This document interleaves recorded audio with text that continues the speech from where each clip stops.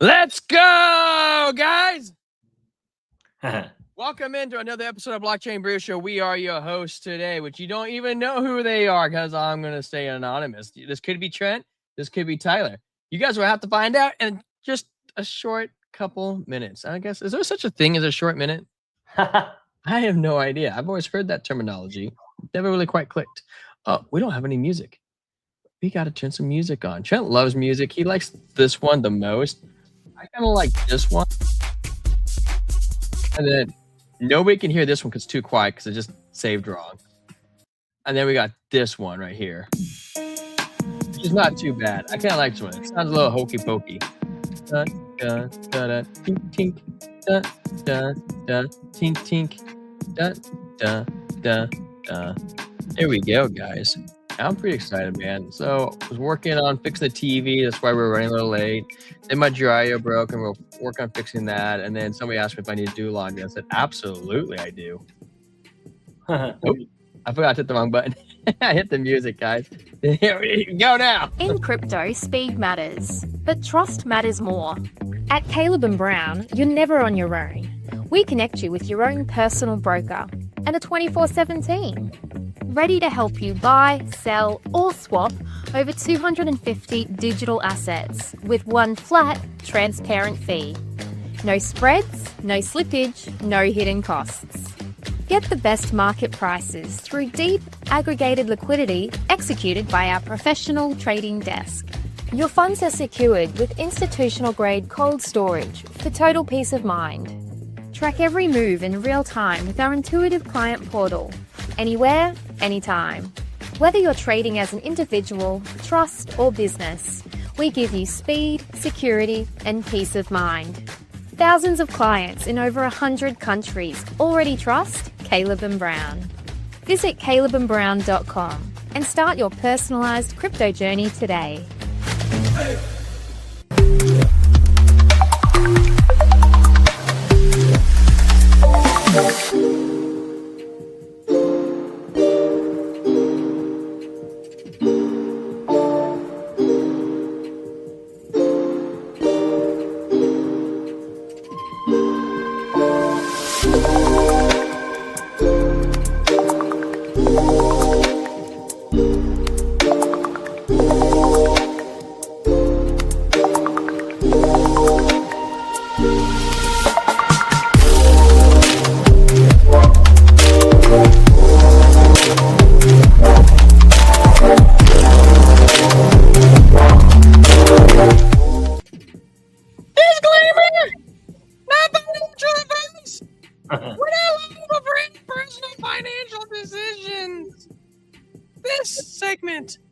Designed for entertainment purposes only.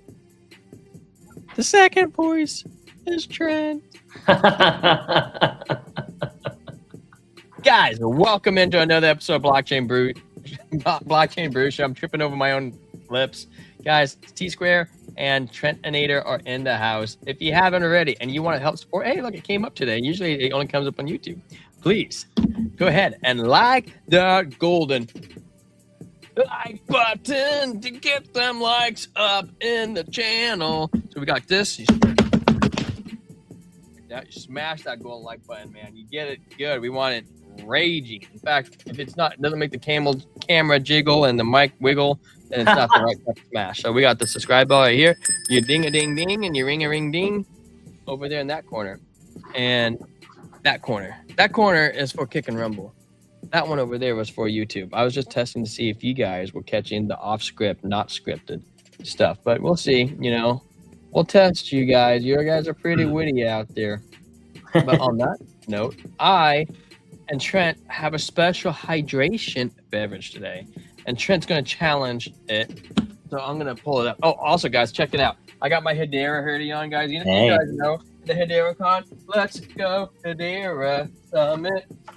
As always, Cardano community. Got my hat. I also have my T-Swizzy Eras Tour shirt on tonight because there is a special documentary being released tonight.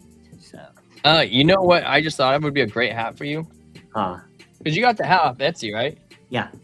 You should get one of Midnight. off Etsy. Oh, I should. Now you would probably have the first one. That would be dope. Right. You could also probably put a link for that. Oh, I gotta hit a Pumpkin King. Dang! Oh my god, I can't believe we haven't thought about that. Right? Yeah. OMG. Okay. So I was brainstorming my brain right there. You guys just saw how my brain works live on camera. So I was gonna say TV camera. So I hope you guys like that alpha. So today I brought me this. I've been saving it for a special occasion. So I figured the opening at midnight was a good enough occasion. So check it out, guys. It's a Kirkland Signature 2025 aged stout in the box still. So we got to cover a little bit of lore. So I'm going to make Trent sip. And before we get into crypto, you guys are going to have to jiggle and wiggle. 12% right there. Okay. See it? So it says a bourbon barrel aged imperial stout. Hey, I like it. Alrighty, 22-ounce bottle. It says the bourbon barrel aged imperial stout vintage ale, smooth, bold, and complex. Aged for 9 months in a mix of bourbon barrels, this robust imperial stout was meticulously crafted by Deschutes, which I love Deschutes. You guys know I love Deschutes. Yeah. Brewery in Bend, Oregon, with notes of dark chocolate and roasted coffee. Cheers for truly tasty beer. So, let's pop it open, guys. Let's see what we got. Boom, boom. Well, what's up, Crypto Mon? How you doing, man? Ooh, look at that bottle. It's bigger than my beer stein. You guys see I got my beer stein right here. I don't even know if I can go get it all in, guys. Well, no, it's going to be like one of those ones. Hey, you know what? I'm proud of this bottle, okay? We're going to pop it open and see what we got. Guys, each one of these caps are collectibles for each Costco, too. That's honestly a dope bottle. It is kind of a dope bottle. Deschutes is a great brewery, and then, the Kirkland is just iconic. Yeah. So it's interesting about this bottle, Trent. Do you know how much this beer costed? $7. Because you buy it as an employee, or no? Because I think that's just what the Costco was selling it for. Dang. Yeah, that's a great deal. There was another one over there today I was going to buy, but I decided to get a 4-pack of something else to try out. Yeah. So, all right, so here we guys go. Here's the pour. Get it up high where the camera's at. Oh my goodness, look at that. It looks like syrup.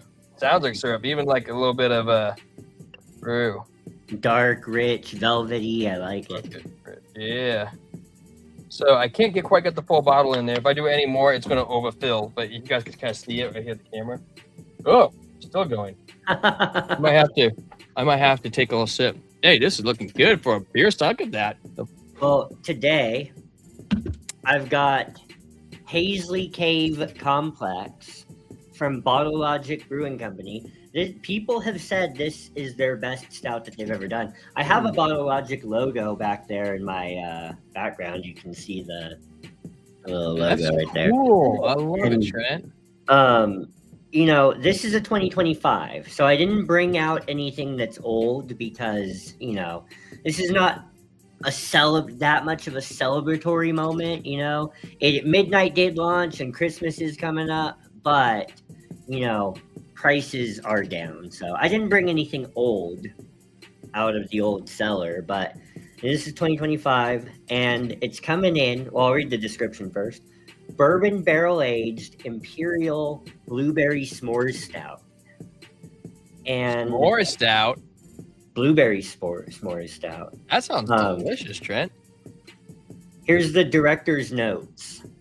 Dusk falls outside of the cave as embers dance on the breeze somewhere in early North American dreams of the apex of human achievement. A bourbon barrel-aged imperial s'more stout with blueberries for science. 500 milliliter bottle. And coming in, you want to guess the ABV? 12%. 14. Ooh, 14.4%. Yes. Hey, Trent, you know how good I know my route? Well, I was talking to my boss the other day. Yesterday he goes, how many houses do you think? We're looking at these little dots on the screen. He goes, how many houses do you think are in this cluster? I'm like, oh, I know that cluster is like 154 in there. I look away and he's like, oh, wow, that's pretty good. I'm like, wait, how many are in there? He goes, 153 homes. I just knew that off the top of my head. Just because I looked at my tablet. I've done the math enough times. Guys, you can literally smell the blueberry coming off of this. Oh man, that looks good, man. That looks like something to put on a waffle. Can you eat can you pour a stout over a waffle and eat it? Or would that be weird? You can do whatever you want. I feel like I should try this. This is the Brew Crew. You can do whatever you want. I've got it in my 8th anniversary Pure Project glass. Oh, dude, I'm so excited about the idea that I just had. I'm like, just reached out to Pumpkin King. I'm like, dude, get your phone back together. Dude, you guys, if you wonder why the merch didn't launch this week, it was supposed to. It's going to apply to launch next week. Because Pumpkin King washed his phone in his washing machine and destroyed it. So he went MIA for like a week. And I was like, are you alive? And he was like, yes. And that's all I got. For anyone who doesn't know, Pumpkin King is who? Your old buddy from Pluto Alliance? Yes. And he's created our merch for us, guys, if you didn't know that. If you need somebody who creates merch, Pumpkin King's done it. He's done it all for us. And he's a really snazzy, good man. And if you want to help support the local art and not go to the big business, he's the guy. Yeah. So +1 in the chat for Pumpkin King. PK in the house. I think he got his phone back because he has a little phone signal by his little face on Discord. Nice. I'll share my screen. We got some Crypto in America newsletter. I know, dude. I got Edwin. I saw that. I have it tweeted on my the X. At least I think I have it tweeted. Maybe I didn't tweet it. I think I did. We'll cover it though. We got you. Yes, sir, Edwin. Yes, sir. Good thing, Edwin. We've got banks, moving into crypto. Banks with the approval to, provide crypto custody to their customers. You've got SoFi that's launching crypto trading. And then you've got the opposite end of it. You've got crypto companies getting banking licenses, right? So banks getting crypto licenses and crypto companies getting banking licenses now. This does go to show that, guys, crypto, yes, our future is looking good, Edwin, but the problem is, for the OG crypto decentralization mindset, it's tough. It's tough to watch because the hopes and dreams of like crypto displacing the system and taking over as its own thing, like that's not going to happen. That is not going to happen. Crypto is locking hands with the system, with the banks. Back in the day, the ethic was get rid of the banks. And now we're like, guys, Ripple became a bank. It's so bullish. And it is bullish, but, Well, you like me. I like having my money in a someplace where I can play around with it versus a bank. Yeah, I hear you. But I just things like Cardano, Midnight. I honestly think that Algorand is decentralized enough. And then the existence of privacy tokens. Like I'm more and more every day. I am wanting that niche to flourish and survive and stand on its own legs because I believe that as a Christian, that the end times as described in the Bible are coming. And I do think that we will need ways to transact privately and anonymously. By the way, my book is done and published now. It's on Amazon. So actually, you know what? You mind if I just pop it up real quick? Yeah, why not? Hey, it's our show. You can shill yourself. I have no problem with you shilling yourself. Let's see here. Share this tab instead. And I did even throw a link in the description because, why not? Not that I'm going to talk about it all the time, but when faith comes up, then, I do want to put out, a lot more of these. So, it helps me do that. So there it is, seeing popular Bible verses in their end time context. And says seeing popular verses in their end time context is meant to introduce readers to the way the Hebrew prophets speak about hope, particularly the future hope of Jesus' return and reign over the earth. Each chapter in this book is meant to be read as a companion to the chapter of the Bible it corresponds to.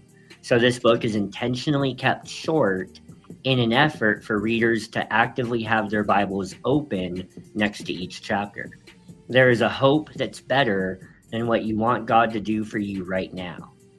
The future, as the Hebrew prophets envision it, is good, but it comes after much trouble.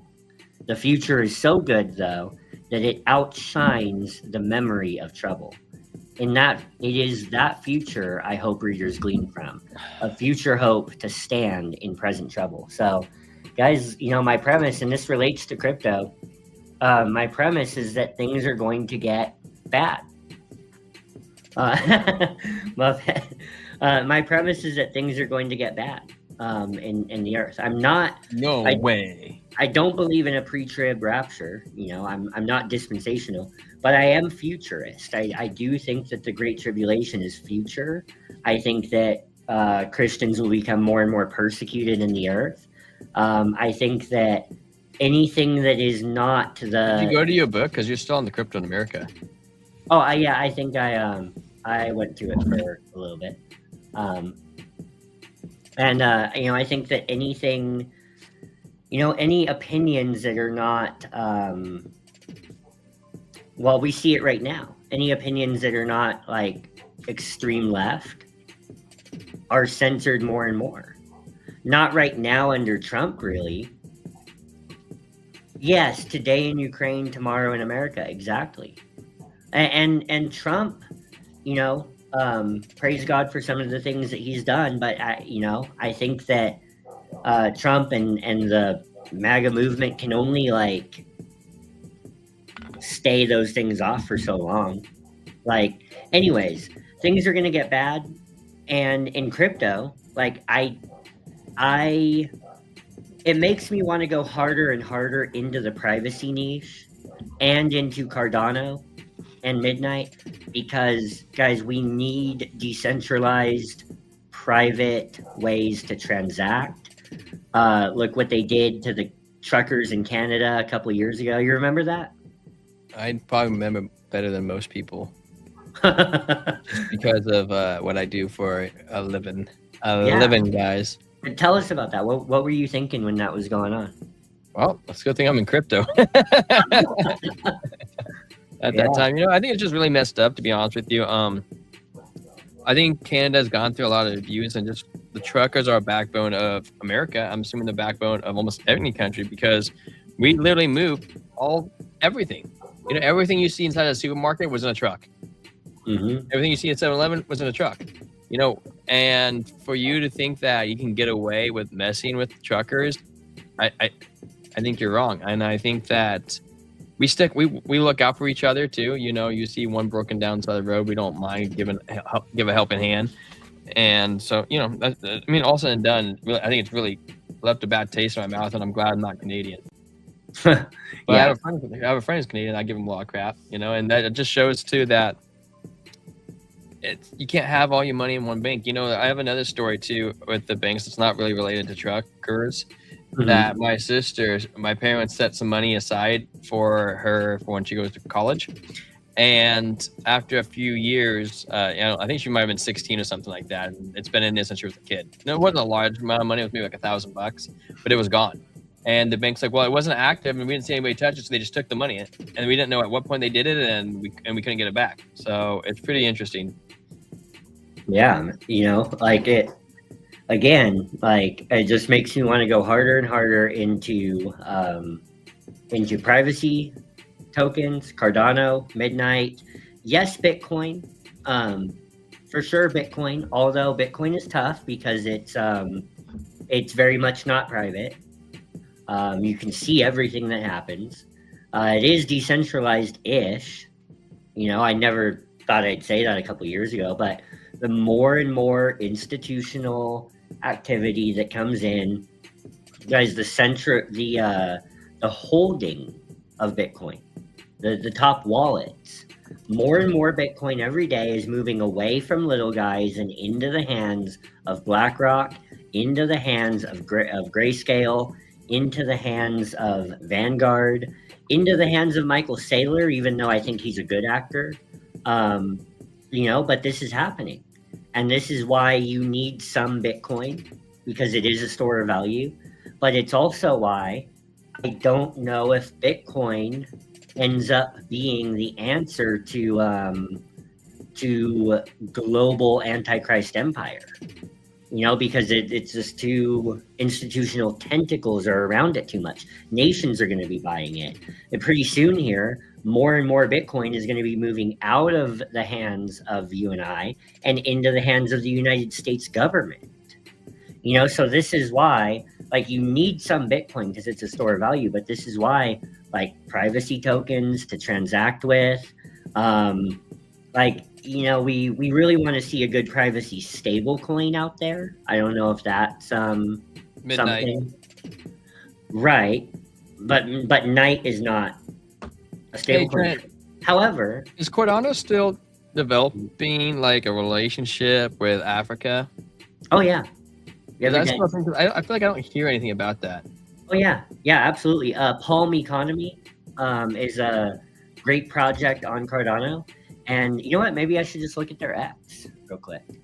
I gotta call. I'll be right back, Trent. I gotta call Sarah real fast. Yeah. Palm Economy.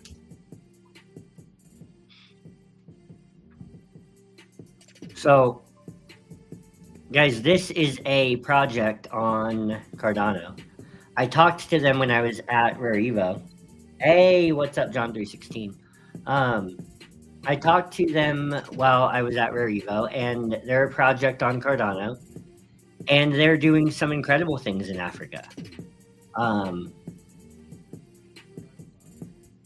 Agents are on the ground capturing photos, collecting. John 316, I'm so happy to see you. I feel like I never sir. get to see you anymore because we run so late and you work so hard. And we were talking about Canadian truck drivers a second ago. I feel so bad for you guys. If you didn't know this, John 316 is a truck driver in Canada. And Yes, sir. he says it's hard work, man, truck driving truck. Yeah. Palmyra is onboarding 1,500 Nigerian cocoa farmers onto Cardano. Here's how we're doing it step by step. So this sort of thing is happening every day. Right now, it's not Crypto Chevy, welcome in. Hey. I haven't seen you here before. What type of Chevy you have, or is that your last name or first name? I have a buddy of mine, his name is also Chevy. He was named after a Chevy, and he drives a Chevy. So Cheers. Stem checks on the blockchain open. Yeah, hell yeah, he is. You bet your ass, man. Cheers to Crypto Chevy. And hopefully he has the honor of becoming subscriber number 667. Which would be nice, but I just feel like 666. It's just such an awkward number to be at.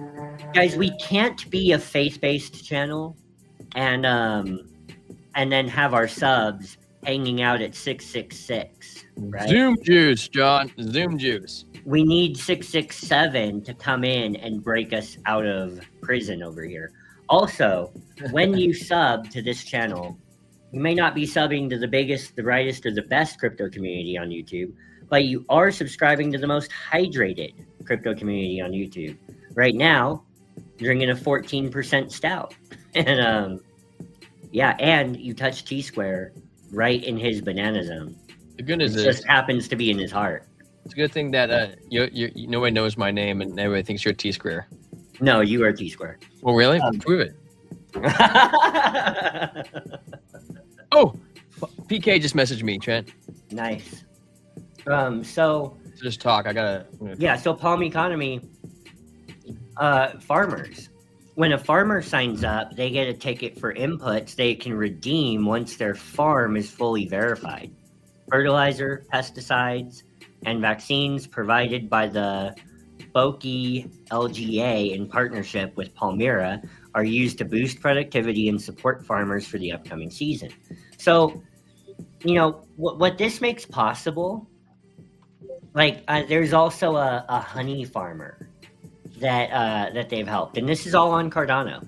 There's a honey farmer in South Africa, Tanzania or something, and they've helped this honey farmer that these small businesses don't have access to US and European markets, right? A lot of these small businesses in Africa are cut off from US and European markets. And crypto, particularly Cardano, allows them a workaround for that. And so that this honey farmer in Tanzania has become wildly successful now through working with Palm Economy on Cardano. And not only that, guys, this opens the door for, say a farmer in rural Africa that is able to get a tractor for the first time in their life, because they were able to get a decentralized loan, and having that tractor changes everything for them, so yeah, anyways, you asked, are they doing stuff in Africa still? You're right, it is not something that we hear about every day. It was a big narrative back in the day, but it's something that's quietly just building in the background still. So yeah, there you go. Back to, let's see, where did this go? Okay, share this tab instead. Crypto in America. This is Ellie Tourette's newsletter. Crypto policymaker roundup. Key moves from DC this week. Market structure moves, regulatory relief, and a look ahead to next week. Welcome to the Friday edition of Crypto in America newsletter. It was a busy few days for crypto policy in DC. The week kicked off with lawmakers, regulators, and administration officials at the Blockchain Association's Policy Summit, and wrapped with industry leaders' meetings at the White House to discuss outstanding market structure issues, bookended by notable developments from both the CFTC and SEC. Here's a roundup of the week's key events. At the BA Policy Summit, SEC Chair Paul Atkins told AI16Z's Miles Jennings that most crypto assets are not securities, but schemes in which tokens are sold to raise capital and tied to managerial promises could be. Okay, so. Hey, shout out to 667. Thank you for getting off the devil's number. Hey, Chevy, that was you, Crypto Chevy. Cheers. So who does that mean that they're coming after? Scammers, right? But how do they identify that? Because didn't they already say that meme coins are... They already came out and said they don't care what you do with meme coins. Like, you can scam all you want, basically, is what they said. like, okay, granted, if someone finds that you had malicious plans to do, I mean, maybe you could still be held accountable. But they almost said, like, they basically don't care what you do with meme coins, because the risk should be clear to the investor. So when, for example, back when BitBoy, right before he went to jail, and I'm not gonna go deep into this because we talked a lot about it last night, but both of us used to work for BitBoy. I'm not gonna say any more about it right now. And I worked for him on the new channel as well. So anyways, right before BitBoy went to jail, like, he was basically telling everyone that he was going to rug pull. And I don't mean that in a bad way. I don't mean that against Ben. I personally don't think that Ben ever rug pulled anyone at the old company. It was other people doing it. Like, the reason I think that is because, any of those low cap gems that he made videos about, like, he round tripped all of them. He didn't sell them at the top.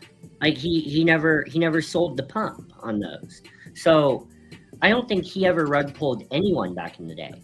However, right before he went to jail, when he was trying to raise capital, he was on Twitter actively telling people that he was going to sell. So they would launch a meme coin. Someone would launch a meme coin on Solana and send him all the liquidity, or they'd send him 80% of the liquidity in order to build some hype around their meme coin, right? And then he would tweet, hey, they sent me this much of the liquidity, and and I'm going to sell after my first 20 grand, just so you know. Just so you know, if you're buying into it, I'm about to dump it. I don't think that's dumping on your head because he was telling you he was going to do it. But same thing. I mean, he was, in terms of legalities, like he was telling you that he was pumping and dumping, right? But that was after the SEC basically said, if it's a meme coin, they don't give an F what you do with it. Right? So, I mean, I don't know. Anyways, so I don't know who they're coming after in this sentence here. I don't think it's just meme sloshing, right? But you know, they did make sure to let you know that you know, they will still prosecute scammers if it's appropriate. So, and we want that. We do want legitimate scammers to be gone after, right? Let's see. Importantly, he added that such tokens may later be resold under certain conditions without implicating securities laws. Atkins also emphasized the importance of bringing capital markets on-chain, hell yeah, let's go, and said that he looks forward to exploring an innovation exemption for firms to help make that possible. That is so bullish. Bringing capital markets on-chain. Guys, that, like, every major layer one is going to benefit from that. You know, we were talking last night. We played a video from Tom Lee last night saying that Ethereum alone can't handle a market that's in the quadrillions of dollars when you factor in bonds, treasuries, securities, like, you know, all the money in the world, basically. Ethereum can't handle all of that transaction by itself. Like, all of the top layer ones are going to benefit from this, and they're all going to have their niche. They're all going to have their playground. They're all going to have, you know, every kid is going to have their sandbox, you know. Over at the SEC, acting chair Caroline Pham was on a roll. She launched a pilot program allowing Bitcoin, ETH, and USDC as collateral in U.S. derivatives markets, and is exploring tokenized assets like treasuries and money market funds for the same purpose. So, guys, this is exactly what did someone say in the chat? Crypto Chevy, right? He said 2026 will be the liquidity year. This is exactly right. This is exactly right. He also said 4-year cycle died January 1st, 2023. Also, exactly right. 4-year cycle died after FTX. 4-year cycle died when Bitcoin ETF hype started, right? 2026 will be the liquidity year. This is exactly right. And, you know, this is evidenced by the fact that that Caroline Pham and the CFTC is saying, look, you know, we're opening up Bitcoin and crypto assets to U.S. derivatives markets as collateral. Pham also announced plans to rescind the 2020 guidance on digital asset actual delivery in retail transactions to align with the current crypto regulations. Plus, she named 12 CEOs to the new CFT CEO Innovation Council, a forum tasked with tackling market structure issues in derivatives markets. The OCC also clarified that banks can conduct riskless principal crypto transactions, effectively serving as brokers rather than holding crypto themselves. We got a glimpse into the negotiation process between Senate Banking Committee Republican and Democrat staffers after a leaked 3-page compromise proposal from Republicans outlining what they were willing to accept in a market structure draft in exchange for some of their own priorities. A Democrat counteroffer was also leaked, with Dems arguing that Republican proposals still miss key principles and detailing their own asks on token classification, illicit finance, ethics, and the Genius Act stablecoin yield restrictions. More than a dozen pro-crypto members of Congress attend the BA Summit and shared their thoughts on the market structure progress. Several noted that while progress has been slow, discussions were moving forward, with Kristen Gillibrand saying nothing is holding up this bill. And that's a Democrat from New York saying nothing is holding up this bill. So about 20 industry representatives from across the crypto sector met at the White House on Thursday afternoon for a 2-hour discussion on the outstanding market structure issues. Attendees who spoke with Crypto in America described the meeting as productive. Later that day, anyways, we get the point. I'm looking ahead to next week. The big question is whether we'll see a markup of the latest market structure text before lawmakers head home for the holidays. So this is saying we're not going to see a passage in December, but we're going to see the initial markup followed by a passage likely in January, I think. A bright spot, the Senate advanced CFTC chair nominee Mike Selig and several other nominees, including FDIC chair Travis Hill.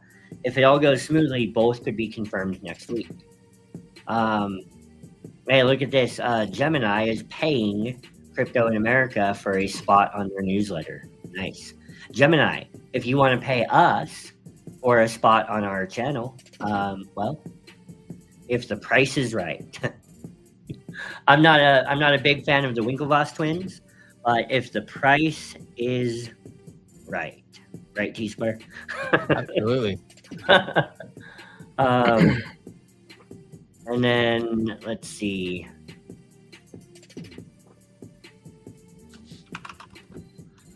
Crypto asset manager. This is important to us because if you guys didn't know, go check out our interview with a Bitwise insider, Mr. W, affectionately named Mr. W, but name's Wally.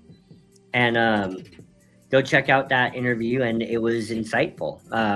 He's definitely going to be back on the channel, and we may be, doing, some content in the future in partnership with Bitwise. So, crypto asset manager Bitwise launched the Bitwise 10 Crypto Index ETF on NYSE Arca, giving the investors exposure to a basket of the 10 largest digital assets.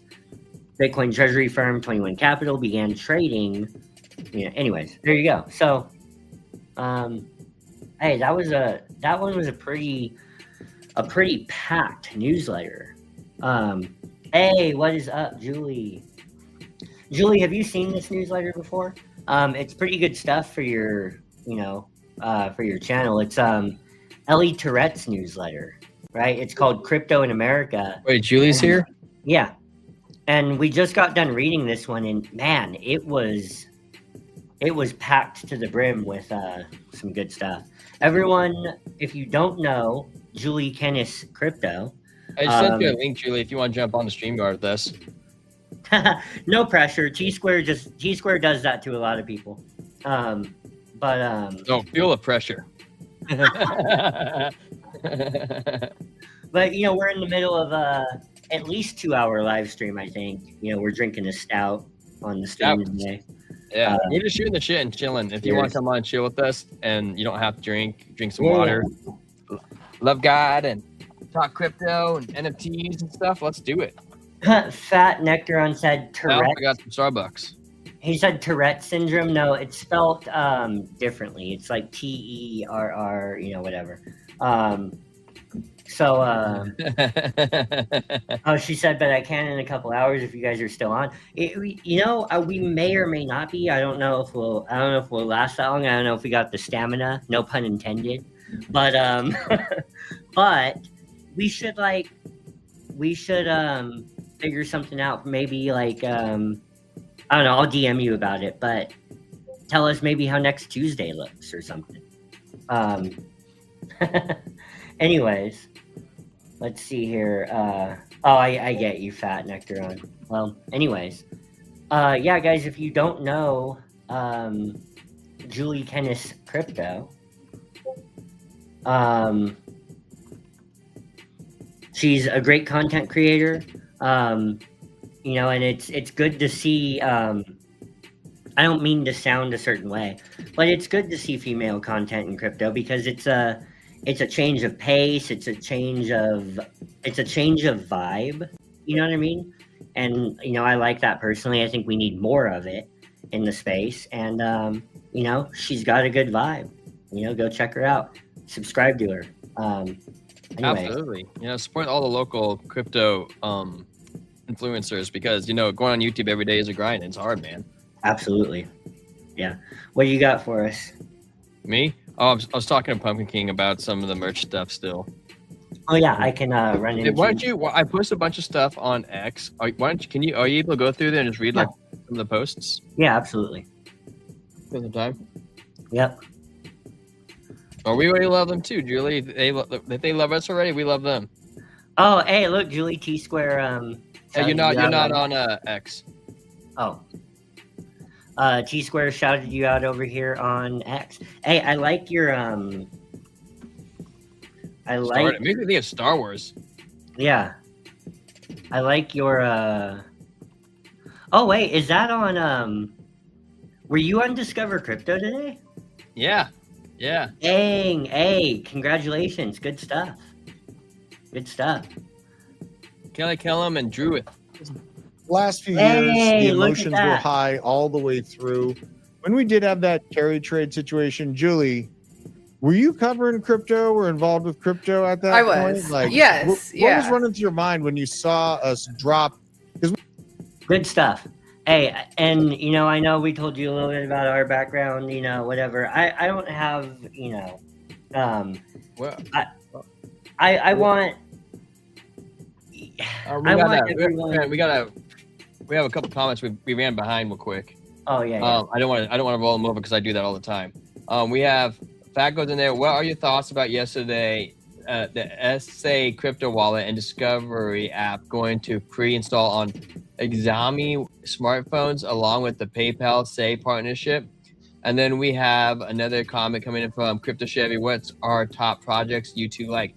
My top projects I like. I have like 5. Okay, so I can't just narrow it down to 2. I really like XRP. I really like Hedera. I really like Crypto.com. I really like dude, where's my bubbles? I really like Sweet. I really like Undo. Mm-hmm. And there's 5. So yeah. My top 5 would be Cardano. Chain. My top 5 would be like Cardano, Midnight, Bitcoin, XRP, and Algorand. So. Oh, you got to be fresh. You got to be fresh, Fat. It's no longer the number of the beats. It's 667. We passed it. Nobody unsubscribe. Not funny. we made it to 667. Yeah. We also have a new gentleman on here. I know Fat Necron. That's why we needed someone to, we needed subscriber number 667. We needed Crypto Chevy to come bust us out of the beast's jail. Yeah. We have Ben in here too that says anyone that brings up Santa Rally when we enter the bear market is dumb. Okay, look. Like influences LMAO. Look. Here's the thing, Benji. And look, thank you for joining the chat. We appreciate you. I want you to know that on the front end.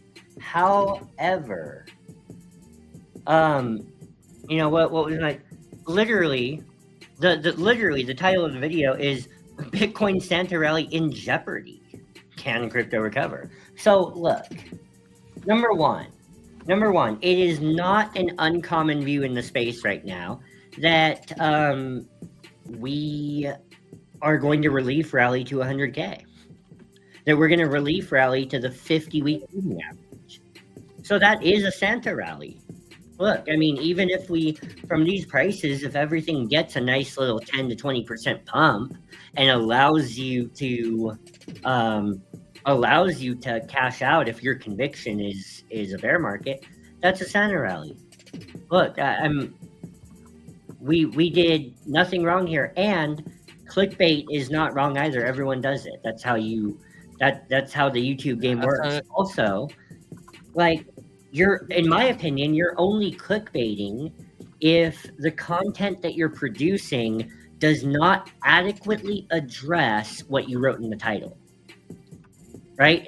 Unless you just title something that you end up providing no value about, then you're not clickbaiting. So there's that. Also, you, sir, are in the minority opinion in the space right now that we are entering a bear market.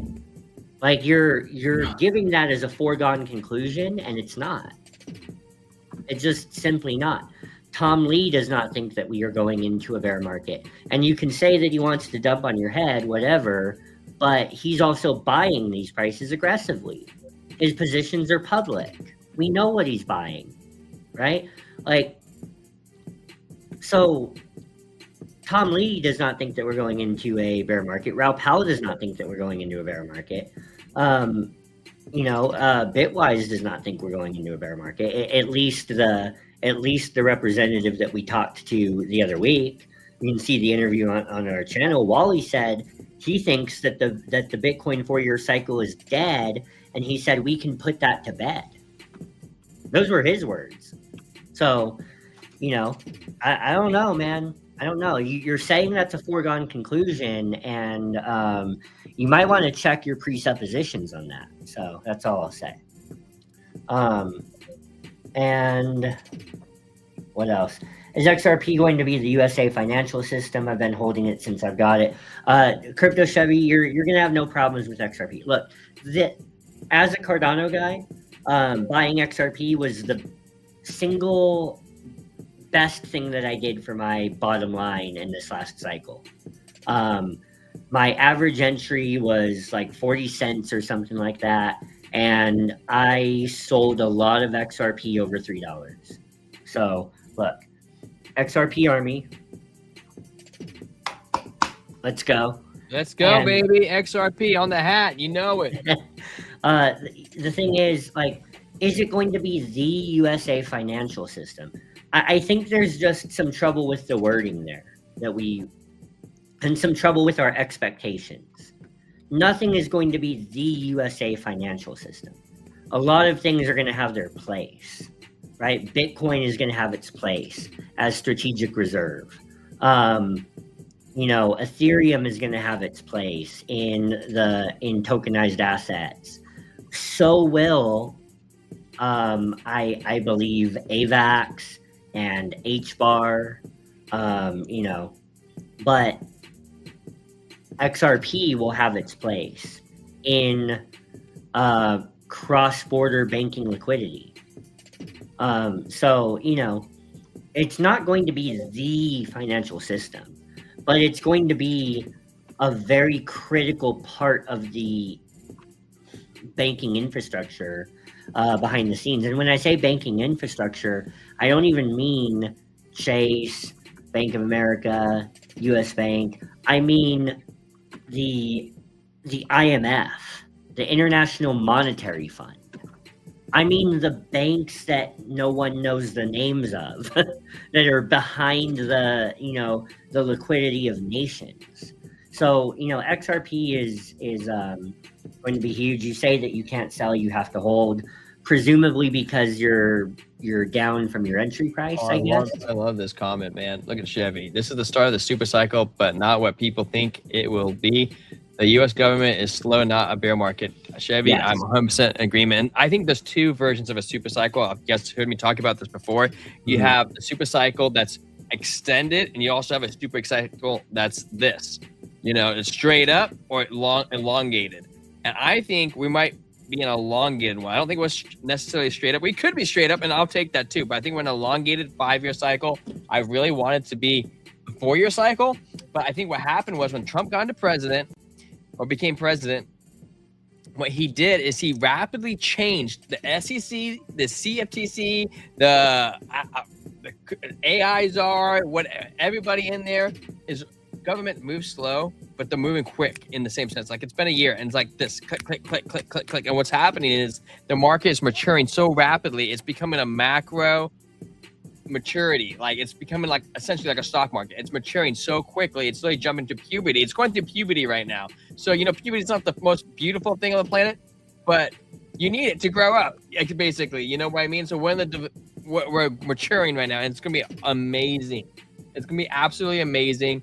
I don't know if we're going to be a 5-year cycle. That might change too. I told everybody this could be the last 4-year cycle, and now it's showing evidence this actually might be the last 4 or 5 year cycle. Maybe next one's actually a 7-year, 10-year cycle, like what we get in stock market or housing market. Housing market used to be a 7-year cycle, and then between Trump and like Obama, this whole real jingle jungle that we have right now, it's totally changed the last 50 years of what we've had going on. So it's super interesting to see where we're going as a crypto. And like you said, we got XRP getting the banking, we have stable coins going all over the place. There's also so much going on right now. And now some of the stuff on X that Trent hasn't even got into yet is there was something huge that happened at DTCC today, and we're going to cover it.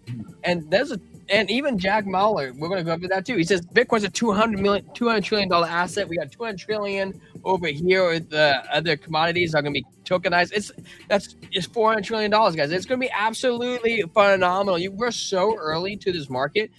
Nobody knows. Nobody knows that we're all throwing out numbers. We have no idea. Julie says, I worry if market structure loses ground on the progress, we could see it left come after Trump for his role in crypto. If this happens, it really could get ugly. It really could get ugly. But you know what? Crypto will always go up no matter what, because it's not an American thing. It's not. And it's a global thing. And the whole world's definitely 100% evolving. And if you really want to believe in like the Bible and end times, it says the whole world is going to be connected. And it's all going to run on one currency. So no matter what happens, it's going to go to crypto. It's going digital. Thinking about batteries and technology and AI and green, it's all crypto. Think about it. We stopped making the penny. You think the Democrats will get back in and be like, guys, you know what we really need to do? What's a good thing to run on? Let's bring back the penny. And that's not going to sell. They're going to run on back. Let's get rid of the nickel next. This is where the future is. No matter Democrat, Republican, I fall under the Republican umbrella and I enjoy a lot of their policies, but that doesn't mean I'm right. It doesn't mean I'm wrong. It's just what I believe in. Everybody is free to think what they want to think. And so I'm very excited to be a part of this adventure with you guys. I go over a lot because people are like, well, you're a Republican, so you hate everybody, basically. What it boils down to. I'm like, no, I do not. I really do not. I have a friend in my life. I don't want to say it because I don't want to dox her. And she's a they, them. And I just want I love bomb them, man. That's all I hear. They're a child of God. That's how I see them. I don't care if you're a they, she, he, the, we, lesbian. You do whatever the heck you want. And my life is my life and your life is your life. And I'm just going to be here and I want to love everybody on this journey. And I just don't like being thrown in the process of saying that I hate people, because I really don't. And I think I have best friends who are hardcore Democrats, hardcore liberals, they believe I'm pro-life, very pro-life, and I have people who are anti-pro-life, and we can engage in conversations. It's okay, guys, to disagree. When in society happened that we couldn't agree or disagree or be able to have a conversation? It's like the TikTok theme of life is like, you got 30 seconds, you don't run me over, then it's over. You just be engaging, have that conversation, be all attached to people, understand what people are saying. Because that's how we grow. And that's how we develop each other. That's how iron sharpens iron, guys. That says over and over and over again. And me and Trent are here in the crypto space. No matter bull run, bear market, this is our calling. And we don't care if we get negative comments or bullish comments. Because guess what? We're going to be here every single day because we're doing what God told us to do. And that's all we have to do in life. That's it. And, I'm going to grow old. He's going to grow old. Trent's practically graying already. I got a little gray in my hair, guys. I'm just excited. Titus chapter 3 verse 2 says to show perfect courtesy toward all people. And I feel like a lot of Christians, a lot of evangelical Christians, don't know that verse exists, or you couldn't tell anyways, because they're not very courteous toward communities like the LGBT, and anyways. Julie, do you like my you're probably not a Swiftie, but do you like my T Swizzy shirt? She's a girl. There's a documentary, Eras Tour documentary coming out tonight. Anyways. Let's see here. Oh, they got rid of the penny of 15 years ago? They got rid of it? Because I have a whole bunch of Canadian pennies. That's really interesting to me. Sorry, I'm like going back because I was ranting so much. Oh, you're good. Let me let my dog in real quick. Perfect. I'm going to go to the comments. Okay, so all we have is stable coins. How about USD1? I hear about USD1 a lot. My wife, she loves USD1 pairs. She's all about them, man. She loves memes too. Absolutely long, drawn out super cycle. Absolutely. Head Crypto Chevy. I have a 70 Chevelle with a 572 big block. Ooh. I have a personalized plate. Wow, Chevy Power, dude, that is hella sick, dude. Hey, you know what, guys? 1 second, we're pausing crypto. I was hunting a 1969 Challenger, Dodge Challenger. My dad put a small block in it, and then he sold it for my mom's wedding ring 35 years ago. And I was like, dude, I can't find this car anywhere. And then, Facebook came out just this last year, dude. I literally cried. Okay, so if the stories, it might make me tear up. But I went on Facebook and I was like, hey, I have an idea. He sold it in this city. So I went to the city's page. I was like, oh, I live here. This is my house. I totally made a BS story. I was like, hey, here's a picture of me sitting on this Challenger in 1996. I'm looking for it. And I said, it last sold to this guy. It was so old. The sale was so old. CDL, not CDL, DOT didn't have the bill of sales. There was nothing. So I was like, here's a picture of me. This is who he sold it to. And he sold it to this guy who owned a sawmill. And like, oh, I know this guy. And this dude I got a hold of him. He's like 89 right now. He's like, oh yeah, I've been mad about this car inside my barn for years. And I was like, okay, cool. Do you have it? He goes, no, I sold it to this guy. And so I called this guy. I actually showed up to his house. And this dude, his dog was outside, ran up and bit my chin. It was like full on, like blood drawn. Like I was dripping down my throat. And I was like, hey, do you have this car here? That's all I care about. The dude named his dog Mouse, by the way. I don't know why that's relevant, but that's the name of his dog was Mouse. He's like, Mouse, get down. Mouse, get off his face. I'm like holding a tissue here. He gets me a paper towel.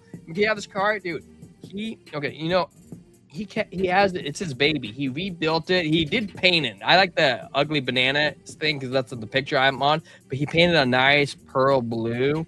And now the only thing he swapped the small block for the big block, and then he took the Challenger seats out and put Mustang seats. But that's the original VIN. That's the original car. Still to this day, has not been in an accident. This guy still has it. And it's my goal to be able to buy it for my dad's retirement gift. That's my goal. I found it.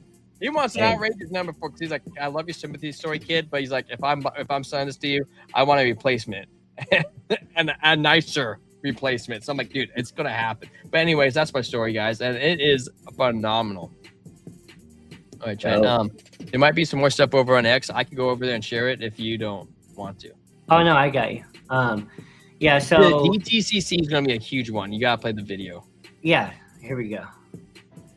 Oh wait, let me bring the music down.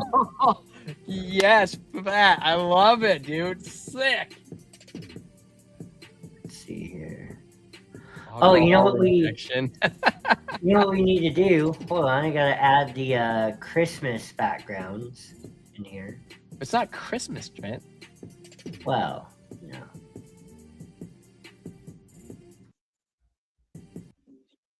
Okay, you got it. All right.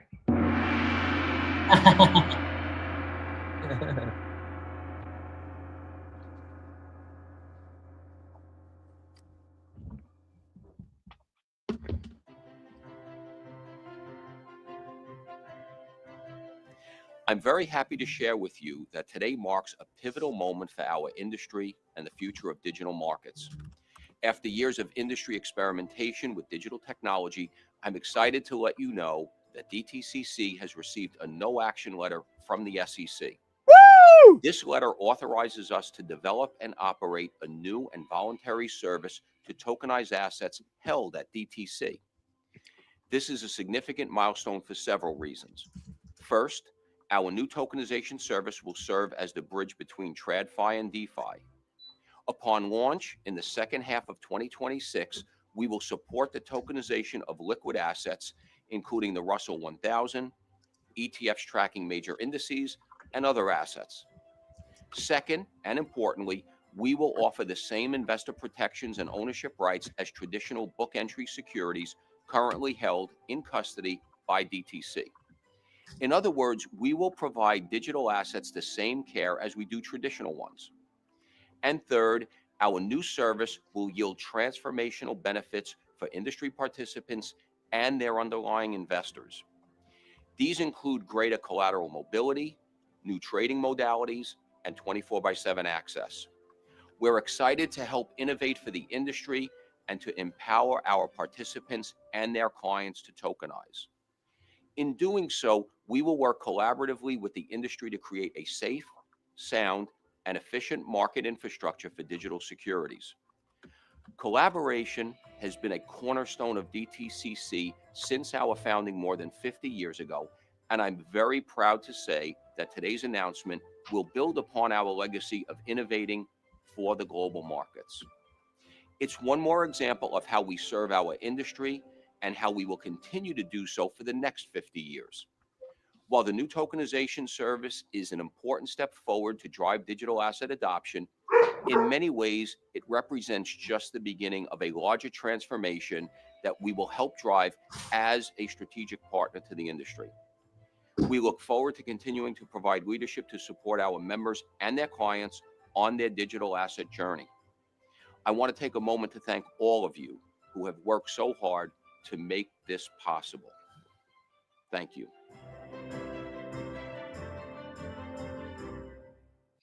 Hey, there you go. Let's bring our music back on. We're gonna have to do a short because I bet you most of you guys don't know who DTCC is. I don't even know who they are. But also, why don't you Google it?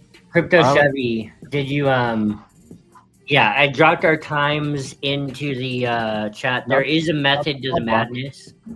There is a method to the madness. We're live Monday through Thursday, 7:30 p.m. Pacific Standard Time. Friday we're on in the afternoon. Usually it's going to be around like 1 or 2. And then Saturday random time, Sunday weekly close, 3:45 p.m. Pacific Standard Time, so we can watch that candle. So, hey guys, everybody out there watching, please follow us on X. We're trying to grow at X. We do post good stuff out there. Check this out. Okay, here's the thing that you were just talking about earlier. We post so much good stuff, and we're on it. Because you know why we're on it? I still have a 9-to-5 job, and I have a freaking thing right here next to me, and I just hold on to X. I hit refresh. And dude, I got you guys. As soon as it comes out. Huge news, Ripple just received a conditional approval from the USOCC to charter Ripple National Trust Bank. This is a massive step to forward the real USD, setting the highest standard for stablecoin compliance. Guys, Ripple is regulated. It's the first regulated crypto. That can't be a coincidence. Don't ignore it. Compliance. Yeah. Don't let your pride get in front of you. Okay, this is a thing. This is huge. Okay, a lot of people hate XRP. I don't give a flying frick. That is huge, and don't let that be a falling stone. You go back and be like, "Yep, he was right. That was my pride." Said the highest standard for stablecoin compliance with both federal OCC and state NYDFS oversight. To the banking lobbyists, your anti-competitive tactics and transparent. You've complained that crypto isn't playing the same rules, but here's the crypto industry. Directly under OCC supervision and standards, prioritizing compliance, trust, and innovation to benefit the consumer. What are you so afraid of? Guys, that is powerful. You know, XRP was not my first crypto to buy, and when I bought it, I had somebody make fun of me. So this is going to be a crazy story. Maybe I'm dumb, okay? So you guys, I'm just not financial advice. This is what I did. And this is where I made my mistakes. And you know what? I heard this thing earlier this week. He said, this kid asked this old man, how did you get so rich? And he goes, experience. And he goes, well, how'd you get experience? And he goes, I made mistakes. And he goes, well, how'd you make mistakes? He goes, I had to try, you know, like you have to fail to get your experience, to get successful. And my point is that, well, actually, not my point. So I took a loan out and I bought Bitcoin. I put 15 grand into it at the top of the cycle last market. Or not top, but it was like Bitcoin was probably 42,000, and I felt pretty good at 60,000, and then it crashed to 16,000. I was just like, dude, I fucked up. I'm sorry for swearing, not for chilling. But I was like, dude, but I believe in Bitcoin. I took that loan, and I was like, it's gonna come back. And I watched XRP drop like to 15 cents. And I was like, you know what? If this becomes the first regulated crypto, I want to be in it. And I actually prayed about it. I said, God, can I do this? And he said, yeah. And he's like, this is what you got to do. And I took all my money from Bitcoin that I bought and I shifted it to XRP when it was 15 cents. And, or maybe, no, I take it back. Maybe it was 26 cents. It was right around there, right? And I shifted it all over there. And my friend looked at me and goes, you're an effing idiot. And I'm huge into Cardano. And I'm like, why? He goes, well, why didn't you buy Cardano at 80 cents? And he's like, you know it's going to go back to $3, right? I'm like, yeah, right. But I was like, yeah, but XRP, if it becomes regulated and becomes the first crypto ever, it's going to be great. XRP was at 16 cents, guys. And he called me an effing idiot. Well, no offense. I'm not throwing shade on Cardano. Yeah. But look where we're at today. I'm better off buying that XRP and waiting out than I was holding Cardano. And you have to be diversified. Well, that and like, think about it too, Trent, like XRP, and not only did that, I have criticism from there, guys. Your friends will criticize you 100% of your holdings. You have to trust, you have to have conviction in what you buy. And XRP won the lawsuit. I remember the day the news came out, dude, I was like, should not have been texting while driving a garbage truck, but I was so stoked. I was like, dude, I gotta get the fuck out of here. I gotta go trading. I gotta go live. Or I didn't have YouTube then, but I'm like, I gotta go trade right now. So I literally like left work in the middle, like 10 a.m.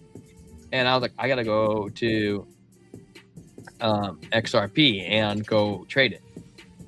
It only went to $1 and then went back down to like 50 cents, 30 cents. I'm like, what the hell happened? And then one day it lit back up, guys, and went up to $3.30. Now it's like $2. Dude, I'm doing so good on my trades that, or not trades, but on that investment, it doesn't compare a candle to most things in markets. And you know what? Maybe it doesn't have much more left to give. I still have a $19.27 price target. But my point of the story too is that don't let your friends change your mind. Buy something that you believe in. Find out why you believe in it, and buy it with your conviction. Just hold it, man. That's it. That's all you got to do. You know, I talked about XRP, but I also bought other things along the way that as I got more diverse in crypto, I bought things like ECTA, Rugged. I bought things like BAM, Rugged. That was my first experience in memes. You know, a lot of times too, people will say some pretty fancy words to keep you around, but that doesn't mean they're a good chain, or it doesn't mean they are putting the right advertisements out. You have to figure it out, man. Find what suits you. Buy things with conviction. We have a gentleman on here. I'm not gonna say his name, but he really believed in AVAX, and he wanted to buy it. He's like, dude, I bought it $30. I said, dude, you just bought the top. I said it could double top, and you might be able to make your money back, but the likelihood of us keep continuing going down to this low, this floor happened. And I watched him panic sell his bag and swing into another top of a coin because he wanted to get, he bought a coin. He's like, it's gonna run up again. And I'm like, dude, that's not how crypto works. And now he's doubled down. I'm like, that's how you lose all your money. One of my mentors in crypto, which he didn't take his own advice. He said his biggest mistake last cycle was buying coins and trying to catch the runs of the middle of them. So you'd see like Sui get hot, for example, and he'd buy into it when it was like $5 or $3 or $4. And he's like, hey, it's gonna keep going, it's gonna run. Well, great, it went up to $5, now it dropped down to $1.80. And he didn't have the wisdom to be able to identify that was the top, and he would hold it down or hold it halfway down and sell it. So the biggest mistake you can make in crypto is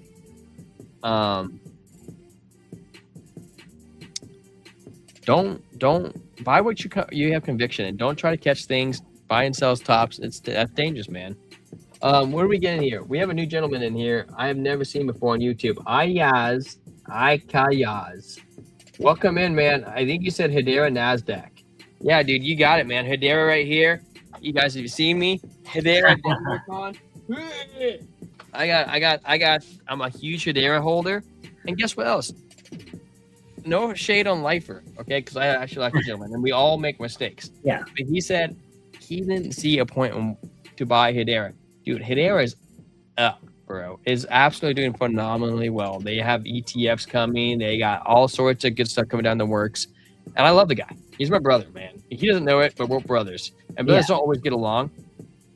But I'm telling you, dude, ISO 222s are money. Hey, and if you're just jumping into the stream, YouTube is a hard grind, and every new subscriber that we get, we appreciate from the bottom of our heart.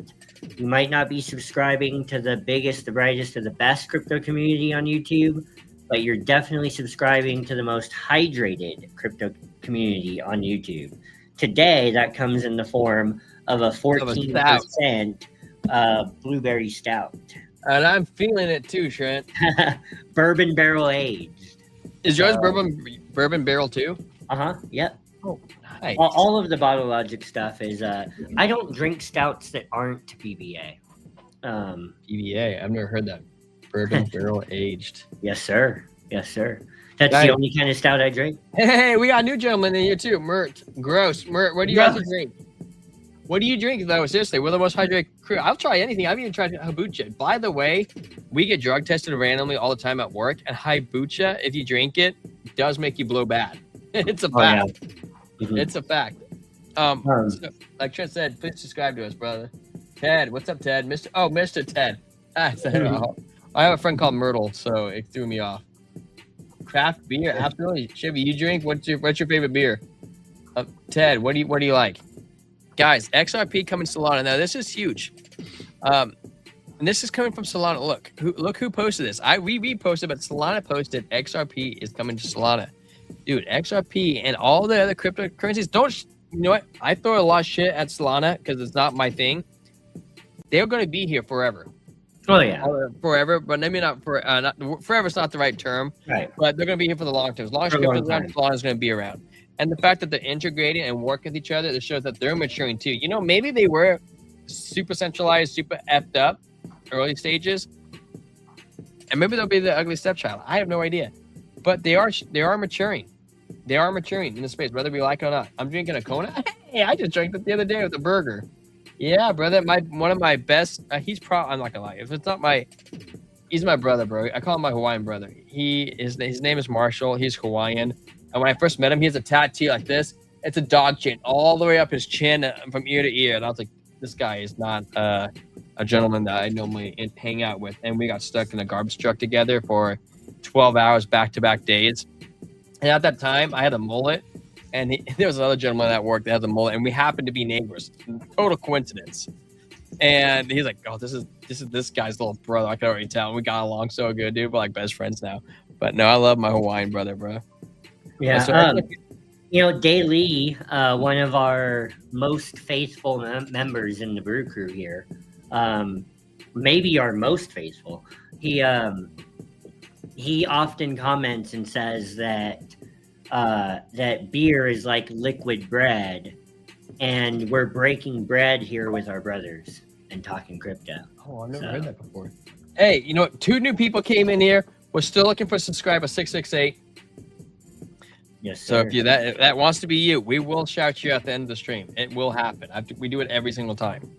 Yes, sir. So I thought this was interesting. CryptoFace, guys, I use MarketSight over here. CryptoFace said, "Is it time?" And I was looking at this, trying to figure out what he meant.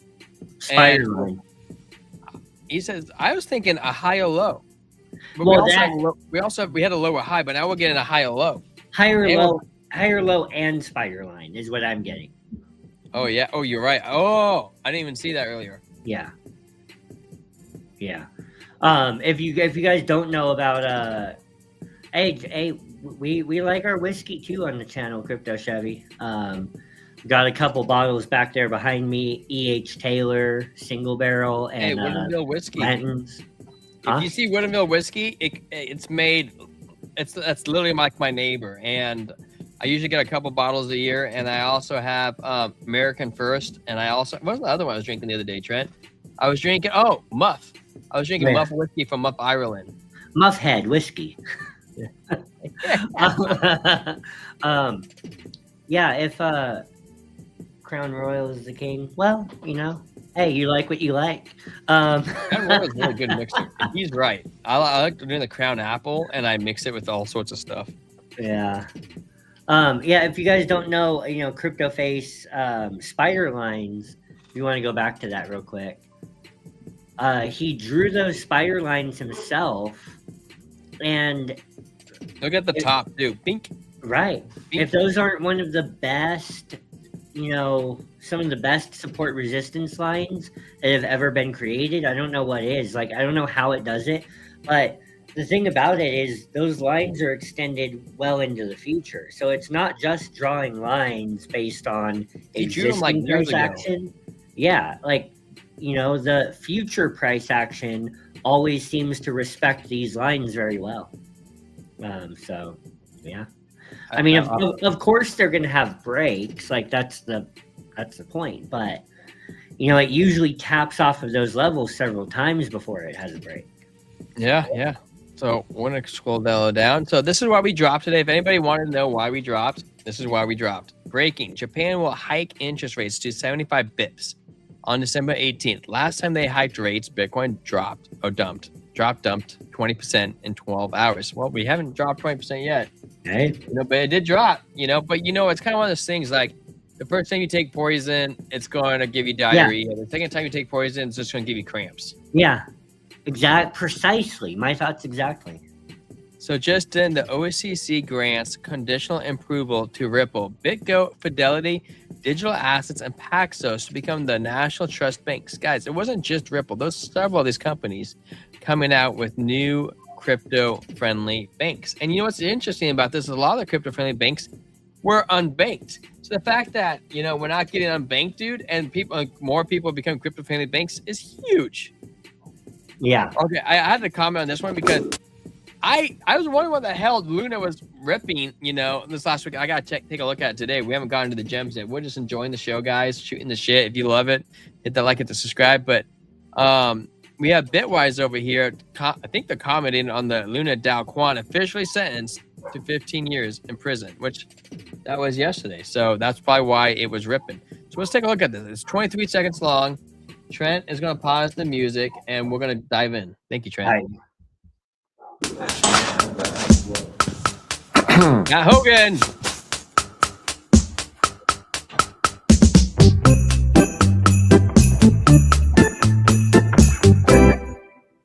Did you invest in Terra Luna?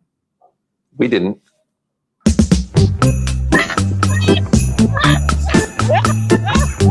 Hell yeah. I love it. That was the first time I watched that. Hold on. I want to see it one more time. I love that.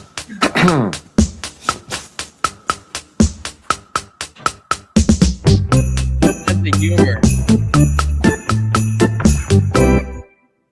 Did you invest in Terra Luna? We didn't. You would chuck it. Crypto indexing and five-ish seconds. Dang. Oh man, dude, I love that. That was so funny. That was the first time I watched that with you guys. That's my real laugh, just so you guys know. I hope AVAX gets the new GTF6 chain. Dude, that would make sense, dude. AVAX have all of them, that would be it. So here's another segment we're going to cover, 27 seconds long. It's Paul Atkins. Guys, don't worry. He is looking younger every single day. This has no stress on him. Why does he look kind of creepy to me? He's old. I know, but he looks kind of looks like me in 60 years of the shaved beard. What do you think he looks creepy? Tell me why it looks creepy. It's the eyes. I don't know. I'll tell him to go get plastic surgery and see if they can pin his face back for you. Through on the president for signing that bill. Now, there's a market structure bill that's going through, the Clarity Act that was passed by the House. And so that we'll see where that goes in Congress. And so I'm hoping that they'll be able to get that through. But in the meantime, we in the CFTC will be, and already are, actively working on harmonizing our two systems. Through on the president for signing that bill. Dude, that's probably the most important part right there is he's saying that President Trump signed that bill. It's because every crypto bill Trump gets across his desk, You're he the most signs it important part of instantly. this. Huh? I said you're the most important part. Thank you, Trent. Thank you, Trent. I said it was so precious. I said your name twice. I just think did you hear the whole thing, Trent, or did you walk away? I don't know. Well, he said that Trump signed the crypto bill. I think that's one of the most that's the most important thing I took away of that is that when Trump gets the thing across his desk, he signs it. Here's Jack Mallett, guys. He's a punk kid in the 1990s, same age as us. Look at him graduate. Look at the little mic. He goes from this ear, grabs on from right there to right there, and it wraps around to the front. That's kind of weird, wild frame. But dude, this guy is gonna, dude. I'm telling you what, he's gonna be the Michael Saylor in 50 years from now. So don't throw shade on him. He's maturing in the space, dude. He's the same age as us. And look at him. He's like a billionaire, and he owns his own crypto company, and he says he owns more Bitcoin than Coinbase. I don't know if that's true, but if it is, that takes a lot of pressure off the OTC market. Said, listen, Bitcoin's compound annual growth rate over the last 5 to 10 years, call it 50% a year. An easier way to conceptualize that level of growth is it doubles every 18 months. People want to create a cash liquidity event with their Bitcoin without selling it, without having a capital event, a capital trigger on that. And so the fact that there isn't a market for them to borrow against it for different credit products, lines of credit, termed loans, we think we can live in that space. We are shocked that this is a $2 trillion asset class going on what we believe to be 20. And guys, he says you could borrow. He's shocked that you can't borrow against like Bitcoin. Imagine taking a loan on your Bitcoin to buy more Bitcoin or buy more crypto, and then in 4 years, 5 years, it's paid off because you 5x your money, 3x your money. Like that's and plus the loan that you took out to buy more or whatever it is. It's game changing, guys. The amount of equity is going to come in the market is going to be huge. Trillion and 200 trillion. Yeah. And there are fundamental financial services that no one of our scale and size is focused on. Right? We look at a Coinbase and we're like, what a successful business, in earnings and in net profit. But nobody's focused on Bitcoin credit. And we look at a strategy, acquired a lot of Bitcoin, but nobody's building products. And so again, it's this financial services where we fundamentally believe Bitcoin will be. And he mentions MicroStrategy there, guys, because MicroStrategy is the product. They borrow against their own Bitcoin to buy more Bitcoin. And that's why he's saying normal people can't do that. The next reserve asset of the world. The world has to recollateralize itself on something because it doesn't look like it's going to be treasuries and government debt. And so we think they're going to need tools. All right. So what? Shots fired at the government debt. Can you do me a favor and go back to the Bitwise one? Just throw it on screen because I'm gonna say something and I want to clip this later. So look, guys, here's the thing about crypto indexing. This video said a case for crypto indexing, and I want to point something out. There's a lot of people in crypto that have a disinterest in buying index funds, even crypto index funds, crypto indexes or ETFs on the traditional market. I want to say this, though. Crypto investing and investing in general is a matter of risk management. It's a matter of hedging against risk. That's the name of the game, hedging against risk. And why do you hold Bitcoin? You're hedging against the risk of the altcoin market underperforming Bitcoin. Why do you hold altcoins? You're hedging against the risk of not being exposed to a God candle, to a massive pump, right? Why do you DCA? Why do you dollar cost average? You're hedging against the risk of unexpected price movement. Right? Why do you DCA out of the market? You're hedging against the risk. When you take profits, you're hedging against the risk of an unexpected crash. Guys, there is a place for buying something like the Bitwise 10 crypto index that tracks the top 10, largest, most impactful cryptocurrencies. And there is a place for that, even if you're buying it on the traditional market. The reason why is because there's a certain percentage of your portfolio that you plan to sell anyways. And you know what? Like that percentage of your portfolio that you're holding on Coinbase or you're holding on another exchange, it's the same thing if you're not self-custodying it. So what should you be doing? Diversification, even in the way that you hold your assets.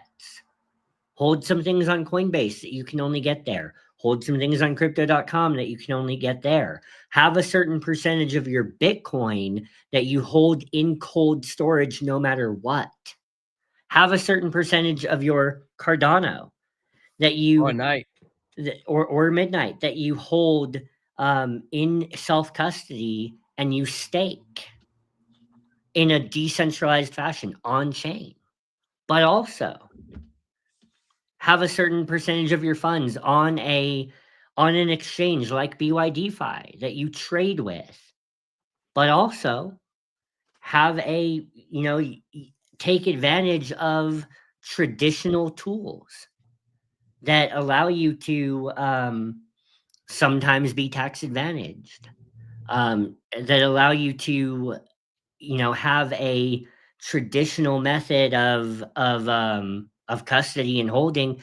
And like the video said, hey, Bitwise didn't buy Luna, right?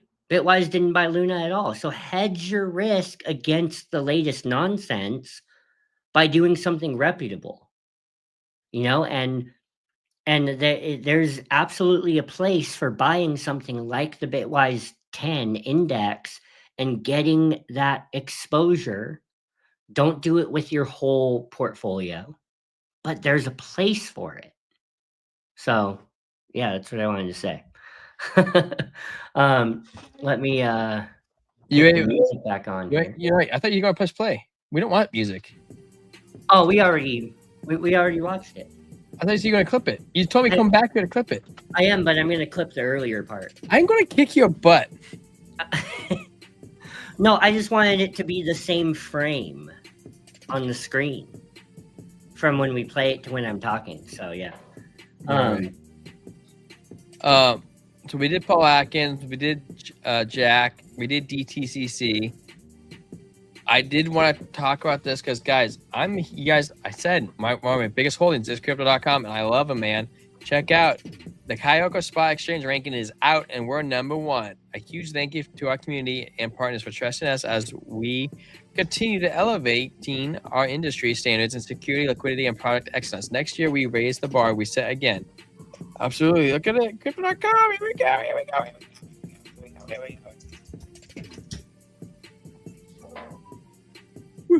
I like it, man. We also have one butt out here talking about stuff too. You guys ever seen word butt? And obviously we wouldn't want to be owning anything that we thought was in a currency that was really going to hell. And that's the big thing we worry about with the United States currency. I mean, the tendency of a government to want to debase its currency over time is, there's no system that beats that. You can pick dictators, you can pick representatives, you can do anything. But guy sounds like he's on his deathbed. Hey, do you there will be a push toward Coke paid for that? 100%. Yeah, look at how it's faced. Exactly. Yeah, that's 100% Coke. That's 100%. And he doesn't even know anything about it. He doesn't drink. You think he drinks Coke? No. He's not drinking Coke. That was paid for. And probably the second one, too.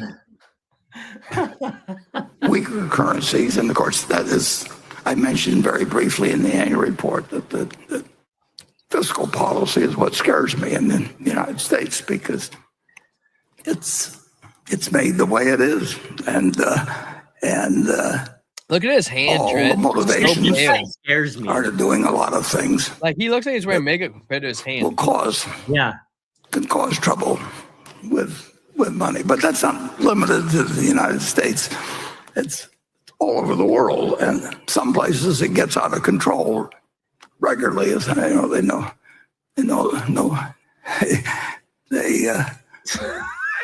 they devalue at rates that are breathtaking, and that's that's continued. I mean, and people can study economics and you can have all kinds of arrangements, but in the end, if you've got people that control the currency, you can issue Dude, this guy money, and you will, or you can 8 years, bro. engage in clipping currencies like they I mean, he's practically 80 years old. used to do centuries ago. Or all right, turn there him will off. always be people. It's the nature of their. Look, his voice aside, do you think he's demonically influenced? Being as rich as he is, you know what I mean? Like, I don't know. Like, it's a hop, skip, and a jump away from like, have you participated in some kind of blood ritual? Have you done something with children? He's still alive. Yeah, dude. I think that's super weird, dude. I'm not trying to say old people don't live old, but I'm like, right. I look at like all my grandparents, and we don't generally live to be super old, but I'm like 70s. Most people have heart attacks before then are gone. You know what I mean? I'm like, how the heck is this? Like, this guy must hit his help. I've fallen. I can't get up button like every day. Yeah, like if you if he's done some kind of blood ritual or something weird with children, like, look, I'm not saying that he has, but like, I don't know, being that rich, you're a hop, skip, and a jump away from some weird stuff, and a lot of those people are demonically oppressed. But Hell's been a billionaire. That's true. I mean, look at Trump. He likes eating McDonald's and Coca-Cola too, all the time. That's like his go-to drink. Like, do you see Dana White? He's all like, "Yeah, I've been hung out with Trump, and like, he doesn't drink water. He just drinks Coke." yeah, I get it, man. I like Coke too. But I wanted to cover this. This might be the last thing we have on next, Trent. yeah. Oh, we have one more. Lulu Financial Holdings has a partnership with Crypto.com. How do you feel about that? I don't know who they are. Oh my gosh. Okay, well, I'll make it short for you later because UAE, United Arab Emirates. Well, and Lulu Financial, they're a lot bigger than just that too. But they're gonna be huge, and I'm pretty excited about that. Crypto.com is coming with a partnership every single week. I might just make a short on just the partnerships, like this partnership, this partnership, this partnership, and go. So we got the CFTC just eliminated one of the crypto's biggest regulated roadblocks. Cass, have you seen this before? There you go. Chat. Will you read this? Yes. Commodity Futures Trading Commission acting chairman Caroline D. Pham today announced the CFTC is withdrawing outdated guidance related to actual delivery of virtual currencies, given the substantial developments in crypto asset markets. Eliminating outdated and overly complex guidance that penalizes the crypto industry and stifles innovation is exactly what the administration has set out to do this year, said acting chairman Pham. Today's announcement shows that with decisive action, real progress can be made to protect Americans by promoting access to safe U.S. markets. The withdrawal of guidance enables the CFTC to continue its ongoing work to implement the recommendations in the President's Working Group on Digital Asset Markets report. The CFTC will consider whether updated guidance on FAQs are appropriate and encourages the public to engage with feedback via the CFTC's Crypto Sprint. It's pretty interesting, Chan. How do you feel about that? Well, it's bullish. Good stuff. Bullish, man. Exactly, dude. The whole market's bullish. Trent, I think that was the last thing post. Well, let's jump into some charts. No, one more thing. Okay. Wonderful Thursday. Thursday where you guys are. Thursday. Why am I cutting out early? I'm pretty excited about the show. You stop doing that.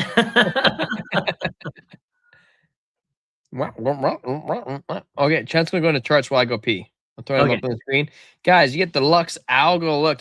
Chad's gonna explain to you what purple, green, and red mean. Because nobody knows what purple means, Trent. I don't even know what purple means, to be honest with you. Why do you have so many triangles? Because Lux Algo drew these, so I'm just drawing over top of it. Lux Algo grew your triangles? Yeah. You mean drew? Yeah, they did. They like look if I erase. Hey, Al Wally, this, what's up, man? Haven't seen you in a minute. Yeah, we're live earlier than we are normal. Guys, see if I erase that and then I go draw over it, right? Everything that I'm drawing right there, Lux Algo drew ahead of time. that's really sick. I didn't know they did that. Al Wally is already a really good sub. He is live. Maybe you can put the music on and answer this question while I go to the bathroom real quick. Yes, sir. Let's Hey, see. Trent, somebody just called you. Yeah, yeah, it was my mom. Let's see here. It was my mom. I do not, in fact, live in her basement, but you know, something like that though, because my parents bought the house that my wife and I live in. They bought it back during the market crash in 2008, but but we pay rent. That is not the same thing as living in her basement. It's living in her second house. Anyways, let's see here. Guys, the real investing is in Bitcoin, no more alts. Alts is a big lie. Well, the thing is, the only reason anyone feels like that is because their particular altcoin is down from their entry price. Like, my average entry price on Cardano is like 30 cents. Granted, we've crashed close to that lately, but you know, all that time that it was pushing toward $1, I was way in the green on that. My average entry price on XRP was like 40 cents. I sold most of my XRP above $3. So that doesn't sound like a big lie to me. You know what I mean? Like it just depends on the perspective and the presupposition that you're working from. So I appreciate your comment though. Hyper got you, DZ. Let's see here. So Bitcoin on the, you know what, I'm actually going to erase everything. Okay. Bitcoin on the daily chart.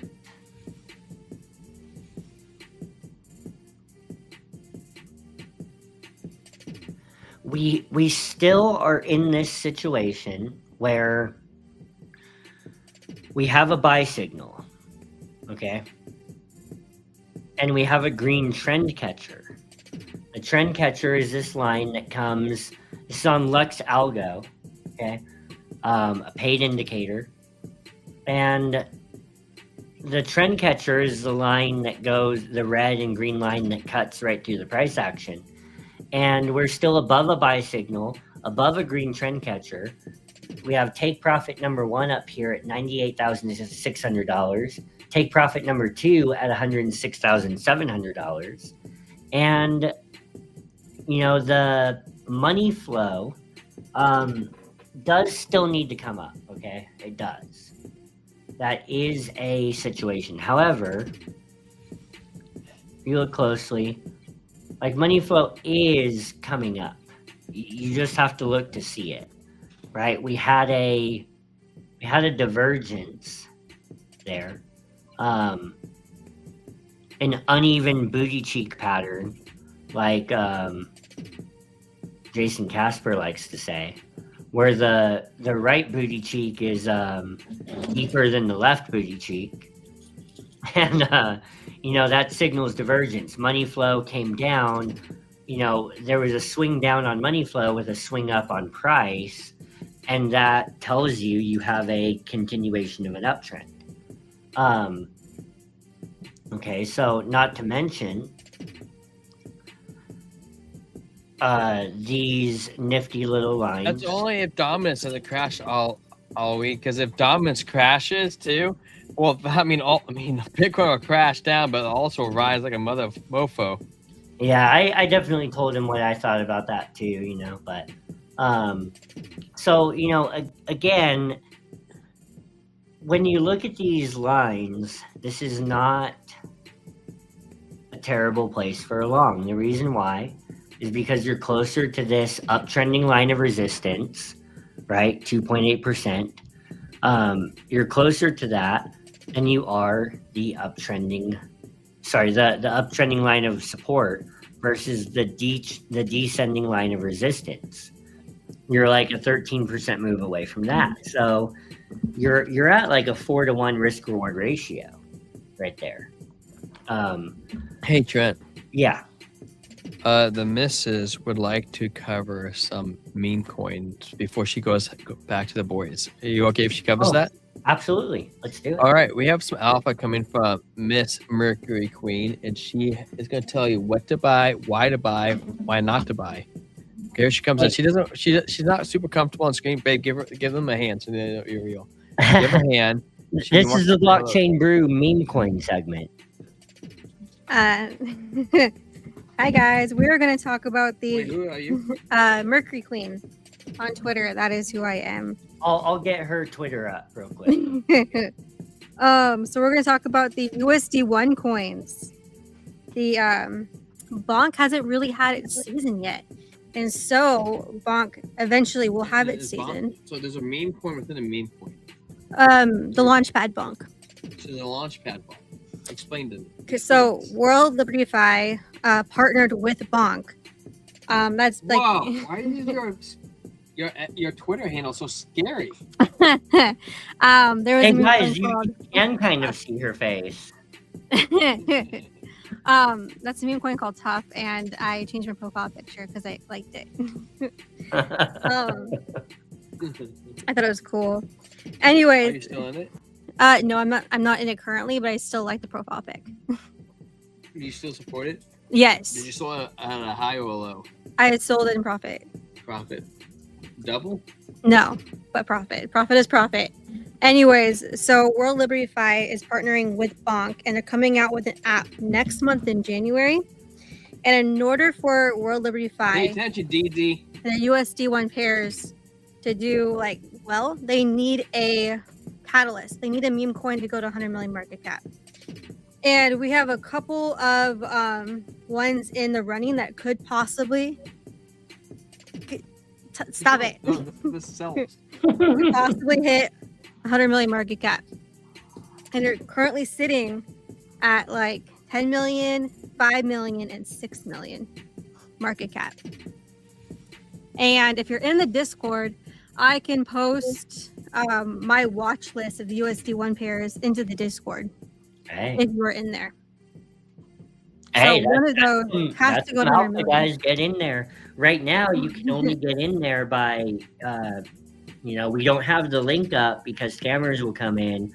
But if you put your Discord handle in the comments, or you DM us on X, the Blockchain Brew, or email us at blockchainandbrew@gmail.com, then we'll send you an invite link to the Discord. So what babe, if somebody wanted to get into meme coins, into the trenches like you, what would be some rules that you would tell people to watch out for that you've learned along the way? It's a good question I wasn't ready for. Yeah. Honestly, just be careful. The trenches move fast. What's your biggest mistake though? So not getting out in time, or thinking that it's going to keep going up but it never does, or not taking profit when I think it's going to go higher. I think has been my biggest issue, is I keep round tripping these meme coins. Things move really fast, and when one meme coin's good for 1 hour, it might not be good the next. What market cap are people? Are you meme coins trenches? Market cap. What are the market cap that the trenches are in? It really depends on the meme coin. Sometimes I've been in meme coins that are 10K that went all the way to 1 million market cap. That was a good amount of money that I made. Yeah, I've been in that coin. It's not 100x. What, 10K to 1 million? Yeah. Whatever X that is. I'm not gonna do the math. It's 100x. I mean, I've been in all sorts of meme coins from 40K to 50K, 100K, 500K. I mean, It really just depends on the meme coin. But the trenches are anywhere between like really deep in the trenches How do or you feel anywhere. about communities in the trenches? Huge. If they have a solid community that keeps showing up, eventually that meme coin will go up. I mean, maybe I should rephrase this. How do you feel about being a part of a group that's telling everybody jump into this, jump into that? Don't do it. Oh. Why? Telegram groups that because they Don't make do you it, feel she says. See, Telegram groups that tell you, like, when you're in a community of groups that tell you what meme coins you should buy and what you shouldn't buy, you tend to FOMO, and they're not usually right. And I've lost the most amount of money being in those groups. Dang.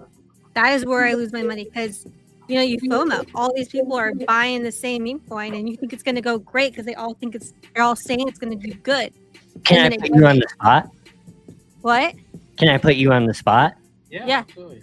What do you think about our BYDFi VIP signals? I think those are great. I mean, as long as you do your own research and you have like a reason why you're going Are in. those trenches or there's not trenches?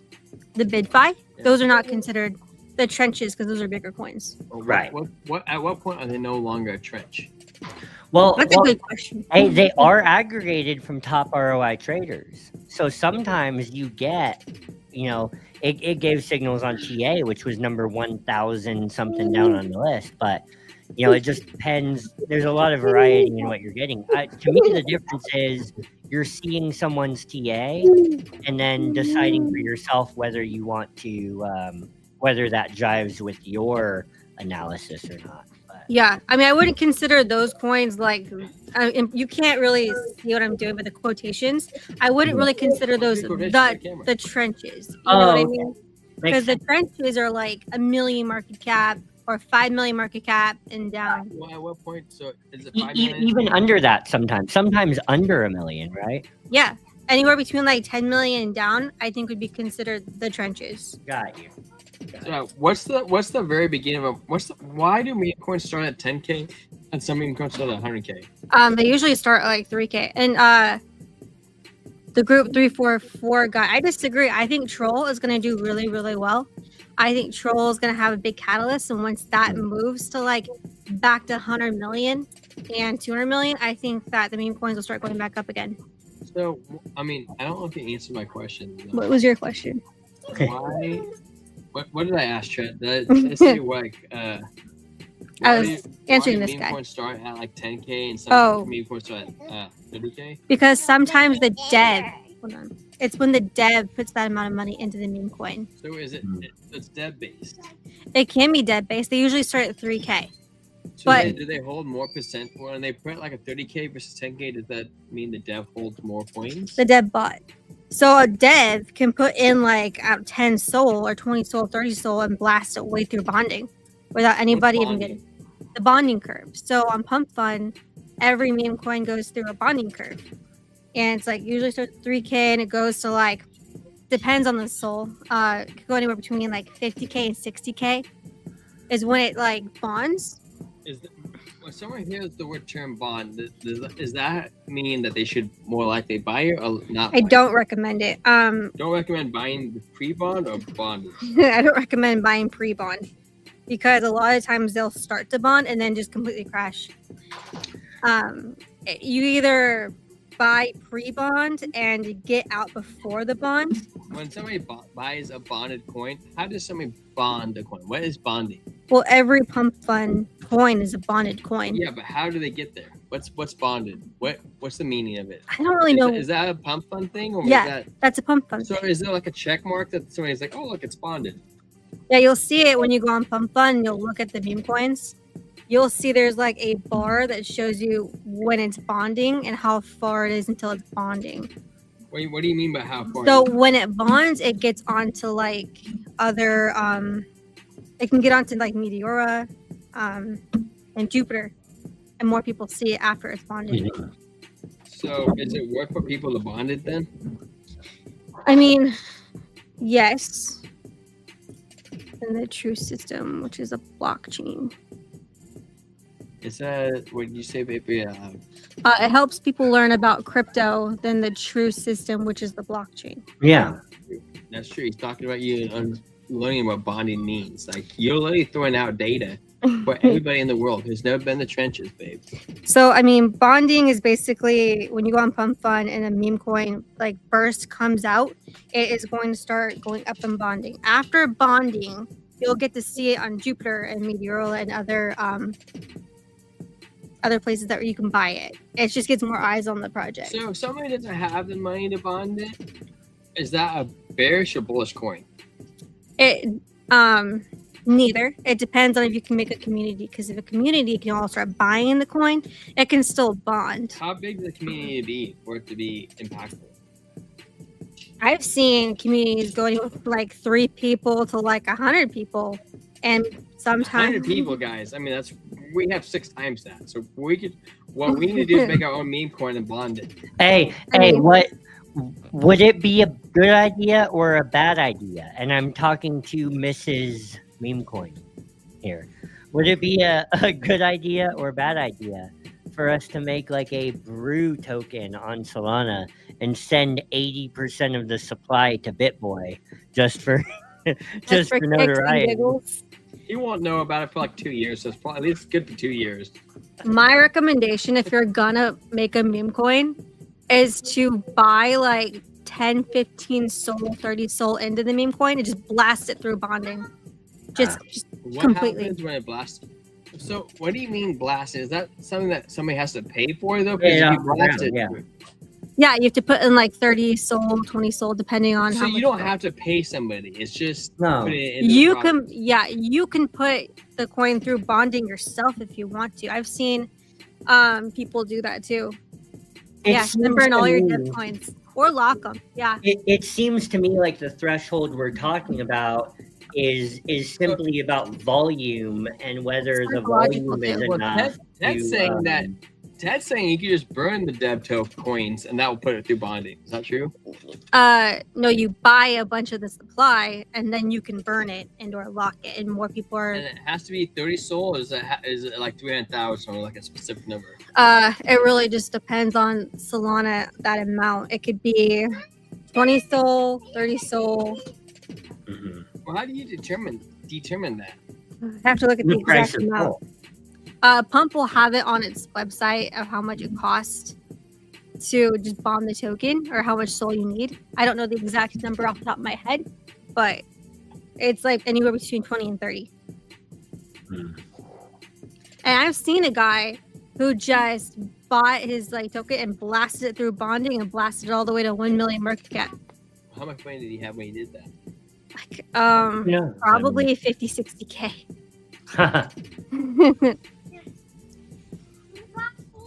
Yeah. So Ted says burning your dev coins makes the rug possibility go down for buyers. Is that true or false? True.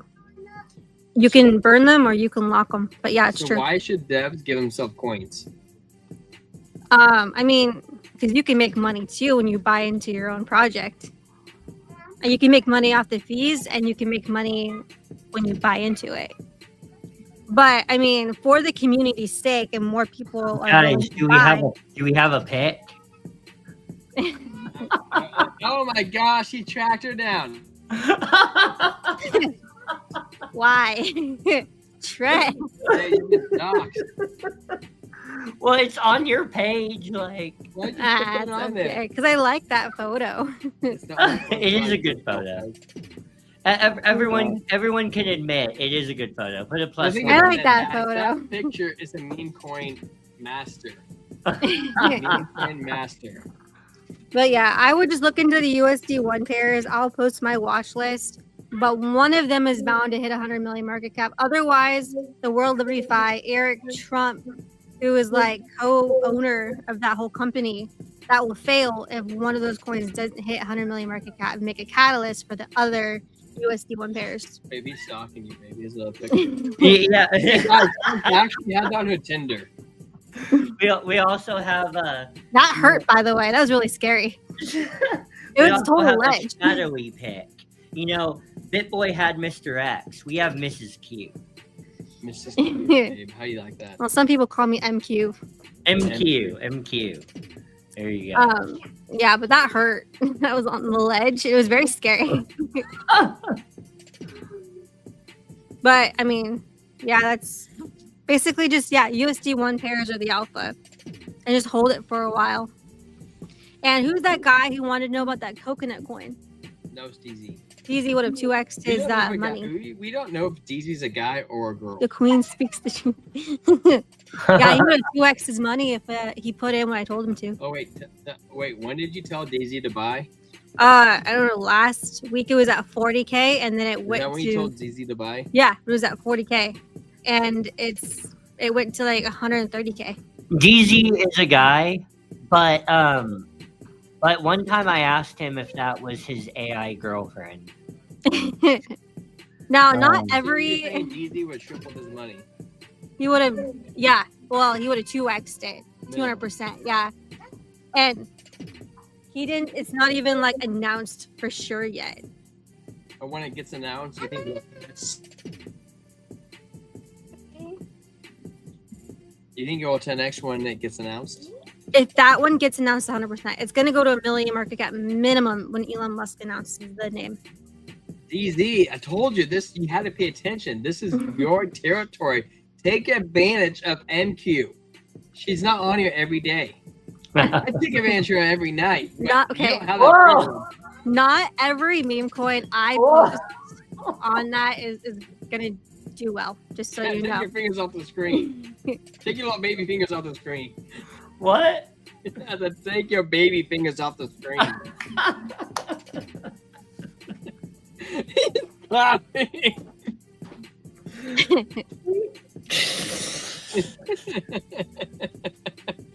Believe it or not, that photo was the less creepy out of the 4 photos I tried. Have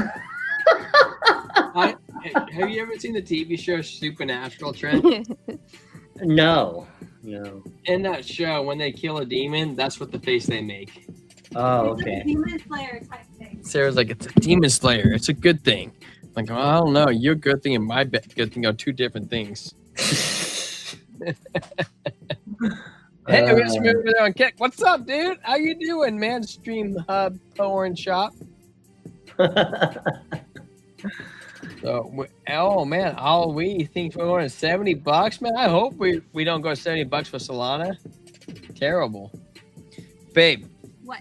Tell them what was your worst buy ever. My worst? There's so many. I have terrible buys. There is a lot of bad buys. How many meme coins can you buy in a week? Oh gosh, I don't know. It could be 1. It could be 20.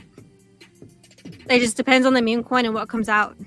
Did you buy the Charlie Kirk coin when he was killed? I did. Well, that's how I found out that he was assassinated, was through that meme coin. Whoa. I saw a bunch of RIP Charlie Kirks, and I was like, what the heck? And then I went on like X. You know how I found out that he was assassinated? I was actually doing an early live stream that day. And there were a few people in the comments as I was charting that were like, Charlie Kirk just got shot. I was like, what?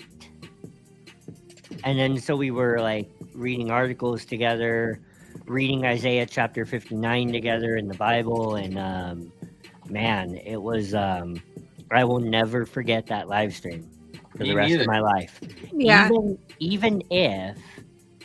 Even if this channel shut down someday, which it won't, where we are going to build this into a very big community, and we're not going anywhere.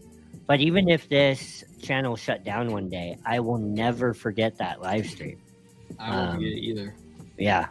The cool thing about the Charlie Kirk coin that I was in is they were taking the fees that was being earned by the buys and sells and then donating them to Eric Kirk and the funeral and all of that. Yeah. Which that was pretty cool. I really like movement coins where they like donate to like cancer patients or they donate their fees to some sort of movement. I've seen a lot of those lately. Yeah. Yeah. Well, how do you feel on a positive subject about Pokemon meme coins? What, Komodo? Is it? I mean, all of them, isn't it? Tordile too. There is, but that one's at like 7K. So it's not. So it's not very good. They tried, they failed.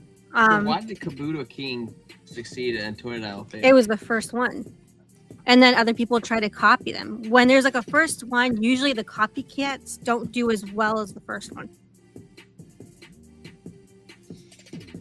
So do you recommend people going out there right now and FOMOing into Kabuto cards?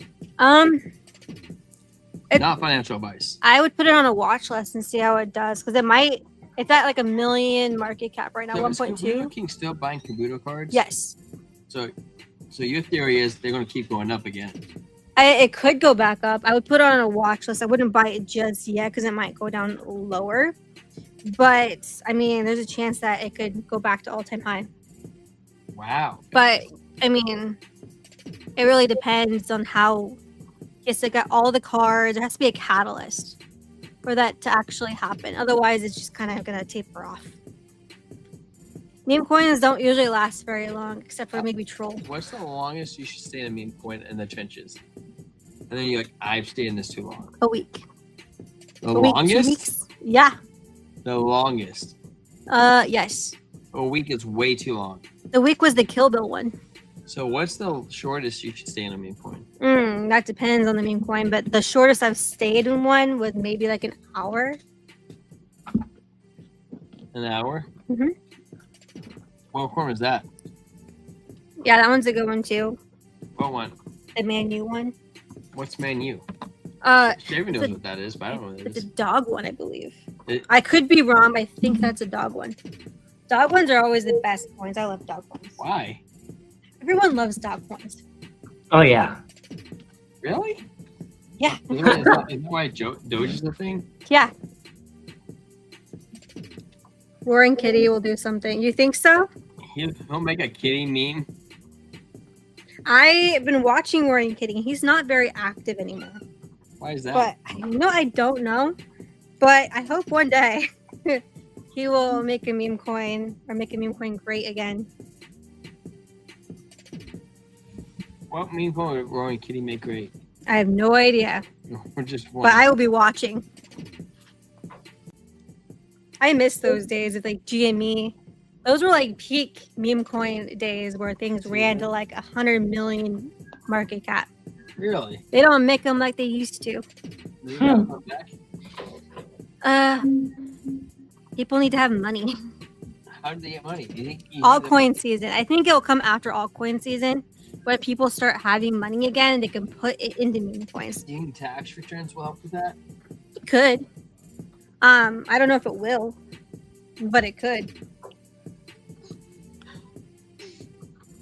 Well, there you guys go. We're gonna start moving on because she is running out of things to say, and she's like, "You guys are questioning me too much." So MQ is dipping until tomorrow, and she's going to tell you exactly what to buy to get into. I'm posting my watch list in the Discord right now for USD. So if you guys want to be in the Discord, it's $2.99 a month. You get the watch list from Miss MQ. Well, it's not even $2.99 a month right now because our YouTube memberships are paused while we get our EIN number. So it's actually, the Discord is free. Simply, No, don't tell them that. The Discord is free right now. Just simply email us at blockchainbrew@gmail.com. DM us on X. Links are already in the chat.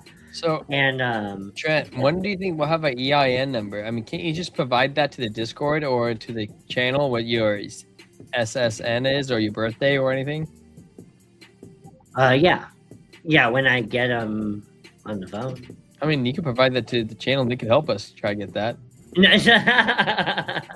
Shut up. He's kidding, guys. He doesn't really want me to shut up. He likes when I go to random talks. Actually, you know what?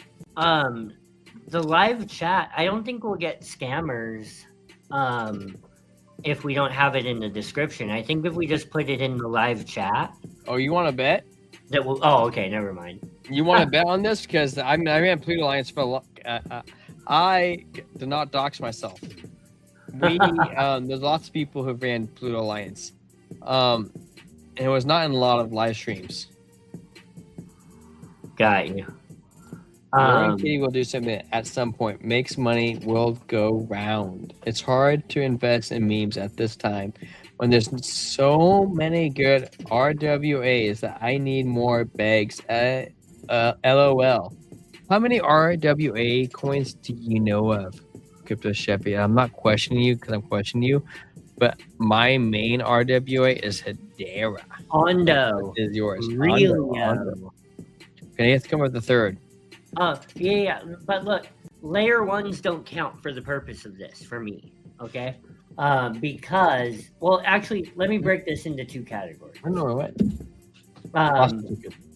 I'll break this into two categories for you. Category number one is RW layer ones that are a haven for RWA projects. Okay.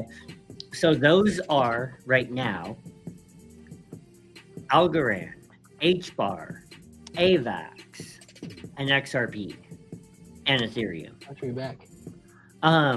He doesn't want you on camera. And then you have actual RWA projects, which, you sort of have. Obviously, Ondo is the king, and then you have Relio. You should pull up Ondo right now. Look at the charts. Relio. Trent, pull up Ondo.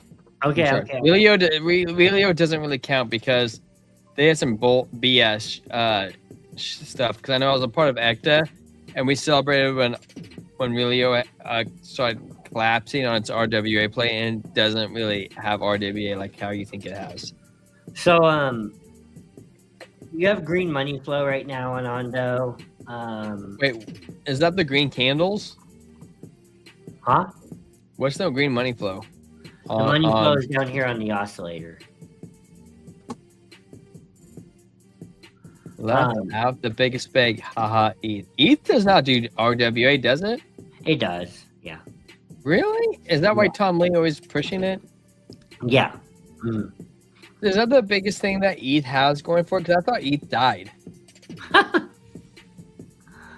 No. So regulation is coming, Crypto Chevy. Like every day, we talked about so much regulation that happened just today. 4 hour on Ondo, you're underneath a strong sell signal on Luxalgo. A strong sell signal, and you've broken underneath a key uptrending line of support. Your take profit level is at 41 cents. Will it hit that take profit level? I'm going to say it's not going to hit it because it has a lot of bullish reversal zone, this green cloud down here. It has a lot of that to fall through. So I would say if you start finding support at, 44 cents, 43 cents, even if you start finding support right here where we're at,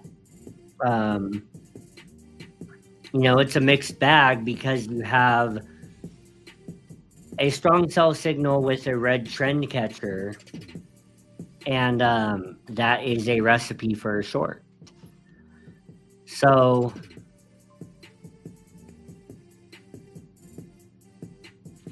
but then again back here, the short only played out a matter of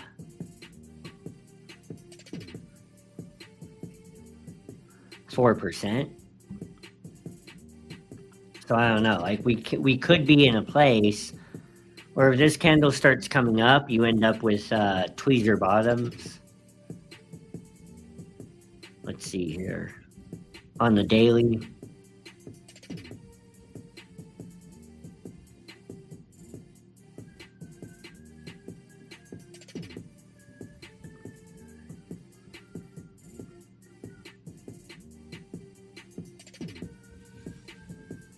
Look at the weekly.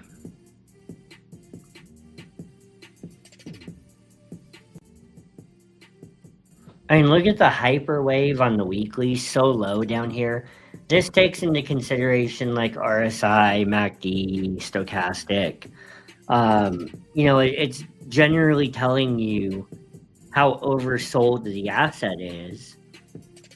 And the answer to that on this hyperwave is extremely oversold. Not only that, you have this orange X coming in on the weekly, telling you that why'd you take me off screen? I didn't even notice it. I didn't do it. Telling you that the downtrend is losing strength.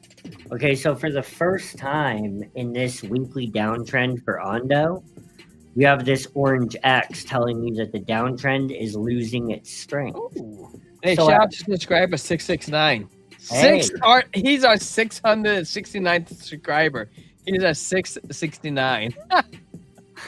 So at what point do you end up, attempting to attack this uptrend here at 71 cents?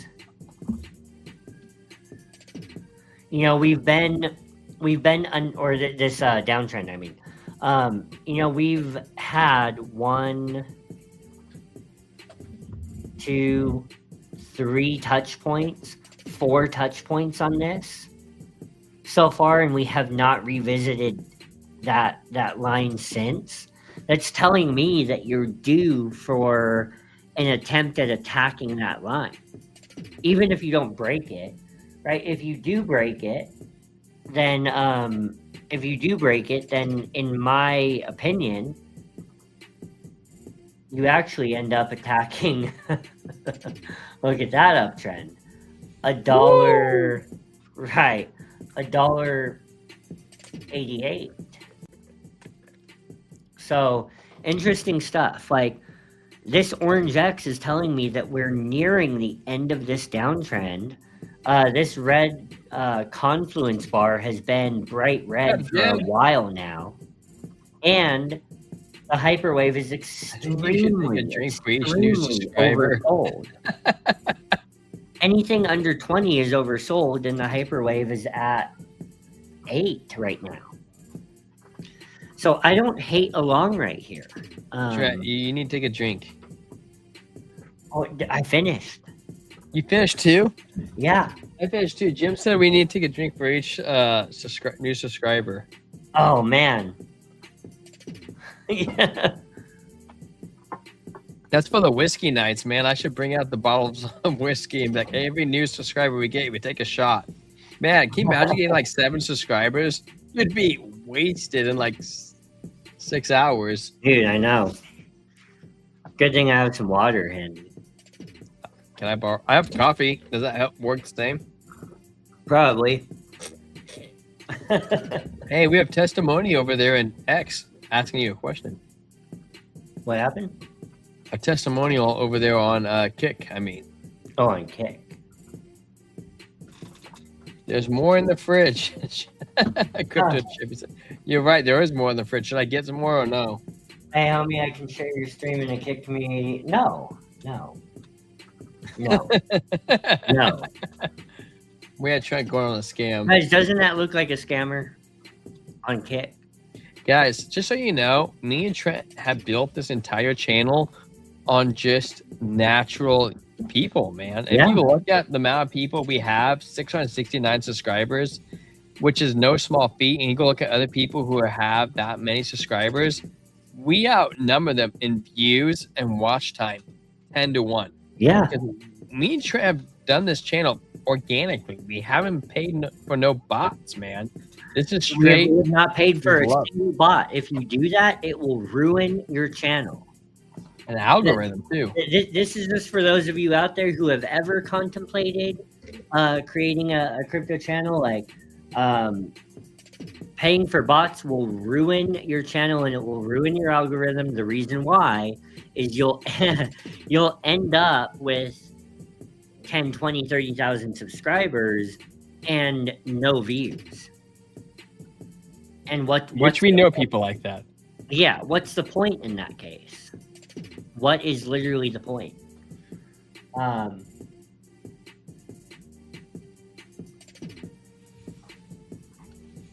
are you to start this? I should join you all.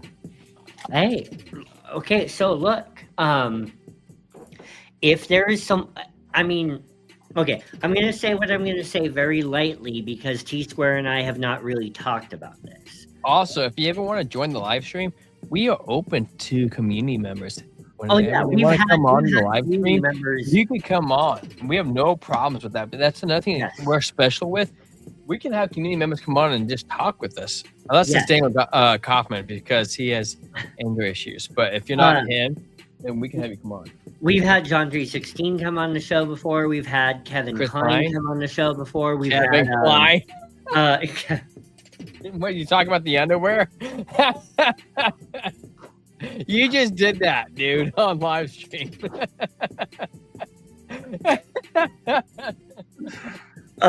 We've had didn't we have Blunt Man? No. Who was the Bitcoin guy? That was back in the day. I see his name in front of me. I'm trying to remember off the top of my head. That was who was that big? Damn it. His name's gonna escape me. Anyways, we've had community members just come on the show and shoot the shit before.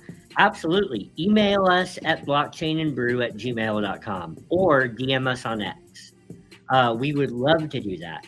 But if there is ever someone who knows their stuff with crypto and we can make some kind of arrangement, again, I'm saying this loosely because T-Square and I haven't talked about this yet. We can find some kind of way to profit share with you. If you're going to help create content and boost the channel, I mean, I don't, at this point, like, no one is going to be a co-owner. No one's going to own any shares of the company, Blockchain Brew, the Blockchain Brew LLC. No one's going to own shares of the company besides myself and T-Square. But if someone wants to help create content, we can arrange some kind of profit sharing agreement. I think, right? I mean, I don't know. I just go with the flow, man. This is my calling. This is your calling. We just do what God tells us. We're called to bless the people. We're called to bless the people. Yeah. So, anyways, there you go. And should I cover Bitcoin? Sure. You know what? Let me look at Bitcoin real quick before you do. No, because you can't look at Bitcoin quick. Well, I look at Bitcoin in like 30 seconds. You look at Bitcoin you're gifted in words. I'm gifted in like, hey, look at this, and this. Okay. I know, but come 4 o'clock. No, my turn. Then you look. Hold on, 4 o'clock. No, you no take back. Molly will be off, and then I'll have to be. No take back. So I'll be done in 2 minutes. Okay, guys. There you go. We're a bear flag right now. We have a anchor wave, trigger wave, red dot, momentum coming down. Money flow has been increasing. VWAP, the yellow waves coming down. Money flow, Stokes RSI are reset and ready to go on the 15 minute. Now we come to the 1 hour. The 1 hour wants to pump up, so therefore pay attention to that 15 minute because more likely it's going to continue pumping on the 1 hour. We have a 17 to 14, 17 on the DBSI, momentum coming up. VWAP looking good. Stokes RSI strength looking good. Money flow increasing. Now we come to the 4 hour. The 4 hour actually shows possible double bottom to possible strength coming in. The DBSI went from an 18 to a 13. We have an X, which means short. Then actually short, which was a double bottom. Let's go to the longer time frame. 12 hour. 12 hour, we're looking bearish entering the weekend, guys. That's not the greatest signal ever, especially on momentum waves. We're above the 0 line, double red dot versus a green dot, not super great. This could be a bear flag breaking down. If it breaks down, it's okay. Don't you worry. Bitcoin will come back. The daily also has a red dot, super negative time frame. We're about to close this too in 25 minutes. Not good, guys. We are rejecting after 21. Hopefully we can get a reversal. Though we got LEO wave 1, 2, and 3. Double top, not even a higher high. Not good. The 2 day, we have a doji candle trend reversal. The previous baby uptrend. Now we do have the momentum wave going for us, but the money outflow is still in the red. Stokes RSI, very, very even. Not super great. Now, CryptoFace himself, he said it goes hot, cold. So we jump into the 3 day, and you go, well, the 3 day looks pretty good. Rejection off the 200. And you go into the 5 day, and you go, well, that looks pretty good. And maybe it is. But I can tell you right now, the time frames before that don't look that good, which means the 5-day might not look that good. But if the 5-day miraculously turns out good, and we get the weekly turning out good this week, which you do what you can from previous downtrend, and you get the 2-week possibly turning out next week, we could maybe get a reversal on the monthly, because the monthly looks like poop. Nothing looks good. The only thing that looks good is that we're getting a rejection off the 21 MA. Right. We have bearish engulfing red candles. DBSI went from 18 to 19. Bad. Red candles, bad. The bearish engulfing candle seems to have almost played out already, though. Well, I think that the fact that we have touched the 21 months moving average is actually a sign of a bottom.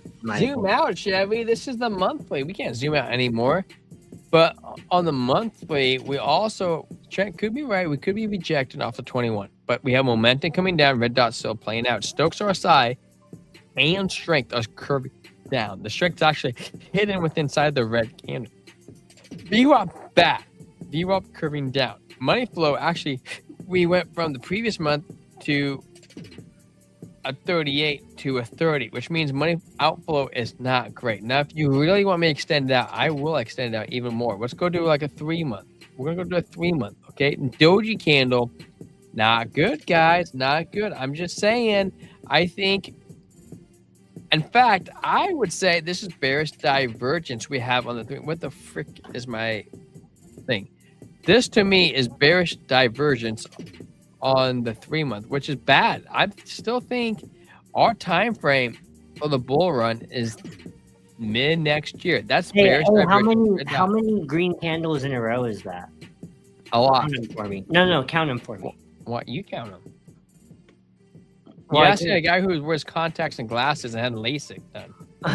Well, let's see. 1, 2, 3, 4, 5, 6, 7, 8, 9, 10. According to the TD sequential. 1, 2, 3, 4, 5, 6, 7, 8, 9, 10. And then we have 11th is the Doge candle reversal. According to the TD sequential, like, we need to start having some red monthly candles. Yeah, and I'm trying to tell or some red 3 monthly candles. Yeah, and I'm saying that I think that it won't be till mid next year we actually get some sort of big movement going for us. I've never even looked at the 6-month, but let's just be stupid. Okay, there's no data there. But the 3-month trend is available, and that's bearish divergence red dot. Now I'm telling you right now, the likelihood of us coming down before the bull run to 60,000 is extremely likely. Extremely likely. We have bearish divergence on the 3-month time frame. Doji candle for a trend reversal coming down to the 21. Look at it. We start the 21, we come up, we come meet the 21, we come up. We're gonna meet the 21, but that's gonna start the super cycle, because when we come off the 21, we're heading to 150,000, 160,000. I think that's likely. Now, this candle is not done. We still have 19 days for the 3 months to close, which, believe it or not, is not a whole lot of time left. If we could close up to the top, cool. If we don't, well, shit. We're not gonna be bullish till mid next year, minimum. Right, Trent? Minimum next year. Mid next year. Yeah, Trent, look at the 3-month. I'm throwing you back on the screen. Trent's gonna throw up the 3-month and tell you what he sees while I go about it.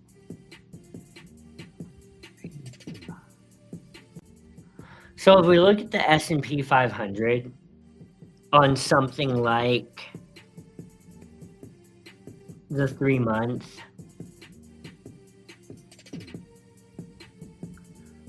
one, 2, 3, 4, 5, 6, 7, 8, 9.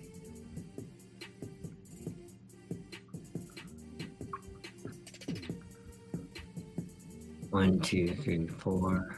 Okay, 1, 2, 3, 4, 5, 6, 7.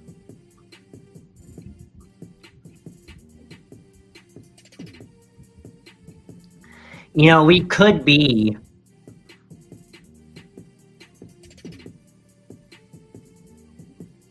I don't know. By the same token, like, no pun intended, look how much bullishness came in on the S&P 500 on the 3-month candles. You know, there's sort of an up only. Here's my point: is when the S&P 500 got its ETF in 2004 or whatever, the more you zoom out, the more it's up only. You know, you had this crash in 2008, and that's been about it. Other than that, it's up only with some corrections and some retracements. So if I go back to Bitcoin and I look 3 months, well, the thing about this is that it's not even, it can get way more overextended than this if you look at the S&P. So I don't know, you still have a green trend catcher. We had a reversal signal come in right here. Hyperwave has flipped bearish. But let's go look at the daily.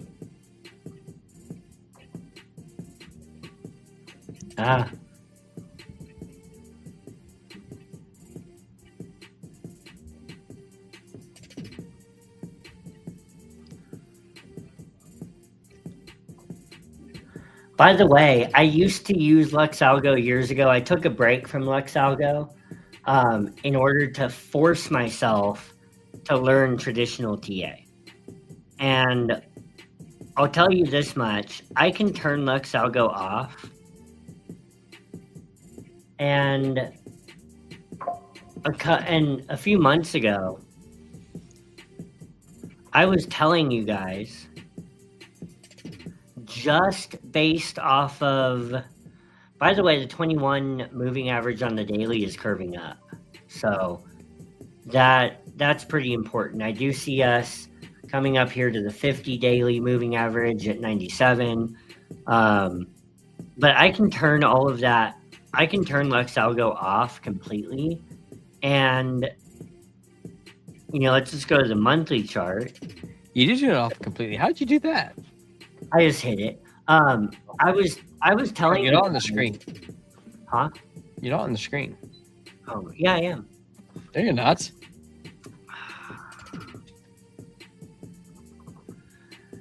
Dang it. That was the biggest sigh I've ever heard. I'm sorry. Okay, anyways, I can turn LuxAlgo off completely. And a couple months ago, I was telling, you know what, let me turn the oscillator off too, because this is important. I was telling you guys a couple months ago that, you know, tweezer tops on the monthly with a bearish divergence on the stochastic RSI. The last time that we had that same setup was actually the beginning of the bear market in 2021, right? You had tweezer tops on the monthly with bearish divergence on the stochastic RSI. Now, do I believe that this is going to be the same kind of aggressive downtrend as this was? No. I don't think we're going to see a drop nearly that big. To what, 60K? Well, the 3 months says 60K. Meet the 21. Yeah, well, this was from top to bottom a 77% move. 77%. That's pretty effing wild. Right. So if we did that from here, 77% would be $27,000. No, we're not going that low. Right. Absolutely. I guess I shouldn't say absolutely not. I think that'd be extremely unlikely. Well, look at, you know, here's the thing. here's the thing that you have to take into consideration. When this move was going on, you had a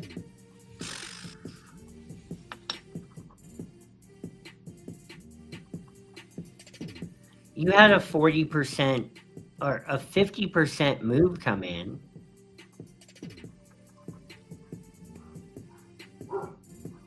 And stochastic RSI was barely getting to the 0 line. And then you had a relief rally. Right? Right now, we've only come down 36%. What just happened? We've only come down 36%, and stochastic RSI is already under the 0 line. So here's my premise. Hey, shout out to the new person we got in here, JJMG. That's the second JJ we've got in here.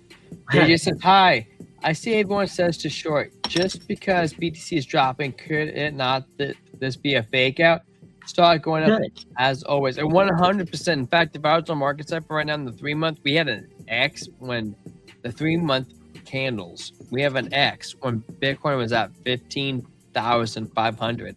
And the X generally means short. It was a fake out. It reversed. So 100%. Now, there was a lot of signs on a longer time frame saying that we are closer to a top. Yeah. Even the monthly says that. Here's my premise is that in the last bear market... I'm open for it. It's a possibility, JJ. It's a possibility. I give it 40-60. That's a floor. In the last bear market, it took a 52% drop to send the stochastic RSI underneath the 0 line. And right now... What did you do to me? Right now, we've done that in a 36% drop. A 36% drop has sent the stochastic RSI underneath the 0 line. And what that means to me is that it took less momentum, it took... oh my goodness, we have another JJ in here. JJ Nakazak. Howdy, howdy, howdy. You all see the NQ today? It took a shorter percentage drop to send the momentum oscillator to the same area. That shows me that I don't think we're going to even a 50% drop, in my opinion. And if we did, 50% from the top at 126 would be the absolute bottom of a shortened bear market. So... there you go. We have 26 votes, 50-50 on the CME gap. Dang. Yeah. Guys, if you're new here, and both these JJs I have not seen before, you guys want to help support local crypto, please like and subscribe to our channel. We do have the likes. We've stayed steady with all the likes to the channel, but we also would appreciate the subs because we would like 670s on the horizon. We might not be the biggest, the best, or the brightest crypto community on YouTube. We are the most hydrated. We already finished our beers a while ago. Easy says, gonna listen to this. Younger kids these days, they may be stupid, but 6-7K. Trent thought that was funny. Yeah. But look, that is my absolute worst case scenario. Is that we fake out the double bottom of 74 in April. We go slightly lower. He says, you're looking at this wrong. This is a new asset, all new regardless of when it was created. I mean, I see what you're saying, but I mean, TA is TA. I'm kind of agreeing with you though, Crypto Chevy. What I'm saying is that, you know, I still think, until proven wrong, my bet, if I'm a betting man, we hold a higher low from the April low at $74,000. That we hold a higher low and we move up. If I'm a betting man, but I'm just telling you, my worst case scenario is a 50% drop from the highs. You know, so hey, Like that's I'm kind of agreeing with you in a sense. You know, that it's taken less bearish price action to make the momentum oscillator go to the same lows. So it actually shows you it's a hidden bullish divergence. Watch, I'll draw it here. Here's the hidden bullish divergence. You have a higher low on price with a lower low on the oscillator, right? And so if the momentum oscillator, in this case, the stochastic RSI, has a swing down and the price action has a swing up and it maintains a higher high, then what you have is a hidden bullish divergence. And it shows you that you're in the continuation of an uptrend, because as more fear and as more bearish manipulation and as more bearish momentum entered the market, it was not enough to send the price lower. So you have hidden bullish divergence signaling the continuation of an uptrend. In my first guess is that we hold a higher high from the April 74K. We hold a higher high around $80,000. If we were to break under that, then we probably complete a 50% drop from the highs and go almost exactly to where DZ is saying at $67,000. Either way, if you're DCAing, that's not the worst thing in the world. So there you go. Let me get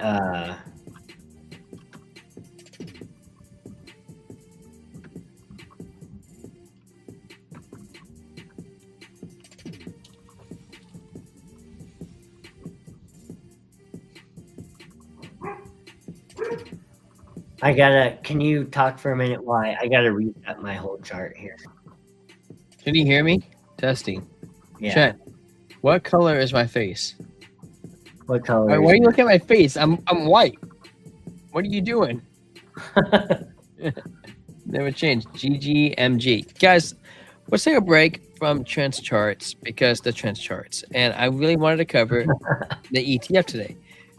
Okay, so we have the 12th. What, really? We didn't have any inflows today? No inflows in Bitcoin? Is there a reason why we didn't have any inflows? Is it like today a holiday or something? Well, no. I guess we didn't have any inflows in Bitcoin, but we did have outflows on Ethereum, which is ironic because we had inflows yesterday on Ethereum. What? No, I take it back. I guess we had outflows. Maybe I think of Solana. We had Grayscale dumping $36 million worth of spot Ethereum. 36.5 actually. Nobody bought it. Interesting. So we have no inflows of Bitcoin. Negative 36 million on Ethereum, which is actually a pretty significant number. Now let's head over to Solana. I'm on the screen. I'm on the screen now. Okay. So we're heading over to Solana. Solana right now. So we have a zero goose egg on Bitcoin and Solana, a negative outflow on Ethereum of 36 million. You know what that means, guys? We have to head on over to our favorite asset on the planet, XRP. They had a big day, so I would expect big inflows today. USD. Hey, it's not too bad, guys. Not too bad. Same as yesterday. Franklin Templeton bought 9.87 million today and yesterday. And then same thing with Bitwise. Bought 4.98 million today and yesterday. And Grayscale, 1.57 mil and 1.57 mil. I don't know how they coordinate that, but they all managed to do that together, which probably means they all go off the same data of some sort. So we've increased 16 million and 16 million both days, with a total inflow of $869.13 million of XRP has gone into spot ETFs, which is pretty dope, man. It's pretty dope. Let's head over to the liquidation heat map. Oh, no, not liquidation heat map. The liquidation map, and then we'll head to the heat map. So currently on the 24-hour, we have a lot of shorts, man. the equivalent of $740 million worth of shorts. A lot of 100x leverage guys are trying to play it for the biscuit, man. Be very careful on the 24-hour time frame. We go to the week, the longs actually went. So likelihood of us doing a short squeeze to liquidate slightly to the upside, to liquidate the shorts, to come back down, liquidate the longs is far more likely.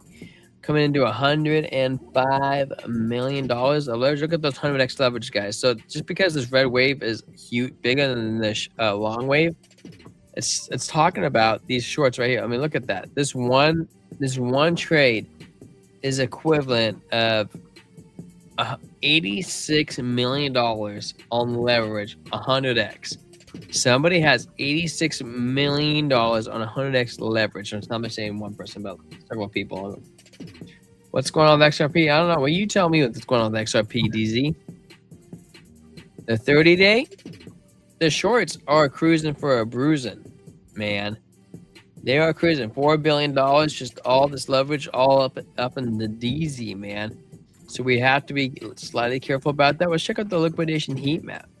Well, Crypto Chevy, you can trust past charts if something new has been adopted, because the same principles of any asset are gonna hold true. I mean, Bitcoin, as new as it's been, has respected various principles of TA. You know, if it's had it, like the top of the 2021 market was a classic bearish divergence. It was a classic bearish divergence with a swing up on price and a swing down on RSI. And, you know, it and it was not a little one.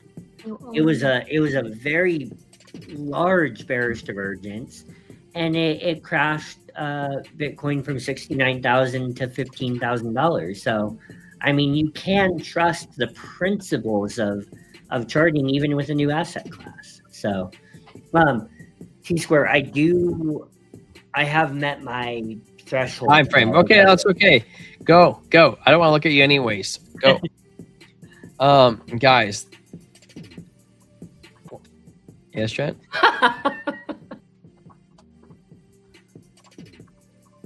Yes. Okay, he's gone. Just like that. Okay, don't worry, DZ. We'll look at Hyper. I'll look at that as the next coin. I just want to go over the liquidation heat map. We're actually right in the middle of some liquidity issues. I don't really like the 24 because it doesn't really give you a broad overview on where we're going to go. Let's go to the 3-day. 3-day says we're likely going to come down to 89,100 to liquidate with the market makers of 125 million to the downside, which, you know, Bart Simpson, we could go up and grab all this, and it has been known to do that in the past. I think we're going to come down to this liquidity pool. You want my honest opinion? That's where I think we're going to head. Oh yeah, look at that liquidity down there. Woof, that's puffy, man. 109, and there's 137 million at 89,100, and if you go slightly below that, we have another 109 million at 89,105. Oh my goodness, they're like $50 off, guys. You're asking for a target on your back. That's how you get a target on your back. Oof, no good.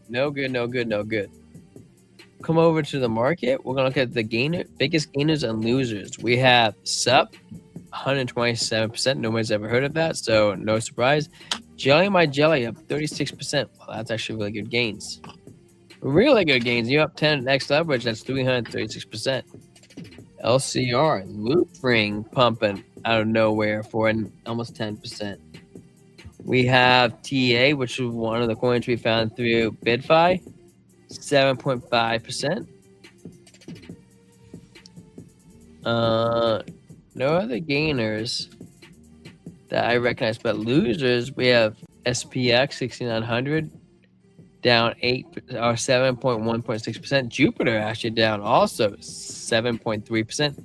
Story, which is down 7.5%, which is kind of like a random coin that nobody knows about, but it's a pretty large market cap, believe it or not. Graph down 8%, down to 40 cents. That's probably because Graph is still partnered up with Fetch AI, and Fetch AI has been doing some monocle stuff.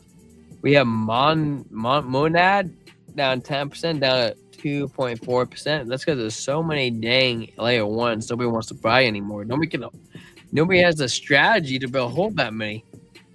Is this where's this coin? I think I know this coin. Nope, Lombard. I did not know that coin. I thought it was a different coin. Luna Classic down 12%. You know, we talked about Dow Quantum since 15 years. Franklin down 11%. Giggle down 11%. XCN Onyx down 11%. We do recognize those. Useless coin down 10.1%. That's all I see over there. Making sure we're on screen. You might. How's your night doing? Oh, you know what? DZ, joke's on you because I don't hold night. Not even a little bit. I don't hold one token on there, which I could have probably got free tokens from mining it. We covered Bitcoin in 3 months, not looking good. 1 month, not looking good. 2 week looks okay, possibly. The weekly really wants to try to reversal. I'm totally for that if it wants to do that. Same with the 5-day. But let's take a look at some other stuff. Let's take a look at Hyper. If Bitcoin does good, Hyper should do good too, right? I don't know. Let's find out. What is Hyper doing? You know, it's funny. I was listening to you and Trent talk while I was falling asleep last night, DZ, and I was cracking up because he charted Hyper Liquid, and you were like, no, Hyper, and I was like snickering as I was falling asleep. I was like, you looked at the wrong coin. Oh man. Okay, it was Hyper. We go to the monthly, nothing. We go on a 3 month, nothing. The monthly, nothing. 2 week, no data besides a possible trend reversal of the previous downtrend. The weekly, hell yeah, the weekly looks fine. It looks like it's going to 26 cents, which is a little more than double. The 8-day doesn't show enough data. 5-day, green dot, possibly moving up. We went from 10, 15, 10. So it's kind of like still trying to decide what it wants to do. We go to the 3-day. Momentum still curving up. Money flow still going good. Strength still going up. VWAP's kind of like iffy. Can you look at market cipher for the red and green dot for Hyper? That's what I'm doing right now, Goober. 2-day. 2-day, we had a lot of momentum, which I believe we actually looked at earlier this week on this significant downtrend, because I remember you talking about it. I was like, dude, this looks pretty nice. Now, market cipher, if you look at it, I'm trying to show you this. This is pretty significant, so I'm trying to really zoom in on it so you can see it. This is not a really bizarre pattern. So we have double green dot, bullish, okay? Double green dot, we would have had on this candle, bullish. You would have went from this candle, which the highest worst case scenario 4.7, which, you know, nobody's not that unlikely. Best case scenario is 18.39, which would have been, I don't know, like 10% gain maybe. Money flow is ticking up. But that's so close to a red dot. Oof, I don't like how the sharp curvature to the upside. And we also don't like how the VWAP's sharp down. Stokes RSI are green and look okay. And we go to the daily. The daily, we have a red dot. Momentum, money flow also increased too, and we have a red dot. That is super gross. Your last case scenario or best case scenario is bounce off the 21 at 13.824. The likelihood of us coming down is significant. We went from a 11 to a 16, 12 hour, 16 to a 17. Red dot going to the downside. Strength stokes are ready, but the likelihood of us coming back down one more time, maybe to the 21, maybe to 50. We could even come back down on a wick to 13.225. So if I was expecting to move for hype to the upside, you got 12 hours, bro. 12 hours to 24 hours. That's your time frame. If it doesn't play out then, we get a rejection, start bouncing off and doing a reversal, I would be concerned. More downside could be potential. The 4 hour actually has a green dot. We fell through the 21, rejection off the 50 and the 200. That's not bad. We went from a -5.2 to a 7. That's not bad. 1 hour is looking good. Woo! Look at the 1 hour. Dude, look at that. Perfect rejection off the 200. Isn't that funny how the EMAs, MAs played such a significant role? Look at this.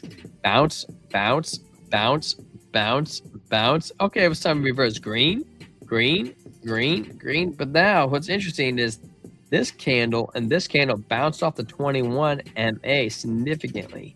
Now the momentum is still continuing currently. We also have the VWAP above the 0 line. Stokes RSI are high, but coverage to the upside. Same with the strength. Money flow has increased pretty well up. Now, if we reject off here, we could do this, and it's possible. It is very possible. You know, we could say, well, that was it. We bounced off the trend line. We're going lower. Are we going to pay a lower low and then bounce off? But, you know, if we start doing that, where are we going to get? Okay. Let's just draw. We're going to draw a little bit. Create a lower low.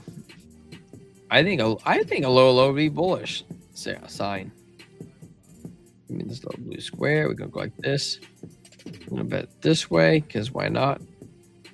We're going to shrink this bad boy up. Give me the little blue dot. Come on, give me the blue dot. It's a little lower. I know you were there. Let's shrink it up. Son, don't drive me nuts.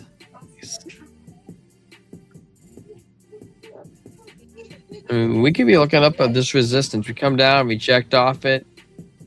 200. We could be looking at slightly higher where we're at now.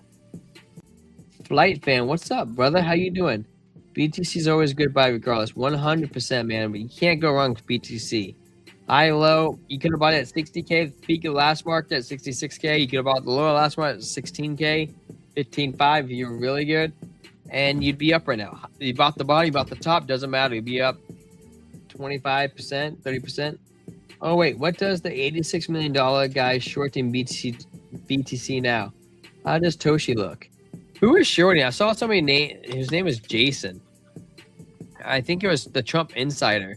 He had like I think he put a $500 million long out on Bitcoin right now. Well, now we'll see how that plays out, right? How'd you like to be that guy? 15-minute? Oof. I hate when we get these green dots because they only play out 1 in 3 shot. So likelihood of rejecting is 2 and 3 shot. Now, if it does play out, dude, green dots when they play out are effing money, bro. You're just talking about stupid numbers, especially on like the higher time frames. If we get the weekly, we're in a total reversal right now. I hope this is the bottom. Well, right now we're currently at a lower high. 21 does not seem to be. Oh, no, that's not 21. That's the trend line. Not being our favor. I hope we get above the 50, which is the red line right here. We'll have to wait and see. Let's take a look at Toshi. Guys, we've been live for 2 hours and 52 minutes. Can you believe that? Shout out to our 269 subscriber, guys. 270. I just refreshed it. Hey, whoever's a 270 subscriber, shout out to you, man. This Friday is celebration to you to get us to 270. And also, you know, no shame and just happiness to 267, 268, and 269. Because, you know, sometimes when you're building something, you need those lower numbers in there. And so, you know, part of making a cake is you need eggs, butter, and milk. So thank you guys for helping create this cake. I'm just excited to be Alpha 266. And, you know, you guys are what helped create this channel. If you guys haven't already, we've been trying to grow our X, the blockchain brew. We have 400. Let's take a look at it, guys. I'm going to shield myself. Can I shield myself before I go to Toshi? I want to shield myself. Here we are right here. This is us. We only have 476 followers.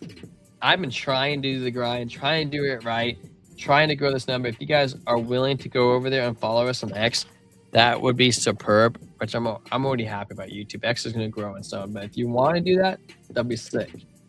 You shorted BTC with a bigger buy than October. Oof. Well, you know what? We just looked at the 1 month and the 3 month. They don't look good. Now, hang on, guys. If you want to short the market too, our exchange partner of choice is BitFi. BitFi. No KYC, no VPN, and you save 20% on trading fees. Now, we do have an event going. It's not a one-time deposit bonus, but it's a volume bonus. So if you do $1 million in volume, you know, it's like 10, you can do $1,000 trade, 10x leverage 100 times. You get this $129 bonus into your futures account. Now, we also we have a razor, which you want to do that another 5 more times, you can get $330. You do that 4 more times, you can get the Raptor 7 at $800 bonus, and you get the do that 10. Well, that's a significant jump.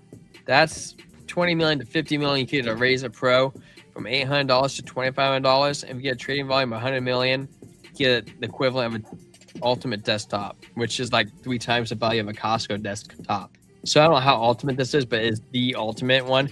If you do 20 million, 5 million, 50 million, 100 million, hit us on X. We have hey, I see you, Flight Fan. Thank you for following us on X and help supporting the channel, dude. Shout out to you. Maybe we'll get you something special in the future, like some merch or something, just because I recognize you. I know, I recognize your name. If you do any of these volumes, hit us up personally on X, so I know it's you, and show proof that you did it.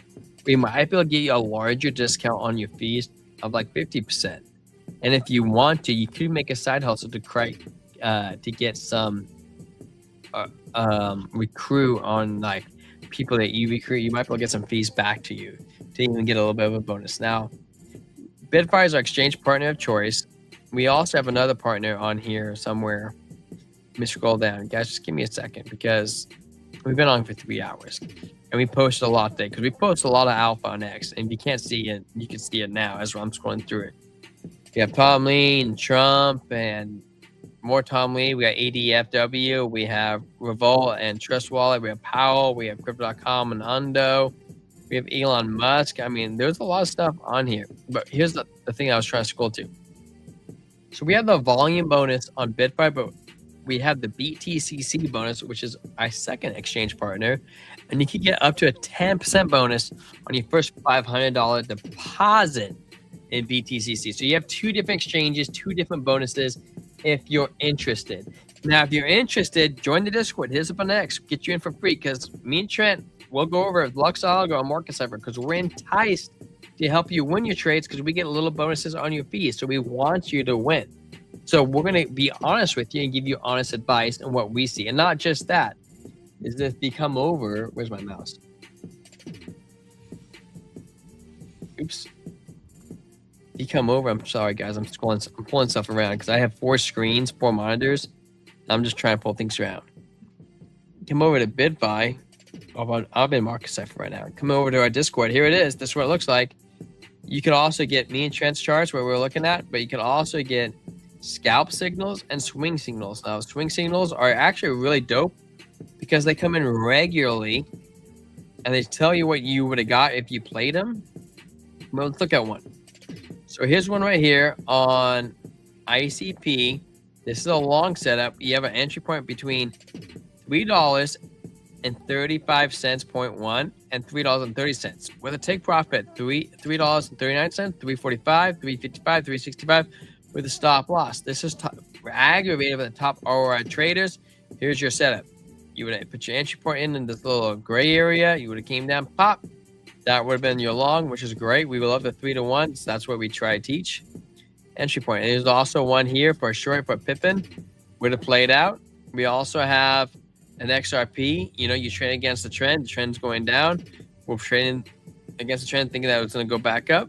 There's your entry point. $2 to $1.97 to 205, 212, 220, and 221. The stop loss at 194. We also have scalp signals. Any of you guys are scalpers? Here's an ETH one. It came in yesterday, 5:19 a.m. with an ETH short at 31.95. The stop loss at 32.40. With the take profit at 35.5. You also have XRP with a long signal at $2.06, $1.99 short, and 2.16 is the take profit. Now let's go over to take a look at the ETH one, because I think that's the most significant one, because this one would have played out. XRP, I don't know. I think XRP actually did pretty good today with some of the news that came out. But sometimes news is more macro and you can't predict it. So it said we have ETH short, entry price 3.90 31.95. So you would have entered it at, I don't know. You would have got into it though, because 31.95 as a short yesterday. Let's say we entered on this candle. Okay, you would have been slightly down, but then you would have had this dump, man. And if you really look into Ethereum right here, nice dump happening right here. Actually, this might be still continuing. Is this still continuing? 30-minute OKX perpetuals. 395. No, this already played out. Longer time frame. I'm gonna shrink this up. So this would have played out, guys. So if you see this, you have the cat ears come down, trade sideways, dump. So we come over to Ethereum. You got the cat ears right here, dump, which we saw over here, the dump, right? Dump, dump. Trade sideways, dump. You would have got into your trade. Trade sideways, and this would have 100% would have been in profit. Congratulations, anybody in the Discord who made this trade. That's what it's all about, guys. So sometimes, you know, joining the Brew Crew and being part of the Discord and catching these things, these signals do play out wonderfully. They're aggregated by top ROI traders. Let's take a look at Hedera. Any of you guys Hedera holders out there? I mean, I'm wearing a Hedera hoodie. I mean, for crying out loud. I love Hedera. We do have a trigger wave right now on the 15 minutes saying we should try to get out of this Bart Simpson, man. This Bart Simpson's nasty. Look at it, dude. Straight down, sideways. Let's go straight back up. What the hell, dude? We got the 200 right there. We could do that. It's totally in the realm of possibility. Come on over to the 1 hour. In 1 hour, we have uneven butt cheeks. That's a tiny butt cheek. That's the pointy butt cheek. We don't got bullish divergence, but we do have a double green dot. Stokes RSI are freakishly low at 4 and 1 for the VWAP. This VWAP recovery, if you actually look at it, is totally in the realm of possibility. We went from a 1 to 920 on the DVSI. It's literally screaming on the 1 hour. Let's reverse. And we come over to the 4 hour. We have a swing down to also a swing down, but we also have a big blue wave that's about in the clip. Get that green dot, negative 66 to negative 63. This is the DVSI is actually trying to roll over on itself with a 15 to a negative 3 from negative 4. So it really wants to show a reversal. Momentum wave still showing downside. Stokes RSI want to come down, view up, come down. That's really interesting. We also have a lower low. Hedera wants to go lower, guys, at 12 cents. I was buying at 4 cents. If it goes back down to 4 cents, guys, I will continue to buy because it went up to 40. People loved it when it was on 40 cents. It's been almost a year since it's been there already. Holy cow, guys. Look at that October 7th wick. You can literally see that from right here. We're in Hedera. Here's that wick, baby, up to 40 cents. You know, whoever sold that top on that, congratulations on that red dot. Played out miraculously. Great job. Right now, we're ejecting off the 200 1, 2, 3 times, and we're about to curve over. So now if I sold that top, this is where I'm looking to get in if you didn't get in on October 10th. We have the 21 crossing the 50 right now. Not super great, but just be careful. I gotta move some stuff around again. I have a lot of screens and charts open up, guys, so just give me a little patience, okay?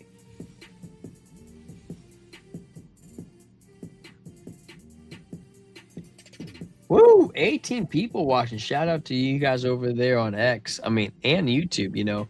They actually have 30 people watching total. 8 people over there on X, 20 people on YouTube, and 1 person on Twitch. Guys, whoever's watching on Twitch, I don't think we have 1 follower on Twitch. So if you want to be the first one, you know how to do it. I don't think we have a single one. Xanders. What's up, Xanders? How you doing? Even though the printers go brrr, I can do that. A lot of people can't do it. Printers coming out. The money will likely pump the stock market instead of risk assets like BTC. Unfortunately, to sway people out of crypto before the boom. Yeah, I don't know about that, man. I mean, look at silver and gold. Where's silver and gold at? Silver right here. I'll pull up silver. Look at silver, dude. Damn thing is up $62.90 on the 12 hour. That's crazy. We might come back down to $59. Dude, I was buying this at $15, $14. Like, what the hell happened to silver? Look at it. This is the daily. Look at it on the daily. I can't even drag it up with as low, just straight up practically on larger time frames. The 2 days still is okay. Money flow is so thick. I don't know if we're gonna have a reversal right now. The 2 days still saying we can keep going. I mean, it's just jumping, man, leaps and bounds. Check out the 3 day. I mean, risk on assets. Dude, look at that. Let's go to the weekly time frame. Here's the 8 day weekly. This is weekly. So every single one of these is a week. You go back a year, we're at $31. Go back like another year, we're at $17, bro. This thing is just rocketing. That's like 4x. Boom, it's that. And I don't see a sign of it stopping on the weekly. I frankly don't see a sign of it stopping on the 2 week. The money flow is still doing good. The VWAP's doing good. Money flow's going up. Everything's going up. The monthly still hasn't stopped. It's 3 month that. 3 month is just absolutely ignoring. These are 3 month time frames. Each of these candles. Look at it. Mooning, bro. Absolutely mooning. Congratulations to anybody who's holding silver. Where's the price different? What's the... I gotta read that again. Why is the price different in different time frames? I use Heikin-Ashi. So they use the average of the previous candles. If that answers your question. So these are regular candles. So regular candles are like, wick, the highest, lowest, and this is where it closed at. This is where it started at. Heikin-Ashi uses the average. Oops. The average, it shows, let's do the average. I see the trends a lot easier. And not just that. So we're on the 1 month time frame, right? So you get a green dot right here on the monthly. Boom. Green dot on the monthly. Check it out. Look at this. If you play the monthly candle, money deep in the blue. Look at that. Oof. You would have had a fake out right here, followed by a second green dot right here. Whoosh. You would have a fake out right here, second green dot right here, and whoosh we go. There's your fake out right here. Continuation on the momentum pattern. Now, how would you have known this? As you pay attention to money flow. Look at this money flow right here. Look at that. The money flow has increased. It hasn't slowed down. We peaked right here. We came slightly down right here. Boom, boom, boom, boom, boom, boom. Money has just been increasing.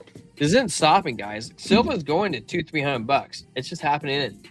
What's up, Sean? Haven't seen you in a hot minute. Hey, you all. What's up, brother? How you doing from another mother? Shout out to subscriber, man. 670, dude. We're on a 3 hour and 7 minute live stream on a Friday. Nothing but good stuff, man.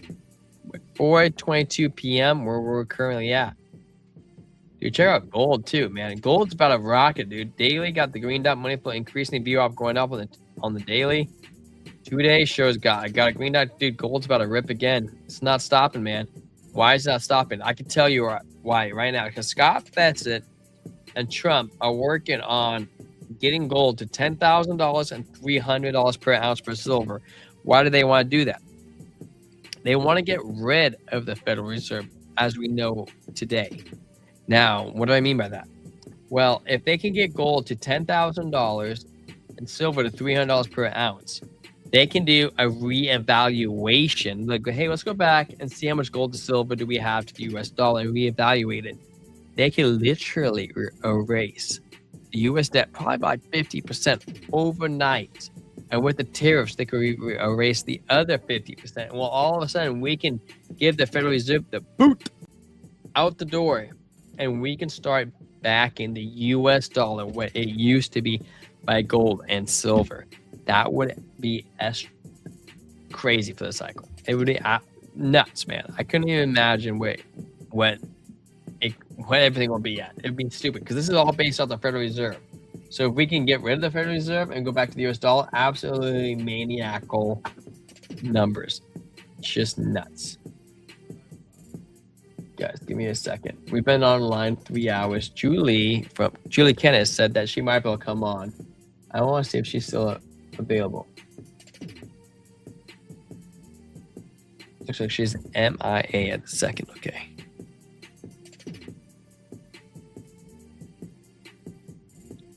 What should we take a look at, guys? We've looked at a lot of stuff right now.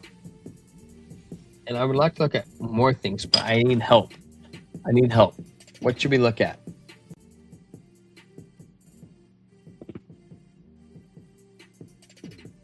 If we can get our 307th subscriber in here right now, I'll stay live for another hour. But I need help. Wow, we have 32 votes in right now, and the CME gap this weekend's a 50-50. Can you guys believe that? A 50% say yes, and 50% say no. We haven't got a 671th subscriber. Should I go or should I stay? You know what we haven't looked at in a long time is SWE. Should we look at SWE, guys? Maybe. You know what? That's right. Let's go do Toshi. Light fan. Let's go Toshi. Toshers. Okay, let's go with Toshi. I dropped my wedding ring though, so I have to grab it real fast. You know, once you guys get married, if you haven't got married yet, you fidget with your rings. And if I didn't have my ring on, my wife would be pissed at me. I don't know how you guys' wives are, but she'd be like, "Where's your ring at? I'm gonna get your ass." I'm like, "Hey, babe, I get my ass kicked all the time. Can we not?" Just kidding. Okay, let's go with Toshi. 3 month. Look straight up. This is a 3 month. Do you guys feel bullish or bearish on this? On these 1, 2, 3, 4, 5 candles? Is that bearish or bullish? Give me your best thoughts. This is the monthly. Bearish or bullish? Kind of looks like a double bottom. 2 week. If I had to look at these 25 candles, bearish. Actually, I wonder. Do you guys think this is 25 candles? It almost looks like 30. 1, 2, 3, 4, 5, 6, 7, 8, 9, 10, 11, 12, 13, 14, 15, 16, 17, 18, 19, 20, 21, 22, 23, 24, 25, 26, 27, 28, 29. Come on. I said 30. I said 25. That kind of looks like 30. Dude, I was 1 candle off. Dude, I do numbers all dang day. Well, we're at resistance right here. Which is a good sign. That's a good bottom. We might go a little lower though. That's the lowest it will go. That's 50% drop. Weekly time frame, damn near looks like a bottom. We went from a 12, 12, 12, 12, which really bottom wick hasn't really moved. And also the VWAP's increased. The wave's about to change. Let's half this again. Let's go to 5 day. 5 days says we got a green dot, wants to reverse. The 3 day says green dot still wants to reverse. We're close to getting another red dot. I'll have to go this out so we can see what's going on. But we haven't got there yet. 2 day is 0, 16, 17. Oof. We could go lower though. We could go to 36.13 and try to create a double bottom. We do have a red dot going down on the 2 day. Daily does kind of look like it wants to make a double bottom. I could see this going down slightly further. Just slightly. 12 hour shows the money flow has been increasing, but you know, we could go a little lower. Try to create that double bottom.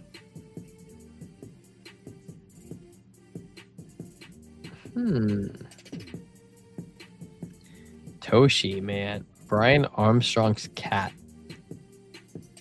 There's your low. There's a high or low. Is this a high or low, guys? I don't know. You guys tell me in the chat. What are we thinking? Are there any bullish coins? There are lots of bullish coins, DZ. We've talked about several of them. Even MQ came in here and said that if you bought the coin that she was telling you buy earlier this week, Coconut, you'd be up a 3x on that meme coin. 3x, DZ. That's 300% if you didn't know. I mean, I don't know about Squid. I don't think it's done 300% this week, and that's without leverage. So with leverage, you could be up more. We have a 2 to a 6. It does look like it wants to be on star of a reversal. Green dot coming up. Stoke strength. VWAP. I can't see it, man. I don't know how you guys see it, but I can't see it. I gotta zoom in. 1 hour wants to come back up to the 21. It's asking. This could be good. Double bottom. A little lower low. There's your low. There's a lower low. What's the 15-minute doing? 15-minute wants to reverse, reject off the 21. That's not bad. What about the 21? Now the question is, can we get above the 50? The 50 is not in the favorite spot. You know, out of all the coins I got right now, Toshi's not one of my favorites.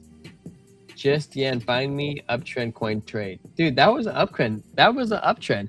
Dude, MQ's coins are solid coins. They literally do 1, 2, 3, 4x. Almost every single one of them she calls out. The question is, do you have the will to sell them? Let's take a look over on CoinGlass and see if we can spot anything.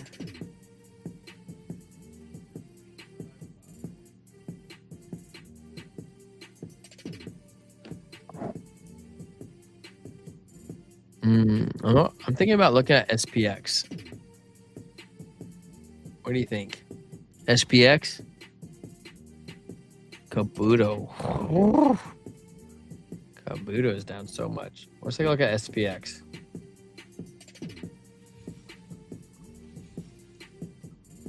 SPX 6900, 58 cents. We did have a green dot trigger wave. Didn't play out yet in the 15-minute. The 1 hour momentum shows coming in. It still looks pretty good. The 50 and the 21 are playing tic-tac-toe. The 4 hour is a lower low. Momentum's trying to flip. 1 to an 8. It's not great. And the 21's rushing towards the 200 MA, which is not super positive either. We don't have bullish engulfing, but it's a pretty nasty candle. We are clearly at this double bottom resistance zone right here, right? Is this pattern right here going to be the bottom? It looks to me on the 12 hour, there's going to be more of a lower low pattern, but it does maybe 1-2 candles more. 1-2 candles more. Where I may be eyeballing 55 at the low. 3-day we do have red dot. It's eyeballing this range right here, 54.85. That's where I was setting limit order. Double green dot trying to play out. Weekly trying to play out.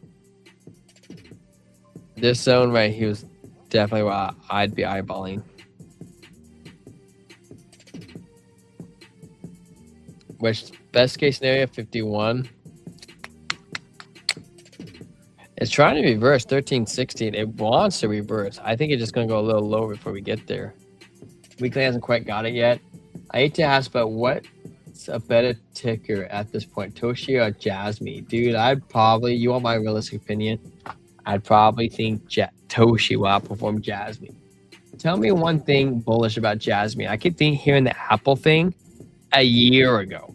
What else have they done since then? You know, I don't buy Jasmine. I don't own Jasmine. I don't keep up with Jasmine. So if you could tell me something bullish, maybe I'll change my opinion. Well, let's go off just TA. You're asking about Jasmine. Let's take a look. JJ. A, B, C, D, E, F, H, W. What the heck? Oh, yeah. I guess hex hype. I, C, T, L, V, J, L, L, J, J, Jasmine. So we'll go to 3 month. That's a effing bottom if I've ever seen a bottom. Holy crap. This is a 3 month candle. So each candle you see is 3 months. Brutal. Absolutely horrendous. Dude, I can't even see the top. Jasmine's top, oh my gosh, on launch was peaked at $5. It's in at 9 cents. Oof. Ouch. Right? I was hoping that would zoom in.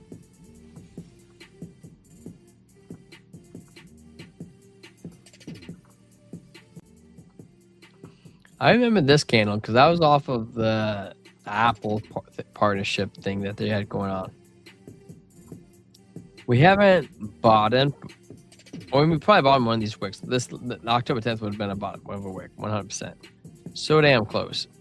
Do we have anybody on Discord right now? I need somebody to get in here. Man, I can ramble on for so many hours by myself. Do we have anybody in Discord that wants to come on here? Easy from Hawaii. I'm Hawaiian. Hey, dude. Flight fan, what island are you from? Asking for one of my friends.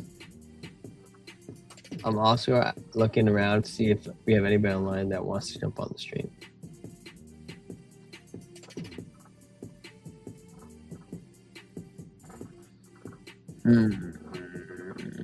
Where are you at, dude? I know you were in here. Oh, frick, he's not online. Dang, he's probably working late on a Friday.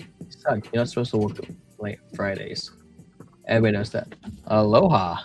Oh, nice, brother. Aloha. Jasmine. Monthly doesn't...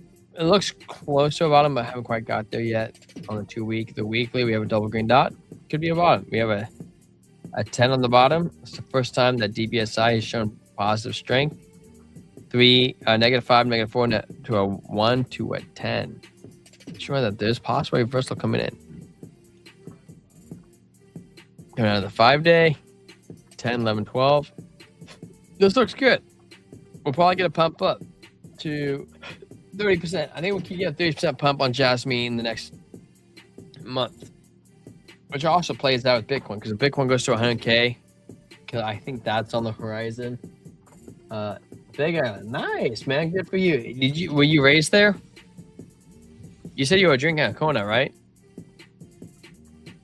Green dots, green dot, green dot. I haven't quite got a green dot yet.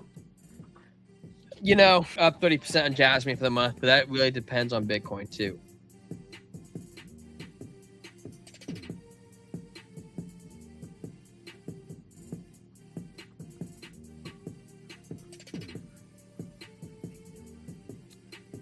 Wants to pump. Stokes RSI strength wants to reverse.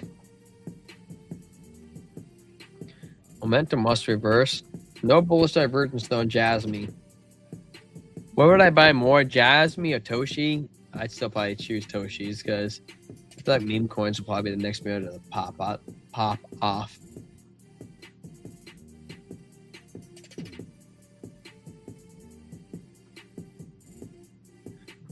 What is the most bullish coin we have in the 1 hour? Let's take a look, guys. One on the 4 hour. We're going to try to find a green dot on the 4 hour. Oh, here's one. Lumia. I don't know what Lumia is, but it does have a green dot on the bottom. Stokes RSI, VWAP look good. Money flow is iffy. We could bump up to the 21.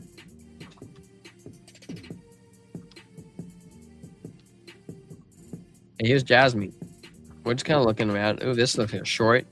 I would short Jerry the Turtle to the 200 MA, and that's what I would do right now. Recall, could short to the next resistance. Open loot.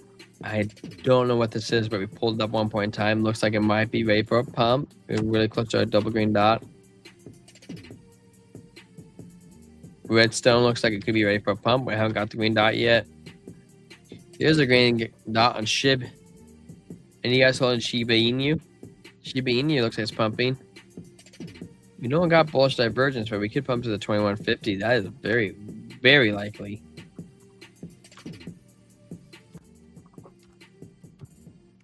Oh, that's interesting. We got a green dot on Somi.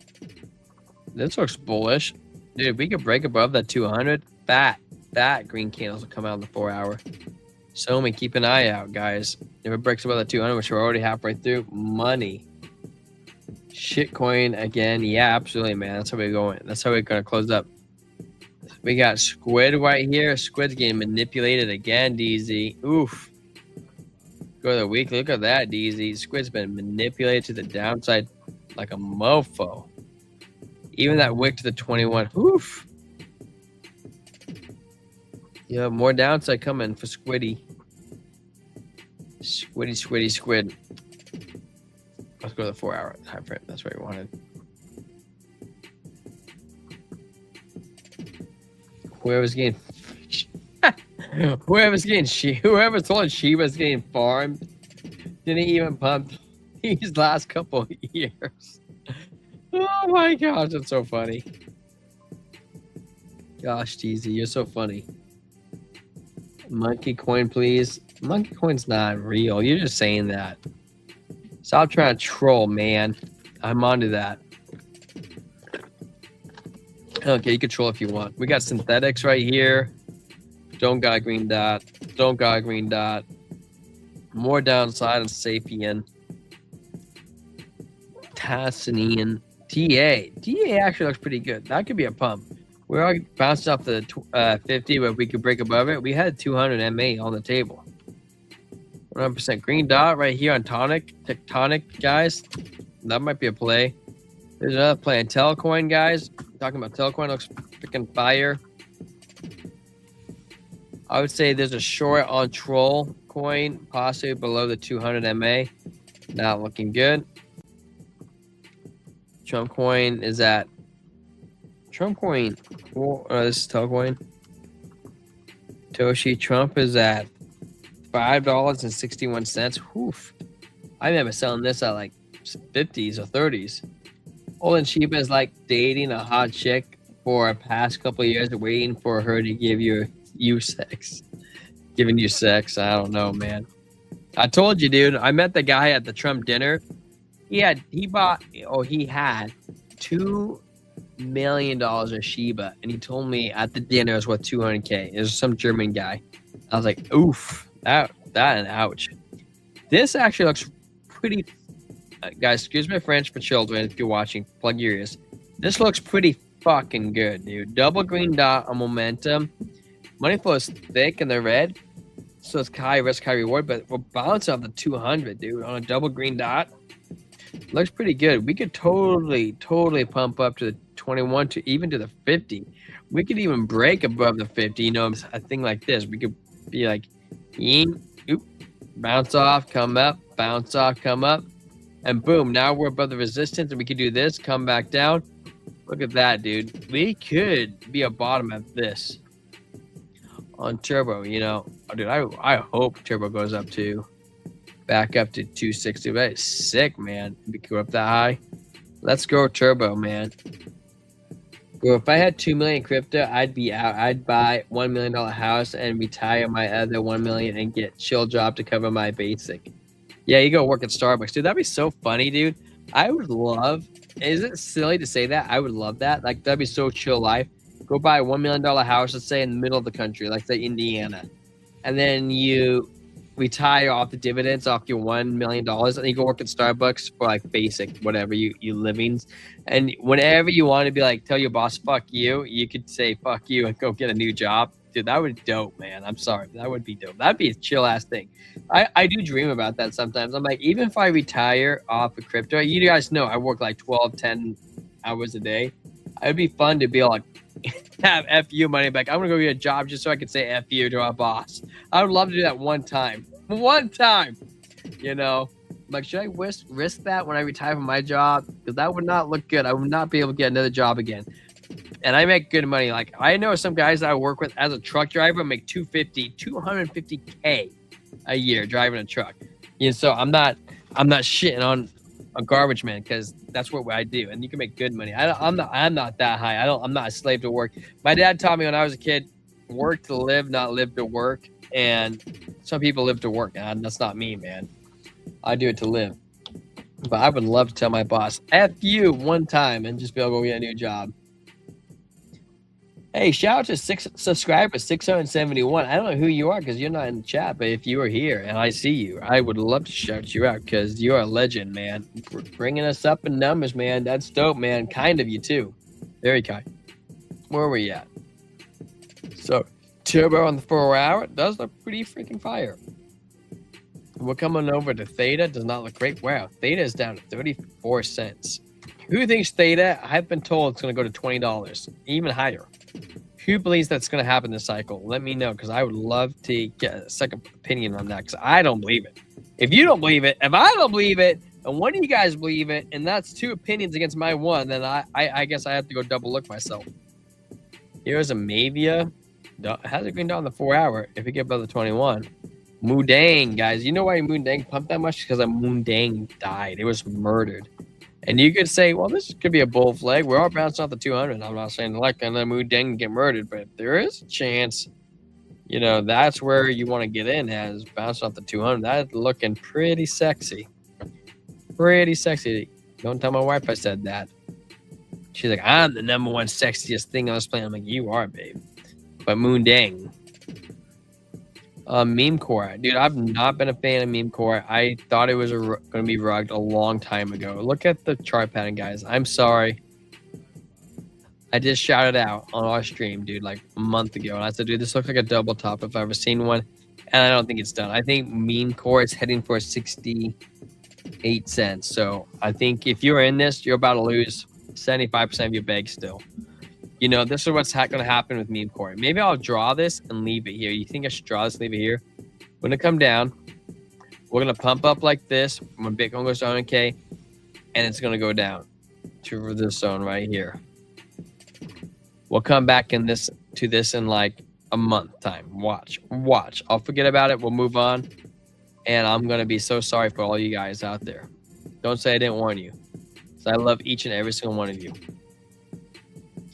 Hey guys, if I get Ben Armstrong on this channel, how many of you guys would be interested in asking him a question? Hype, thanks. Absolutely, Jim. We'll cover hype. BitBoy, if we could get BitBoy on here, would you guys be interested in that? Yes or no? Yeah, well, we have 32 votes on this poll. Let's end this poll because it didn't get anywhere. 50-50. I'm gonna do another poll. Because me and Trent used to work for BitBoy, so the likelihood we can get him on for an interview is pretty high. So let me know if you guys are interested in this. Maybe not.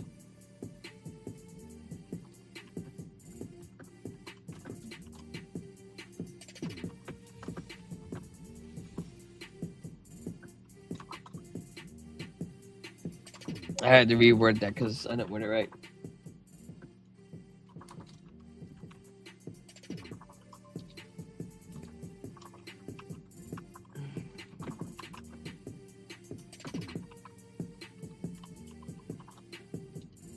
Let's cover hype.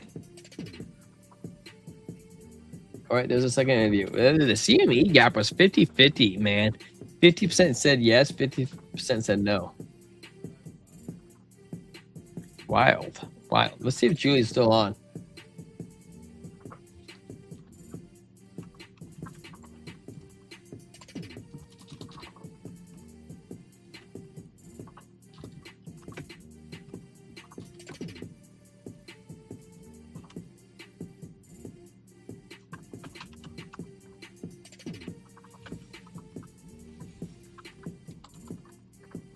All right, let's go cover hype. I just messed with Julie. She still wants to go. Come on. Where does BitBoy live? Or where is he do his crypto stuff? I don't know if I should tell you. He does not live in Georgia anymore, if that's what you're asking me. You know my honest opinion, I don't have 100% guess, but I bet you if I had to guess, I would get it right on my first try, because I do know where Cassie lives, and I bet you he's with Cassie. I got a message Discord.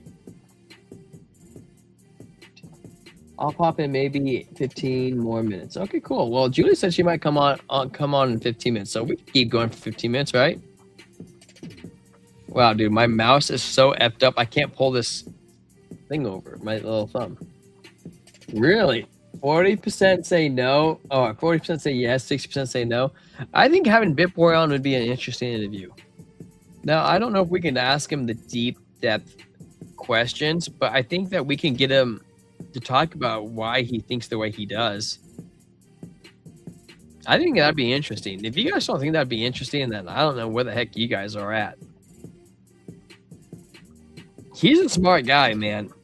He's on some pretty high meds, but he went through a lot.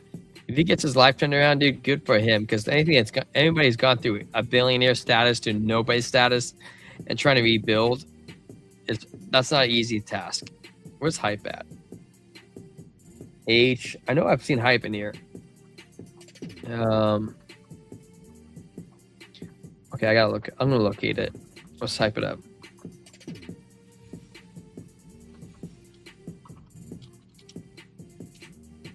Hyper. No, just hype. USDT. Locate, please. Where is it at? It's next to cake. 3-month time frame, no data. 1 month time frame, no data. 2 week time frame, still no data. Weekly time frame still shows more to the downside. We haven't fully bottomed yet. Likely bottom is at $25 in approximately a month or two. 5 day, we're getting close to the bottom. We could be there. We could that way. The 10th could have been that bottom. Well, I guess this isn't the 10th. That's the 10th. Oof. That was at $26. Maybe a little bit more. Money flow still going down. Strength going down. It really probably wants to touch this 200. More likely this 200 is going to get pulled up, and we're going to touch it. 3 day, what? Effing close. Money flow is still going down. Strength going down. VWAP iffy. B62. I think it's going to happen. Hype. I could be wrong. I'm seeing this pattern in my eyes. Coming up, going like this. Let's say go up a little more. Let's say it goes up to $32. And I think it's going to come down to right here zone. And I think this 200 is going to kind of slowly come up like this. So I'm thinking April. Dude, I've been saying like April, July, man. Haven't I been saying that for the new alts, for the market, dude? I think that's when the market's going to go run. Dude, do a BitBoy podcast. Dude, I still have BitBoy's personal phone number and his business phone number in my phone. And I also have Cassie's phone number in my phone. I think it'd be good to get him on here, man. You know, I feel like he was kind of shunned in the YouTube space. You know, maybe it was good reasons, maybe it's bad reasons, but I think sometimes I feel like sometimes you don't want to be alone. You know what I mean? I just think that he burned a lot of his bridges, and now he feels like alone trying to rebuild everything. And if it was me, I wouldn't want to be there. And I wouldn't know where to start. So sometimes a handout, maybe it can burn you. Maybe it brings you into the space together. And he's not in Florida. 100% he's not in Florida. I actually, you know where I think he's at? I think he's in Idaho. I think BitBoy's in Idaho. Where does BitBoy live, or where does he do for his crypto stuff? I think that's where it's at. Do a BitBoy podcast. That would be fun. Frenemies. Remember his Frenemy podcast he did? Oh, gosh. The 2 day on Hype. Oops, sorry, pardon me. I drew an extra yellow line. Jim Saul. I think this is what we're looking for Hype. I think you will get reversal. I think this is saying double green dot is a reversal coming. Now, I think it's only going to go to like $32, and I think we will have a lower low. I think that's a very, very strong likelihood here, especially looking at this Jesus take the wheel. That's going to get the momentum going. People are going to go, oh, we're going up. And we might even get a wick up to this 50 at like $37. And people are going, oh my gosh, brain melting. That was the bottom. And the markets are going up. Reversal. And I think that's where we're going to get crushed.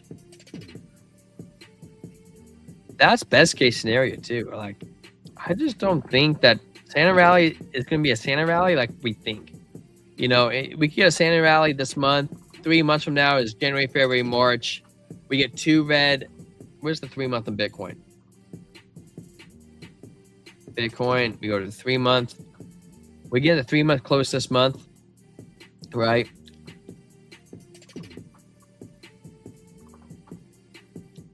I can just see this. We shoot up. Let's say we're already halfway close. So we're going to say we're halfway down here. We get months down here. We come down to 64K. We meet the 21 right here in this zone. And that's where we're going to start the bull run again. Oh, not bull run, but alt season. Let's say we'll head up to, I think we're going to wick at 180. You could call me crazy. Let's say, we could even say 190. We'll wick at 190. We're going to spend 27, 28 coming down to this zone. We'll come back down to like 100. Maybe we'll wick below 90. And that way it's going, holy frick, we gave it all back. And now we're going to go back up, come up higher. Maybe we'll do this. Double top, jukes. The market's over. We'll come back down to 107. And this is what's going to happen. Tell me I'm wrong. Now, this is a humongous time frame, and maybe I should save this. This totally seems possible. Come up, euphoria. We come back down. The whole world ended. We're at 91K. The whole market's over. Bitcoin's dead. We come back up. We're at ultimate 200K. We'll go into $500,000, double top, got back down. We're back at 107K, like 110K. Like, why? It's been 10 years and we're still at $110,000. Tell me this doesn't seem like a real possibility. And then you're like, okay, double top. I had to stop right here. We consolidate, and then we take off again. Because halving and whatever is happening in the market. Well, I wonder if this should be funny if we clip this in like the 10, 15 years time. This is the chart play out. I mean, it does look likely, man. Look at the chart. Weep, whoop, weep, whoop, weep, weep, weep, weep, weep, whoop. It does look like that's a strong possibility. Gosh, I should totally see this picture for a longer time frame. Jara, how do you feel about silver? Look at that in the 3-month, Jara.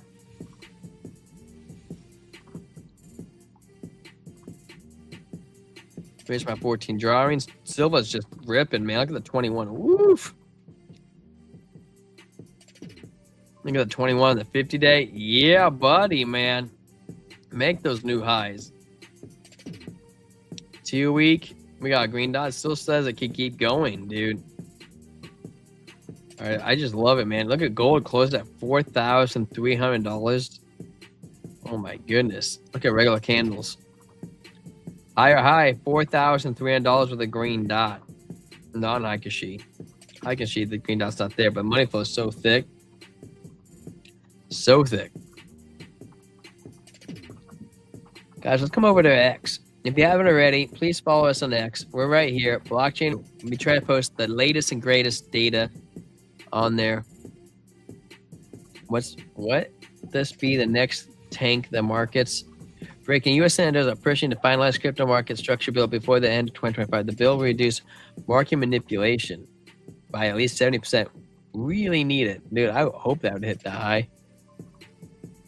Hey, look, check out, you guys, if you haven't followed Fly YT token, follow this man, because he followed us. We're going to follow him back. Look at that. Boom. That's how cool we are, guys. Let's get this guy's followers and following. Dude, let's blast this guy up, man. Let's get him high as the sky. He's a lot of followers, man. And the fact that he honored us, we should honor him back. You know, give to those who give to you. We have, let's check. We're on crypto Twitter right now. We're going to go down a rabbit trail, guys. We've been on a lot of trading and looking at charts. Let's go down Twitter. Let's go down the Twitter rabbit trail. Jason Apple, the fat lady has not sung. We are working through things, lessons learned, brighter, more meaningful future ahead. Guys, I just want to show you something, okay? Maybe you can call me crazy. Maybe I shouldn't show you this, but hey, check it out. We hit up Crow right here. Guys, please, if you haven't already, hit up Crow. We would love to have him on the channel. Okay, just go bug him. Just like, hey, come on to the Blockchain Brew. Let's talk about Cardano. Let's talk about Midnight. Hit him up. And this is how we grow, man. We're a family, guys. And if we could get him on the channel, maybe we get him a one-on-one question to you. Hey, if you message him, send it to the Discord, and you'll get priority questions for when we get him on the channel. Thank you, guys. We appreciate you. Teamwork, man, makes the dream work. We have James Wynn. Hey, Bulls, question. Are you getting nervous yet? Dude, I was nervous a long time ago. We're going to heart that. Jason Appleton. Y'all, I can't say is watched the reveal live and had chills and even a little watery-eyed. Amazing company setting new standards in gaming. Absolutely the best RPGs made. I cannot wait for Divinity. It may just take me a game... I read that wrong. It may just make me a game streamer too. Is there any video? It does look like good art, dude. It has a straight up Diablo, like Lord of the Rings vibe to it. I dig that, man. Shout out to Julie, guys. Give her shout outs, man. Harder stuff. Komodo, man. That's how we do in this space. Chris Klein, he's been a member of the channel for a long time. We'll give him a few more views, man. Get those notifications up. Just in, as of 4 hours ago, so it's not quite just in. President Trump says interest rates should be 1% or lower next year. 100%. 100%. I expect much lower, dude. I mean, you think about it, if we get that new gentleman in there, Hassett, he wants to cut 50 right off the bat. I mean, that's halfway there to the end of the year. Just in, a Ripple federal banking license gets approved by OCC press release. Absolutely. President Trump said he will sign landmark Bitcoin and crypto market structure bill this year. Trillions incoming. I know I like to say trillions, but I don't know if it is. Let's take a peek at it, man. I'm also committed to signing landmark crypto market structure legislation this year to grow the industry. We're going to be growing it even more than people ever thought. It's a really hot industry. Hey, you know what? He's true, man. True to his word. He's helped rapidly mature the space. 2026 will, by the year of tokenized stocks, a lot of people in traditional finance aren't prepared for what's coming. On the finance president, and abode how tokenizations will reshape markets. You know, I might have mispronounced that, guys, but I ask for your forgiveness. 2026 will definitely be the year of tokenized stocks. I think the sky ultimately is the limit. People in crypto are not used to the size of traditional financial markets, so how big this can really become, who knows, but it's quite big. And in terms of what's next, tokenizing stocks, I think, was really just the first step that you do. Now that you have these things freely transferable 24/7 on crypto rails, how you think about asset management, how you think about investment strategies, all of that is really about to change, quite frankly, in a very big way, and in a way that a lot of people, particularly in traditional finance, aren't really ready for. 2020. Absolutely. Absolutely. Hey, thank you, Flight Fan. He says, thanks, guys. I hope we launch next year. You guys are great, dude. We're going to launch. It's just a matter of time. You know, I was listening to. You ever heard of the Red Clay Shays, I think it is, or something? Them on Joe Rogan, and he was all like, "Hey, man, I just do what I do because that's what God told me to do." And I really like that because he's like, I don't care about bad critics or red critics. I can read comments. It doesn't bother me because God told me to do this, and I don't listen to people. I'm just doing what God told us to do. And dude, me and Trent, man, dude, on a fluke, and I think that's why we're here, man. It doesn't bother us, man. That's why we had Daniel Coppin, and he always talking shit because it doesn't bother me, man. I'm not here for him. I'm not here realistically for any of you guys in here. You know, this is what God called me to do. If I could change one person's life, that's a success. You know, I want to live to impact people, and that's what I've been trying to do since the beginning. So, you know, I love each and every single one of you, and I want to do my best to help you. I don't think we need a red dot on the 3-month has confirmed yet. You are right. You 100% right, dude. You know, I didn't think about that. I saw you in the Discord. I didn't catch your name. Dot has not confirmed yet. We do have 18 days till we get that confirmation, and I'm slightly worried of it, dude. I'm not gonna lie, bullshit you, dude. That does have me worried. But if we don't confirm and we keep going, wonderful, wonderful. Now the fact the momentum rates are this high, I could see us having a breather. You know, maybe that's what I don't want to erase this stuff, but maybe, you know, the lower green dots are generally better. We are pretty high. We're above 60, so we're oversold. So I'm okay with this red dot. Let's come down a little bit. That's just healthiness. It's just healthiness. Oh, I'm sorry, I'm not even on the charts. We're over here, guys. It's so healthy. This red dot is so healthy. Bearish divergence.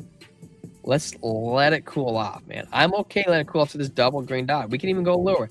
That's totally cool with me. That's cool. I hope we can have that. That Daniel, that talk shit sounds like a kid trolling. Dude, he does sound like a kid. I agree with you. Me and Chen were talking before the show, and I was like, you know, I don't mind Daniel Coppin talking because I don't really necessarily believe in censoring people, because I would love to have a space for people to be open-minded and just talk shit. You know, if you want to talk shit, fine, talk shit. It doesn't bother me. I'm not here for you.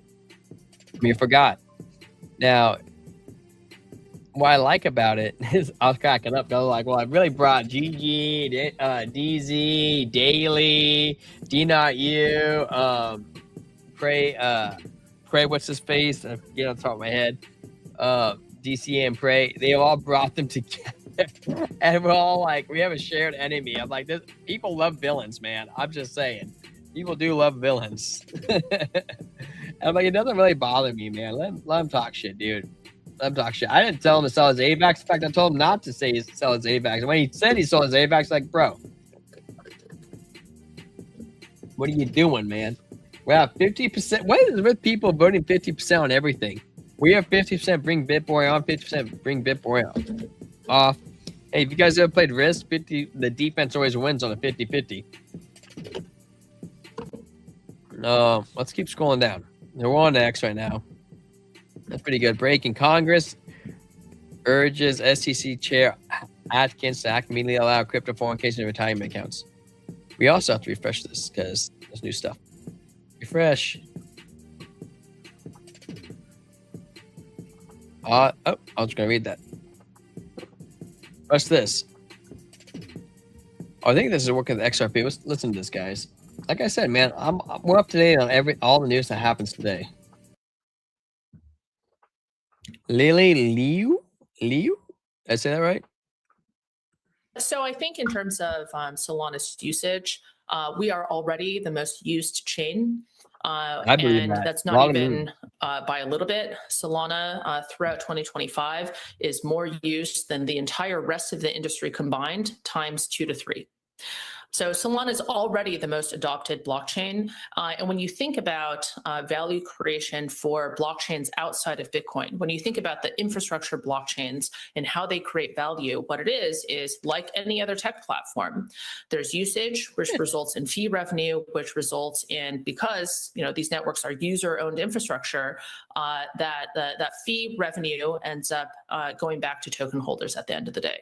So for everything outside of Bitcoin, what really matters is revenue, and revenue comes from usage. And in that sense, even though blockchain can be a little bit confusing for folks, sometimes at the end of the day, it actually comes back to, like many other tech platforms, users means usage, means fees, means value.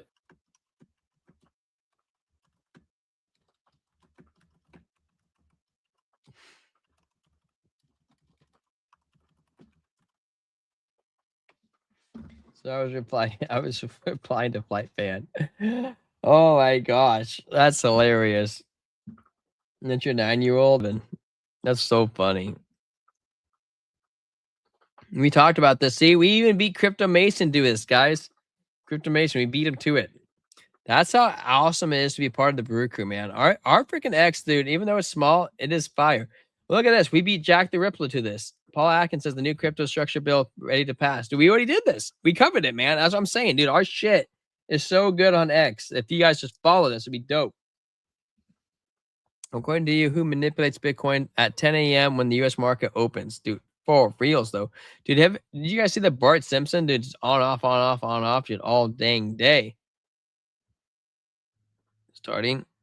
Those boats you see get shot down, you just saved 25,000 American lives. But we knocked out 96% of the drugs coming in by water. And now we're starting by land. And by land is a lot easier. And that's going to start happening. And we're not going to have people destroying our youth, destroying our families. Dude, good for them, man. Blow them up. Blow them boats up. I don't care. I think it's great saving that. 2 hours ago. Check this out. Blockchain, stable coins, and new payment systems.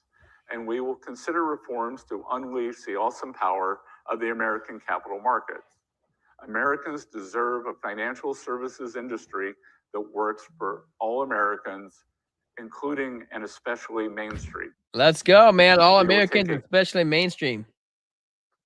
I love hummus. I love hummus so much. Sometimes I make quinoa. I add hummus in the quinoa, cut dates on top of that, and that's honestly such a bomb meal. I've never tried any of that, but I have never been a fan of hummus, but I'll like it just because it's Jason Casper.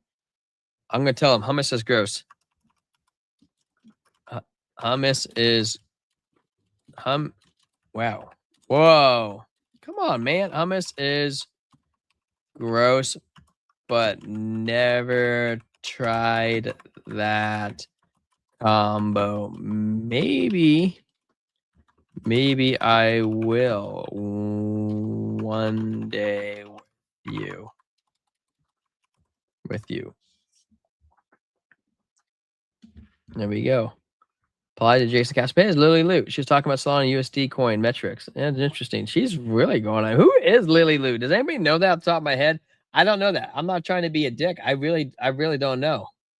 It's part of crypto. A lot of people don't have humility in this world. And if someone could tell me, I would love to learn it. Cryptocurrencies. Should we turn some music, guys? Because it disappeared.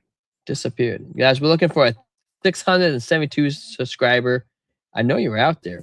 We might find you if we haven't found you yet. 99% of altcoins will go to zero. That I don't agree with that. I used to agree with that, but now, with the meme coin regulation, all the meme coins coming out, I don't think that's true.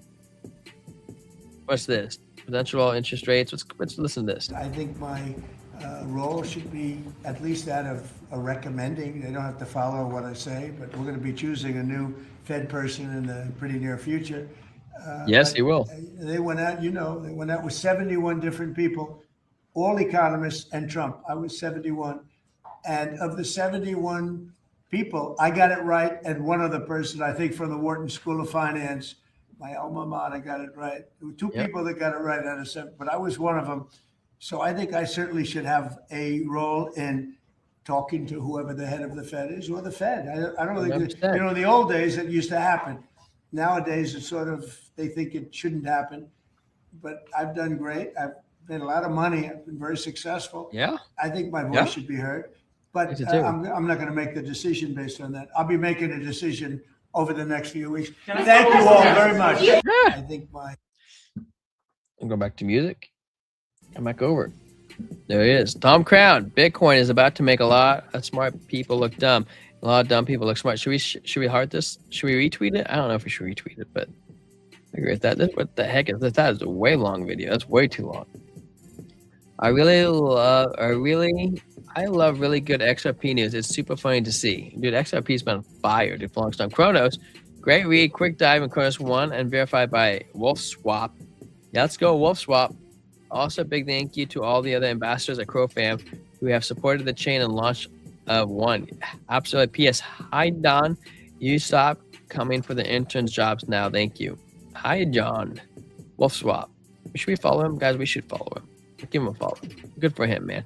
Cronus 1, the end of DeFi headaches on Cronus. Cronus 1, the end of the DeFi headaches is finally here. Get the infragmentation, the new undefined gateway is reset button. We've been waiting for it. You know the drill. You find a new community on chain, but before you, that's all we got. Just think, crypto.com on the best blockchain. We did cover that. Dude, I love this. To our bathroom. You guys willing to watch this while I go to the bathroom? I'll press pause just so you can watch it so I can go to the bathroom. I'll press pause. And I believe we're going to have Julie come on in about 5 minutes. So take a look. There you go. Now we can take a picture. Yes, you got to take a picture. Remember a certain governor in Massachusetts when they put that helmet on? That was not good. Michael did that. Yep. They put that helmet on. That was the end of his political career. Okay. Yeah, that's good. But the honor that you bestowed upon our team is something that's incredible. Thank you. There you go. Now we can take a picture. Yes, you got to take a picture. Remember a certain governor in Massachusetts when they put that helmet on? That was not good. Michael did that. Yep. They put that helmet on. That was the end of his political career.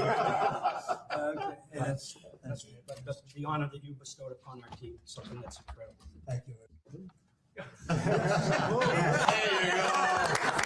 Now we can take You guys probably watched that twice, I'm assuming, so I just paused it. Or we should look at Tau. Okay, let's go look at Tau. Can I turn the music on? Can we change it? Mix the music up? Oh, we have Julie on here. I made it. What's up, Julie? How you doing? Woo woo! It took me a minute. No, you're Thanks. good. We've been live for 4 hours, and we never do this, and we're just hanging out, just chilling, having fun. Dude, you guys are gonna hit your monetization goal in no time. Oh, it's not even about that. It's just about enjoying, man, and preaching it. Yeah, no, you guys are totally rocking it. No, I think that's great. That's great. Yeah. So, is it just you? You were just holding it down by yourself right now? Yeah, Trent left like an hour and a half ago, and I'm just You're just BSing, vibing. man. You're just Shooting the vibing. shit, man. Yeah, we're just going over X and Twitter, and we're just Let's about to cover see. Talcoin. How's your day? It's I thought you were on good. Discover Crypto, man. Hitting up with Kelly Kellum and Judith. Yeah. That was so fun. I was excited to go on there. I told my boyfriend I made the mistake of going to read the comments under the YouTube just now. I was like, there were a couple people that were like, yeah, that guest was boring. Don't ever have her back. She didn't bring any value. Like, haters. Haters. Yeah. You ever listen to Rogan? I listen to all kinds of people, yeah. I love Rogan. He was always saying, like, never go into the comments. No, don't go in the comments. You never go in the comments like, you're those people. He's like, those are just wannabe people. Thank you, babe.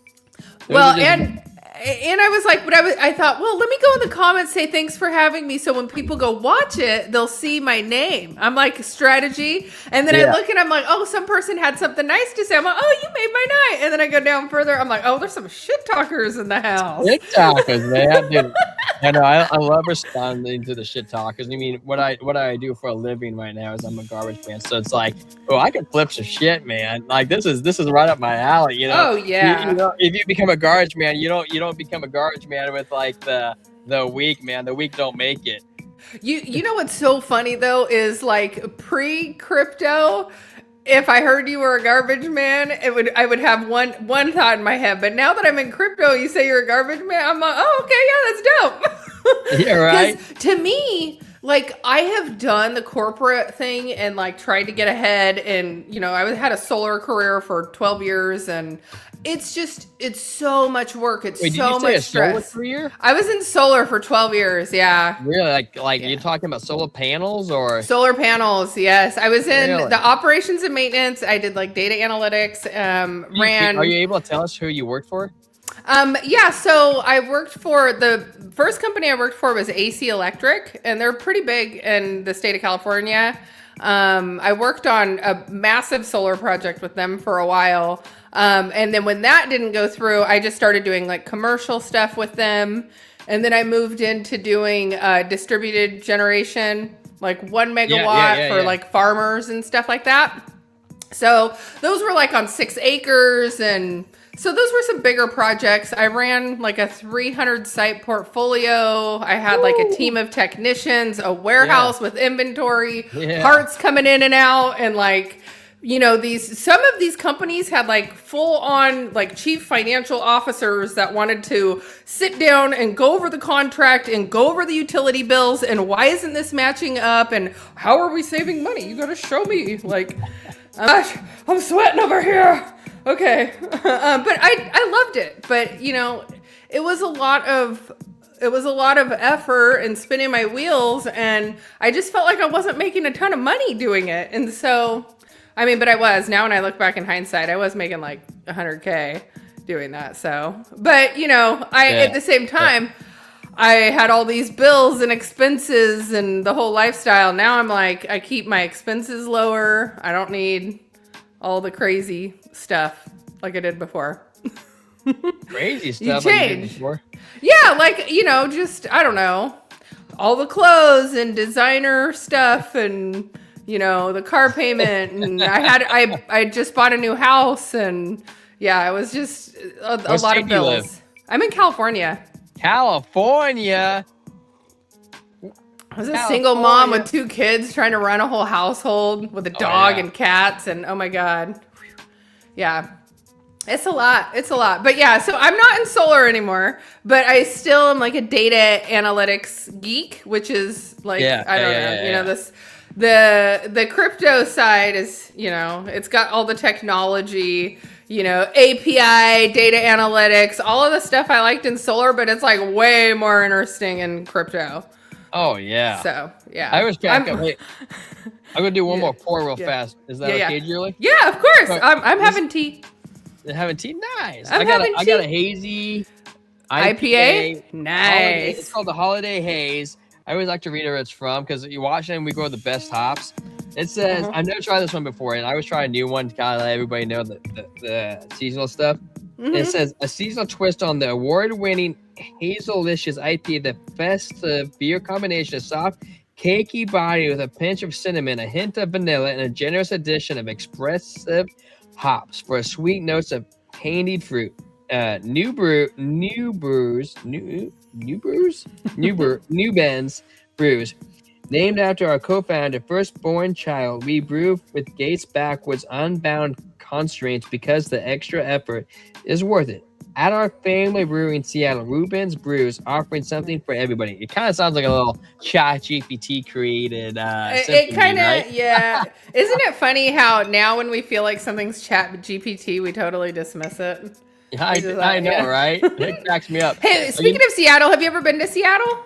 I live in Seattle, so You live in Seattle. Okay, Yeah. Seattle's dope. It was amazing. When did you go? So it was like What year- probably like 4 or 5 years ago. Probably in 2021. 2022 maybe. Oh man, you should have been in the 90s. Oh, it was so good. And the 90s were the peak. It's So- definitely increased in the homeless since the 90s, but Seattle's pretty hot. So yeah, we stayed in the we were going to the glass museum, the Del Cholui Glass Museum. So we were like, let's eat some mushrooms before we go. So we like ate all these mushrooms. Yeah. We go through the glass museum. Yeah, And like, you know, it was absolutely amazing. Absolutely it is wonderful. totally. And like, you know, the hippie side of me loves all that stuff. So I took like a ton of pictures. I was in there a long time. But the mushrooms didn't start to hit me until we were like waiting to go in the elevator up to the Space Needle. Oh, And no. so like the claustrophobia, like, and everybody standing in line real packed together and stuff. And like, Oh, dude, you know that's a how trip. my Yeah. palms started getting all sweaty and like I started to have the little woozy shift in my whole aura and everything. I'm like, oh my God. And then we go up in the elevator, you know, they tell this whole story about like, came up with the Space Needle and it looks like a UFO, and you know, and then they start talking about dragons and some other shit, and I'm like tripping balls, and then it opens up and it's like slick white floor with like no walls, and I'm just like, oh my God, we're gonna die. Is And that like, where the glass floors? Have you seen this at the glass floors? yes. So we went and found somewhere to sit, and then of course where we sit, like the table was all janky and wobbly. Yeah. So we're already fucked anyway, and this table's all jiggly and wobbly, and so we're just laughing our ass off. She goes and gets us wine. We must have sat there for like 2.5 hours before we could even get up to try and continue around. But yeah, somebody was like, we have never seen anybody have more fun here before. Because we did. We laughed for probably 2 hours straight. Like, we were very obviously tripping balls. Oh man, that's hilarious. That's everybody's Seattle. It was a great time. Yes. Trent's here on the Ninja. Hey Trent, what's up, brother? Welcome back. What is up?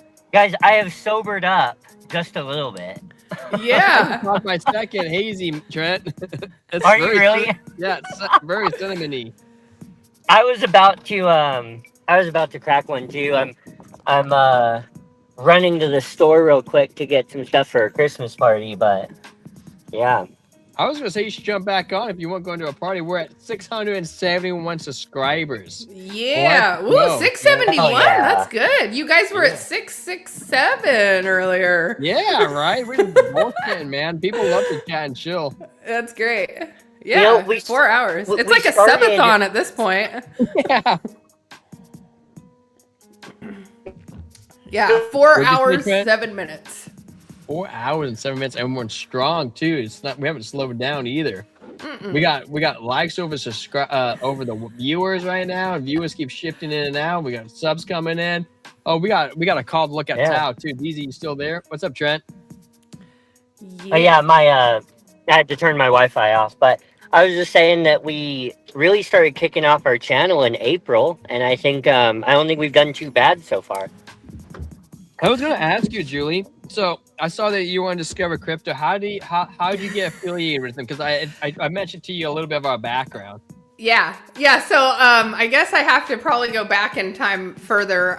So I started with Gokhstein Media in December 2023. And so January 2024 was my first kind of start on YouTube. I wasn't really a content creator before, but I knew for a couple years I wanted to be in crypto, and knew I wanted to do content creation. So, but going to Gokhstein and going to work there. Yeah, so that was start of January 2024. So I hired a producer and I started at first I was just live streaming. How does and then one go about hiring a producer? At first, I guess when I was live streaming, I was let's go. Coming in. Do you know who Loca for Crypto is? I do not. Hello, Loco for Crypto. I do not know who he is, but no, I'm happy to meet new friends. So I've really been pushing my YouTube 2 years. So the first year I did a little live streaming, but pivoted mostly to edited videos. And I realized I was growing way too slow, but I had an interview with Slumdoge Millionaire and I hit 15,000 impressions on that because it was a really good interview. And and I edited that myself, so I was really proud, but I kept trying to edit and trying to hit it again, and I was just not hitting. And then finally I decided January this year, because David was live streaming, he's like, you got to live stream. Get David Gockstein. David Gockstein was the one who kept pushing me on live streaming. But one of the first big interviews I had before Slumdoge was actually Wendy O. And so she was one of the first people that I kind of gravitated towards in crypto. And I knew a little bit of her history and kind of what was going on at the time. And I just stayed out of it. I stayed out of everything. I didn't want to ask any questions. I could just tell it was a train wreck and I wanted no part. And I think by that point, she was under legal advice to not say anything anyway. So I'm like, okay, cool. We're just going to move on from here. So I never watched anything of Ben's before. But I know all about him. I've seen him in person at Karate Combat. But through Gockstein, I've gone to a ton of events, a ton of conferences. I've done speaking engagements. And just in January this year, I started pushing live stream every day. So I started this year. I had 300 subs at the start of this year, and I'm at 1,300 now. Nice. Good for you. Yeah, but I do it pretty much by myself every day. I've been growing by myself, but I've just recently started to interview people and bring more people on the channel. And I like it more. So how'd you meet Discover Crypto though? Oh, so they were just through people that I've met in crypto. And they were on David's channel. And I talked to Drew. I had a conversation with Drew, and then he gave me some pointers on my channel because I was ready to throw in the towel. I was done. And he was like, no, I see your content. I know it's hard. Just here's XYZ, some pointers to go forward with. And I really just said, thank you. There's not a lot of people that want to help give you advice and guidance. And, if anybody's ever open to mentoring me or giving me I'm never above it. If you know something, I want to hear it because maybe you know a different way to do something. They just invited me on and I was a little nervous to go on today, but it was great. So today was your first day? It was my first day streaming with them. Yeah. So it was, I had never really talked to them face to face like that before. So I have talked to Drew a couple times in person when my wife and I were out there in Georgia. Mm-hmm. And I will say this, even though I try not to endorse anything over there just because of my history with Ben and I, I don't know when it comes down to every single individual, I don't know who's who or where someone stands with what, and that's not my point. I will say I always found Drew to be a nice guy. Now I don't know. Yeah, I don't know if again. I don't know where he stands with everything or whatever, but I always found Drew to be a nice guy, and Kelly Kellum, personally. Yeah. And I should actually, one time, I haven't texted him in a while. Yeah, I don't know. There's people that get caught up in the middle of stuff, and I do think that we can't make a moral indictment on every single person that's caught up in the middle of a difference, you know. And hey, you know, if J Chains I can don't know. find So the that middle that ground, makes we can sense. definitely So find I the was middle. just gonna mention J Chains. He's a buddy of mine. Like I love J Chains. Yeah. Like I've Yeah, always yeah, we been do good. too. J Chains, Carrie, DJ Bryant. Like there's like a whole slew of people that came from Ben's channel that Yeah. I think just Mm-hmm. because of timing. Ben ended up going to jail, and I had just started my YouTube, and there was this weird overlap where I got some of his people, and I was like, I didn't know where they came from, but they all ended up becoming my mods. I'm pretty sure like half of my mods were Ben's mods. I saw that Mike Vollmer was Yeah, in there. Yeah, he's one of my mods. He's in there every day. He's great, and like you know, it's taken time to patch certain things up between some people, you know, because a lot happened. But I feel like time heals all wounds. I feel like. I think where me and Trent were at too. So I don't know if I mentioned to you a little bit of your background. Like I'm the Pluto Alliance manager, and Trent was a video scripter, writer, and like producer of a lot of the stuff that Ben did. And you know, I have some not so great feelings towards Justin, not J Chains, but Justin. Justin. But everybody there, I've loved. Like I think. I told Ben this personally. I said, Ben, AJ is your friend. J Chains is your friend. And me and Trent were down there in court in January, and because we were subpoenaed there. And I was like, look, dude, when I was down there, J Chains got along with TJ. And I'm like, there's no reason why we can't get along with these people. And so I'm pretty excited for the future's going. Yeah. And be able to move on. You know, me and Trent are Christians, and I believe a lot of it, like life, nobody's perfect. Right. Everybody makes mistakes. I mean, reconciliation. You made mistakes. I made mistakes. Trent's made mistakes, and I will continue making mistakes. Yeah. And I want forgiveness for my mistakes, and so why shouldn't I forgive people for their mistakes? And why can't I move on? You know, and I think that's a lot of everything. And like a lot of people have so much pride, they're like, I can't admit we were wrong. Right. And that's not who I am. You know, in Colossians 3, Paul says, even as God in Christ forgave you, so you also must do. Right. And man, I mean, that's really heavy when you think about it. And it's something that we want to try to put ourselves above, but we're not above it, you know? And to that point too, it's like, I just want to grow in crypto, you know, it's not my drama. And I just want to, I told Trent today, I said, have you heard of the Red Clays Shays or that band, you know, like People Hating?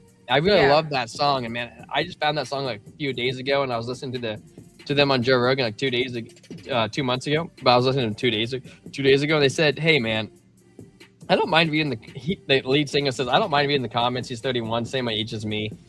Right. And he's like, dude, I'm doing this for God, and I don't really care what anybody else thinks because I'm not doing it for them. And I was like, dude, that's a really great outlook. Like, we have a couple gentlemen in here, and they love ripping us a new asshole. They love it. And I'm like, well, guys, I know what my asshole looks like, so if you want to keep ripping it, it's fine because I ain't going anywhere. And I think that's a really good way to look at it because people love to hate what they don't have. You know what I mean? And I kind of called them out. Like, hey, you know what? You think YouTube's doing so easy? You go do it. You know, because I didn't do it till I met Trent. And the only reason why Trent liked who I was is because I beat him to the punch when it came to praying for Ben in court. And I was like, I beat him. And Trent's like, hey, you know what? I really trust this guy. And you know, another thing too is like, you ever heard about Mr. X? You know what Mr. X is? I don't think so. Ben had an insider, and he always called him Mr. X. Oh yeah, I think I do remember vaguely hearing about him in one of the clips. Yeah, he claimed that he was the most powerful person in the world. I can't make that up. Oh yeah, you probably edited that clip. Yeah. Did you ever see that clip with him? At one Taylor point, Swift? I had access to every message that Mr. X ever sent him. That's crazy. That's wild. Yeah. You know, I think it's true though. You know, it was easy to see he was going through a lot at the time, and it seems like he's doing better. I think he's doing better. Yeah. But you know, I don't want everybody to be happy and have fun, you know. And I'm like, crypto used to be so fun. I don't know where all the funness went though. I think it's just a lot of shit's happened. Well, and I was telling people too, I'm like, look, if you went through everything Ben did, like losing his business, losing his wife, how do you not go crazy? You know, if I lost my wife and if I got kicked, Trent was like, hey, I'm taking the YouTube channel, you suck. I'm like, how do you not lose your mind? Like, I would lose my mind. I love just talking to people. I'm like, now who do I talk to? You know, Trent just disappeared. Yeah, I kicked him out. I'm just kidding, he's back. But seriously, like, I think the fact that he's able to rebound and come back to YouTube, I mean, granted, he's on some type of drugs to help him his emotions come out. But you know, if he can wean off in the next year or two, like, I think he's doing great. You know, granted, he'd go gray really fast. It was a wild time. He's definitely, you know, he's the pinnacle in terms of like crypto content creators. I don't think anybody beats him. Yeah, I totally, you know, my experience with Ben, and Trent would probably attest to this too, is that he really loved his business and he really loved his employees. And I think, you know, in doing so, me and Trent are super spiritual, and we really do lean on that. And you know, you'll hear us push on that a lot. I think Ben, he was a Christian, but he wasn't super spiritual, and he didn't have the discernment to recognize certain patterns in his life. Whether it was crypto related or his fame related or whatever it was, he was leaning on a lot of things. And I was listening to Rogan too, and like a lot of child stars when they first get into fame really does mess you up if you're not mature enough to handle it. And I think that was part of Ben's problem. Like the fame hit him like that. Like he was like billionaire status, you know, the one first and only crypto person. Like even still to this day, a lot of people think of crypto, think of Ben. Think like of him, yeah. I love Altcoin Daily. I think their content is a fire. They never do live streams though. Never. No. And I also think they're very, no offense to you guys, I know we're gonna meet you someday, is super boring. I monotone. I can't handle the monotone, and that's just me. Well, it's because they're just talking into a mic. It's style though. It's style. It plays into their niche of like a documentary-esque just good solid video that you put out. A good solid video that, you know, no matter where you are in crypto, a newcomer, a latecomer, an early adopter, no matter where you are, you can enjoy the video and you can get like the latest news and what's going on. Yes. You know, very good with storytelling. Yes. Yeah. Well, and like, and I love the stories because they do put them together beautifully. But me, I'm like, I just wing everything. And I've gotten really good. I don't know if you've ever seen like any of like my shorts I've done. I have I'm very dyslexic and very, very dyslexic. I even do the colors. Like I get yellow and white mixed up when I read them. And I don't know why. It's how I've always been. And I didn't realize I was dyslexic till I was older. And I figured it out. But, you know, I think it's really funny. Like Gavin Newsom, he says he can't handle scripts, but he's an amazing, absolutely, I don't agree with him, but he's an absolutely beautiful artist when it comes to putting words together. I can't argue with the guy. He is a magnificent speaker. And he's like, dude, I just wing it. He's like, I had to learn to develop that skill. And I think part of my ability is that I could do that. I love BSing my way through everything. I could talk about anything. I'm like, dude, Trent, your Cardano hat has so many dots. Where did you get that gray from? And the fact that it's a curved bill, it really goes with the beard. And I'm like, wow, look at the head, dude. The head compliments. Where'd I get these sweat stains? Yeah, you get those from being able to compliment so many people on YouTube and X that it just explodes. Like I just made all that up, like on the spot, because that's my gift. I could be able to recognize people's strengths and help build into that. And I don't even know where I was going with this, but you know, at some point in time, I was like, hey, I'm dyslexic, so. I've been meaning to say, Trent, I love that you rep Cardano. I love Cardano. I take heat for it. I've gone down to like a Solana live stream in LA whenever Cardano was having its heyday with Nike the pig and stuff over the summer. And I'm like over here repping Cardano, taking all the heat. And then after that, I went and did the drafting of the Constitution down in San Diego. Yeah. That was fun. I was glad that I did that. It was definitely one of the more random functions I've been to. Yeah. Have you been to any crypto conferences? Oh, a bunch of them. I've been to a she has couple of interviews Bitcoin. from the Bitcoin conference on her Give stream. me top 3. So I love Rare Evo because it's small. I feel like Yeah. you actually get a chance to talk to people. And then Have you met Charles? Yes, I've met him a few times. Yeah, I've met him a few times. I almost have his phone number. I say I have his right hand's phone number, like cell phone. Oh, wow. Like I could like call him and get in touch with him like one phone call away. But my mom loves Charles, so like he was one in the space that I was like, oh, I have to go meet Charles for my mom. Did you listen to him on the Sean Ryan show? I didn't. Oh, you're so good. Is it good? Yeah, I was like, man, I want to date this man. So I'm like struggling. Okay, I got invited out to Texas for the Book IO conference, which was like a Cardano project. So I went and did that, and that was the first time I met Charles. I talked to him for like 15 minutes in person. And then I was supposed to get a one-on-one interview with him at Rare Evo, not this year, but last year. And he ended up getting too busy.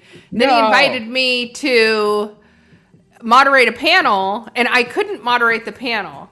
And so I'm like supposed to get a one-on-one interview with him, but now there's been so much like anticipation and build-up, and he live streams with my boss every other Thursday. They've been doing that ever since the Book IO conference. We went and got that deal inked at that conference. David Gockstein. I call him my boss. He's not my boss. I'm like an independent, but I call him my boss. But you know, but yeah, David Gockstein. They're like buddies. Do you work for him in like content creation or? Yeah, like like I did BitKey videos. Like that's a project I got through him. It's Gockstein. Well, it's Gockstein News now, but it used to be Gockstein Media. Yeah. So I've been there for 2 years now. What's the odds of you putting us in? I'm putting you on the spot. What's the odds of you putting us in contact with him as well? With David? Yeah. Yeah, you can get in touch with David. Have you done an interview with him? Can we do an interview with him? Would that be weird? No, you can't. He's really tough to get an interview with. Like he's like interviewing people like, you know, Charles and I know. Who did he just he had Peter Schiff on, and he gets like the big guys. Like yeah. Well, fun. I would love to reach out to him. You should. And whether we get an interview or not, it'd be fun to talk to him. Like, hey, we're here. We're the smaller YouTube channel, just trying to come up, man. Yeah, I know. He's great. He's been super supportive of me. Like, cause like I said, I came from solar. I wasn't in content creation. He just saw something in me, and here we are. Like. These years later. And he's been great. Like, so whenever I go to conferences, it's always through Gockstein. So is there a YouTube channel or something for Gockstein that we can check out? Yeah, Gockstein has their own. Yeah, if you like just go to my X page, you'll see I have a badge, and that'll take you to Gockstein's. Yeah, it's GNN. Oh. Okay. So that's what DZ said. It said, Juju, you work for GNN? He says GNN. That is it. Yeah, that's it. Gockstein News Network. Yes.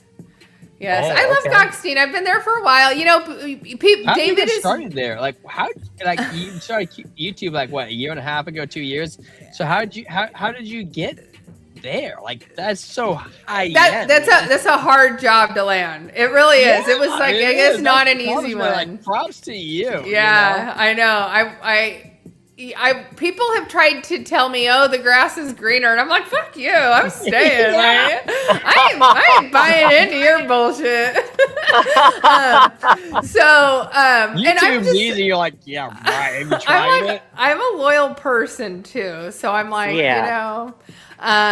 he's helped me and I help him, and we're just tight. Like, we just got each other like that.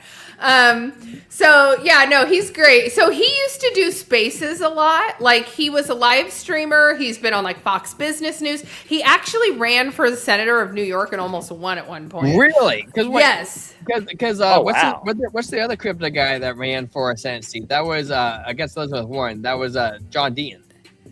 Oh, was it? Yeah, I don't yeah, that know. was in That was in Connecticut, though, or whatever state Elizabeth Warren is in. Yeah. Yeah. So he ran for New York, then almost got Yes, it. almost won. Woo! Yeah, almost won. It was close. Yeah. Yeah. Wow. So anyway, so he'd taken a break from live streaming during the bear market, was mostly on Spaces and hosting Spaces. And I made friends with someone who was working at Gokhstein. And so that's where I kind of like I always knew who David was from very early on.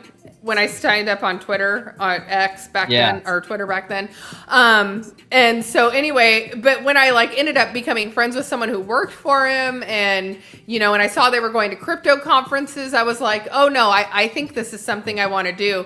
But it took like 6 months of me showing up, being consistent, posting regularly, and then, finally after 6 months, I got the job. And yeah, it's been, so once I landed it, I'm like, I really need to take this seriously. I could kind of see where other creators weren't really, they were missing the mark. And I'm like, if I was working there, I would do it like this. And so once I landed the job, I'm like, well, now I kind of have to. And I thought first for it. Yeah, but everybody has really leveled up their game. We have Hotep Jesus, and Hotep was on Joe Rogan twice. Hotep? Why is his name so Jesus? Super, yeah, he sounds super familiar. Why do I recognize his name? I bet you I recognize the space. Yeah. He's been on a few big podcasts now. And so he kind of has given me a little bit of ideas on how to break out of like crypto. So my new show, the Julie and Josie show, it really has nothing to do with crypto. It is made for... It's made for algorithms on Facebook, Instagram, TikTok. We're talking about like pop culture, P. Diddy going to jail, Bonnie Blue going to jail. Like, we're going to talk about... What do you think about Bonnie Blue? You think she's actually going to go to jail? No, she actually got released. She's not allowed to return to the country for 10 years, though. I feel like, I was going to say, like, that would be really hard to get anybody to admit to any wrongdoing there. Like, I could see why she got arrested, but I'm like, now you try to get somebody to admit to wrongdoing? I'm like, that's they arrested 11 people, and they had the pornography material on them. So I think they had the proof. So, but what they said, I'm sure she had to pay a big fine, right? She probably had to pay a hefty fine. And, but here's the thing. She's already been banned from OnlyFans. Now she's banned from an entire country. Like, she's really, at a certain point, she's going to start running out of options. And so, I think it's just a matter of time until, like, her story starts to run out. But I didn't know she was banned from... How can you get banned from OnlyFans? What do you do to get banned from OnlyFans? Explain this to me. She's targeting like the young, like, teenagers. Like, right when they turn 18, she's like, call me, I will pop your cherry. And it's a predator. That's technically illegal, right? So, like, is that but if the tables were turned and it was like your daughter that was 17 turning 18, you would be like, you're a predator. So, well, I don't know. I always say I'm always a little backwards on that. I'm like, well, it's okay for a female, but for a male, I'm like, if it was like a 20, 30-year-old to targeting like a 17, 18-year-old, I'm like, that's for a male. I'm like, that's really backwards. She's like a trash can. She's more run through than freaking Tomorrowland. Like, she's had like 500,000 max capacity on a long weekend. Like, how could you keep up with that? I mean, like, aren't you like rubbed raw at some point? Well, I did the math. It was 8 seconds per penis when she did that. Like, it was like, I forget, 13 hours or 14 hours. She did 1,000 dudes, and like you broke it out. It was like 8 seconds per. Do you think that's real though? No, see, that's the whole thing is no one's ever verified it either. It's not like somebody from the Guinness World Records is sitting there with a chair with a clicker, click. Hey, how much does that job pay? Yeah, and then you have to verify like they're all different people because you can't have the same guy go through twice, right? I don't think it's real. I don't think it's real. I call BS. Yeah, I call BS. So, it doesn't seem feasible to me. I mean, right. Yeah, me either. No, me neither. Yeah. So we're talking about other stuff every Thursday at 10 a.m. Pacific time. Fun. So, yeah. Fun. That's where to get it at too, where you get your crypto content and you get your segment of like just shooting the shit and chilling, man. Yes. So who would you say your coach was? So my co-host, her name is Josie, and Josie has been into crypto gaming for a while, and so she live streams every day, but she's just gaming. And so What's the game on? AVAX? No, she doesn't. Well, she doesn't really crypto game. She plays the game she likes. Yeah. What game does she like? I forget because I'm not really into gaming. I can't. Dude, the last time I was into gaming, it was like Dr. Mario. Dr. Mario, like 1964. Nintendo. Julie, you can't be. I know you're not supposed to ask a woman her age, but you just said Dr. Mario. You have to be the same age as us, right? And you can't I'm a be over vampire. like 35. I'm a vampire. Yeah. No. I'm a vampire. I've never heard that term before. I'm like what's her name? Anne Hathaway. Yeah. Oh my gosh. Yeah. Anne Hathaway. We were just watching her the other day on Vudu. We're watching. Have you ever seen the show Ella Enchanted? Yes. Yeah. Gosh, I feel old all of a sudden. I'm like watching that video of like watching her mess with the trolls, and she's like, she gets rescued by the Robin Hood guy. And Yes. the Detroit guy. I was just like, oh my god. Oh my gosh, yeah, it's so cheese. Yeah, she's totally, yeah. Everybody says she's a vampire though, and I'm like, she looks good for her age. What is she, like 42? Anne Hathaway. I don't know. All like I know is 42, that something like that. I wanted to watch Princess Diaries 2 with my friend. Oh. And my neighbor friend, and my mom said I couldn't watch it because she said that everybody would think I was gay. I was like, well, I don't think I'm gay. I think it's funny. Like, I want to watch it. It's a comedy, and she wouldn't let me go.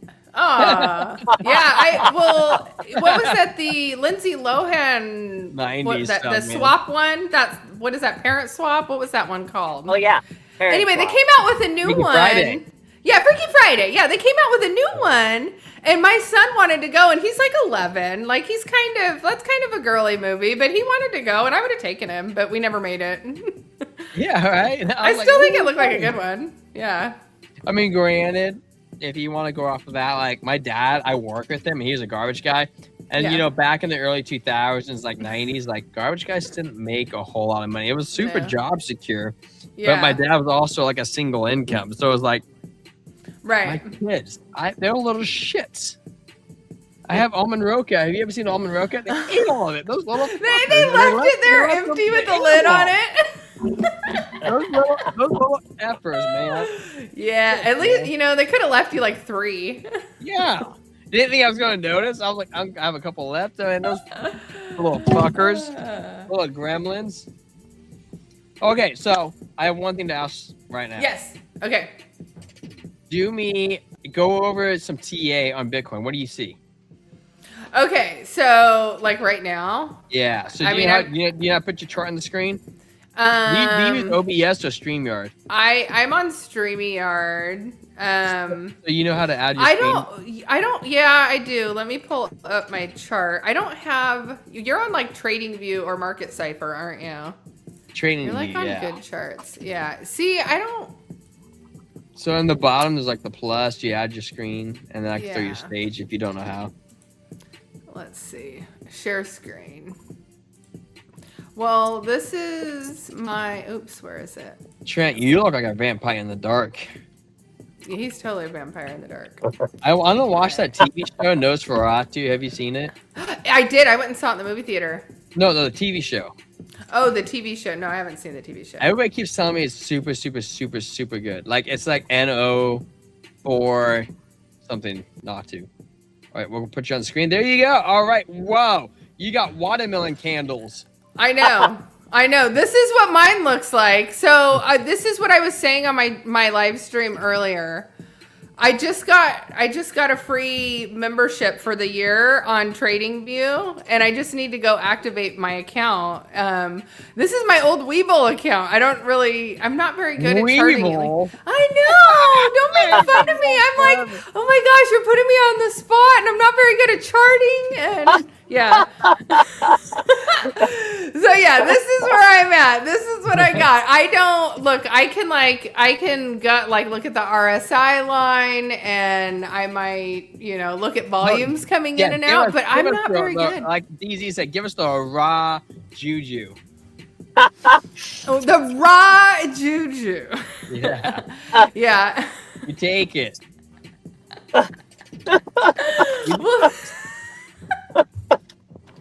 It's okay, man. We put you on the spot. It's okay. No sweat. We're 4.5 hours into the stream. Anybody's gonna watch 4.5 hours to be able to get to this? This is totally like nobody's gonna. I know. That's why I was like, it's fine. We're good. We're totally good. No, I'm gonna have to hop off here in a minute, but yeah, I think we might have Bitcoin do a little pump going into this weekend. I do. Yeah. I don't think.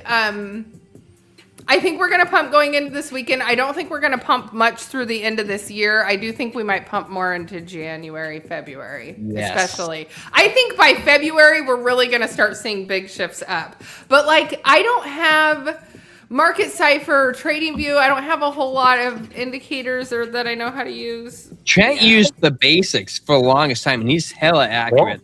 I got Market Cipher through Ben. Literally the week, 2 days before we went to jail, he bought me Market Cipher. He's like, here, buy it for life. Here's $1,500. I'm like, okay, I'm not gonna that's complain. awesome. Yeah. That's and awesome. so I got it for life. And so that's where I started using it. And I just focused on like TradingView, or not trading, but how to use it, like the skills on CryptoFaces 101. Yeah. Guys, if you work management, if you're watching me, I've never done this, but you can look at videos. CryptoFace is solid. Yeah. Yeah. I watch his channel almost every day. Like, yeah, tell him to stop taking vacations. He feels like he takes one every week. Right? Yeah. I know. Here, I'm gonna remove that if that's okay. I like the Christmas background. This is great. Oh yeah. Easter. Is it Easter? Yeah, no, it's Christmas. There's trees. There's and orange. presents. It's the orange that's very kind of in the what is Punch that? bowling. Is that mistletoe and some pine needles? No. Are we dropping to 87K this year? Best guess. I would not be surprised if we hit 87K again. Well, that's not too far under us. There's It's only 3K there's a big down. uptrending line of support that's right at 87K. So, I mean, touching 87 and bouncing would be very bullish to me. I'm very bearish. I'm very bearish because we were just talking about this on the show. On the 3-month chart, Julie, we have bearish divergence, which we've never really had ever in the history of Bitcoin. We have bearish divergence. But there's not a lot of data on the 3-month to go off I don't of care about that. But I'm saying we're super bullish, super bearish.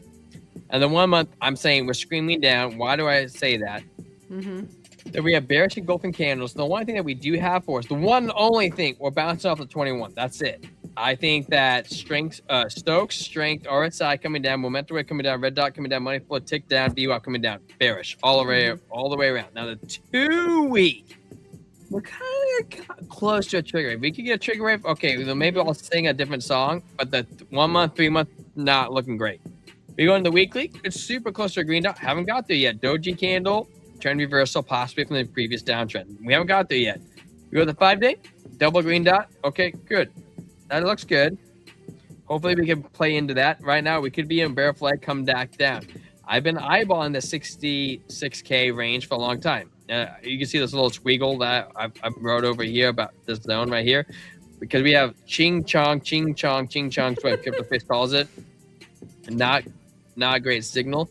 And also, if you shrink out to the longer time frame, that's the ideal low. You got this low right here, comes into this low. We ain't gonna go below, another bull run. That's just not gonna happen. But that does look like it's a likely scenario on the 1 month and 2 month. Now we come over to the weekly. I don't know, man. I mean, it just looks to me like it wants to go down. Bear flag, like high, lower high. Well, what am I going to think? We have an extra short. The short says short. We're breaking through the 21. Now we're bouncing off the 50, but the strength is coming down. Stokes on our side have gas, but they're curving to the downside. Momentum coming to the downside. VR coming to the downside. Money flow, it has been curvature to the upside. We have a peak right here, peak right here. Now maybe this is a peak. Maybe we can get it, but I'm at. If I took a pistol, I had three out of 5 rounds out of it to the downside. The likelihood I think this is going to break down is going to break down. And if it breaks down, where do we break down to, right? But this is a bear flag, line down. Next area of resistance. Let's just take this line. We draw it down. We break down. Okay, most magic. Oops, sorry. Magic. Come here, you. We break down 61. Where does that take us to? Okay, we shrink to that little ching chong. So I think the likelihood of us seeing 61 by April is extremely likely. Now, I think May to July, we're in a full-on uptrend. Gas markets are gassed, full-on gas, and we'll probably have the altcoin season July to December. We'll have 4 or 5 months of just absolutely parabolic numbers going nuts. If we go to 61 Bitcoin, Twitter, X, everyone will lose their freaking minds. That's true. They will lose their minds. I think what is Strategy's average price of Bitcoin is 74K. So then we're looking at maybe some massive liquidations. But look, I still think. I don't think so. I mean, I still think, well, and if Michael Saylor gets liquidated, it's going to be in a different form because it's not like he's got the leverage against his Bitcoin. That's true. He's got his Bitcoin in his own wallet, and he's got, the bill he's probably paying each month. But what I'm worried about is with the market structure bill, and you have the left is already kind of digging their heels in the sand. They were already hoping to have market structure bill September, October. Now we're looking into December.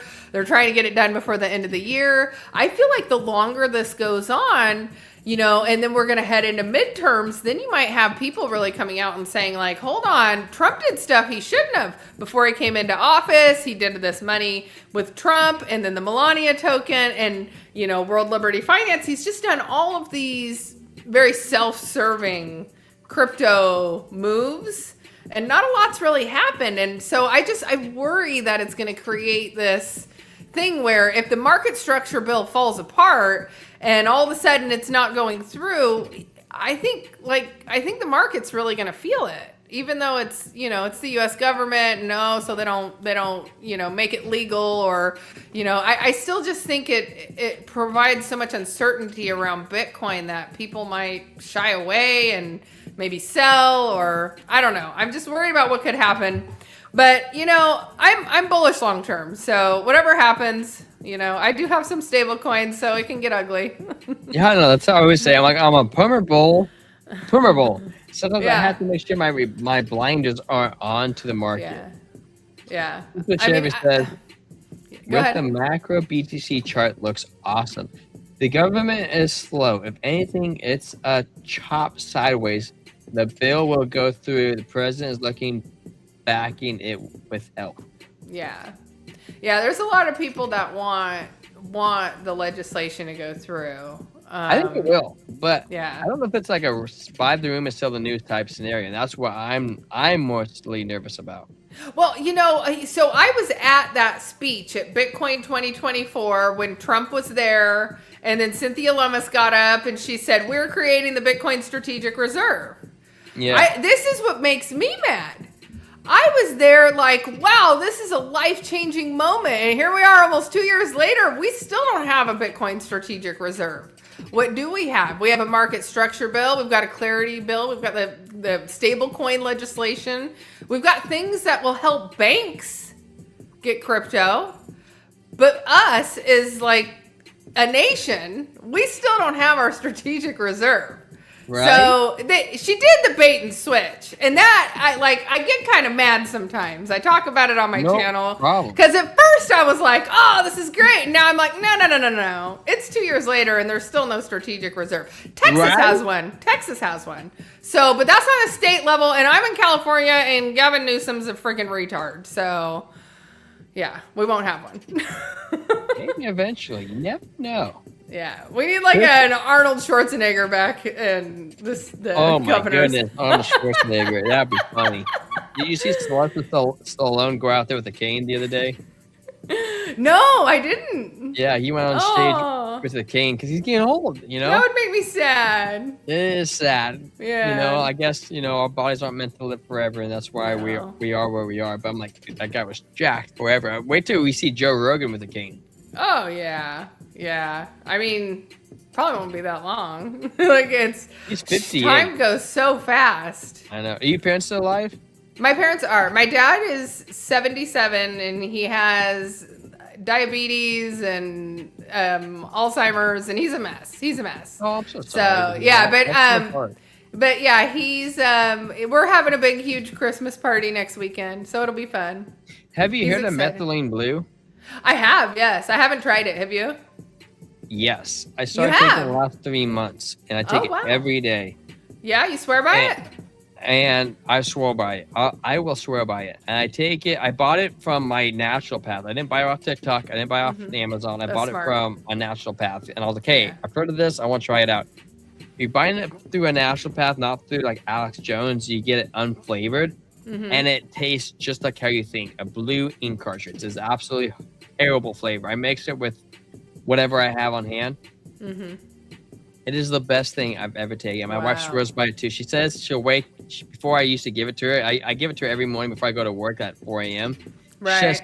She wakes up not drowsy and not tired. Oh, that's great. And I don't know what it does, but even my coworker, I gave it to him, and he's like, it makes you alert and focused, and you think clearly, and there's no down to it. Like coffee, sometimes you get kind of like slow down. You're like, oh, I'm tired now.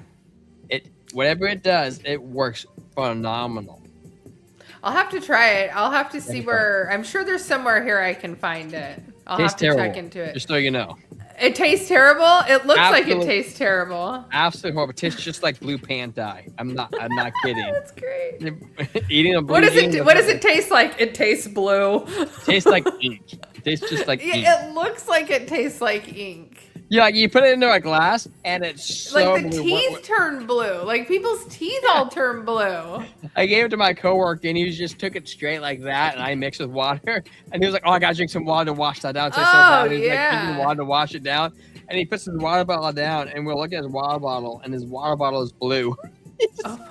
The whole bottle turned blue. Yeah, it's so pure ink. That's great. Very strong.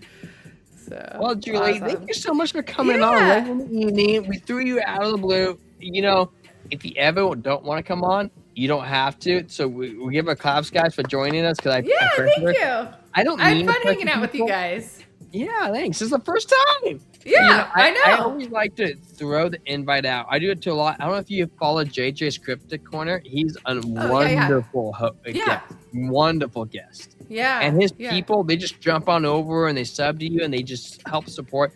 He's a wonderful guy. And cool.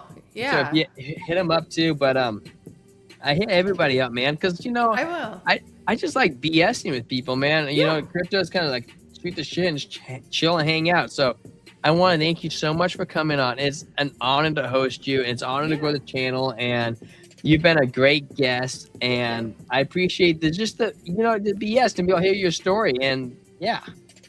Well, we'll definitely do it again. I think we're planning next week. So yeah. Heck yeah. All right, guys. We'll be back tomorrow, some random time, but Sunday we'll be back for the weekly close. You guys stay tuned. Blockchain Brew out. Bye. Bye. Drink. Go. See ya.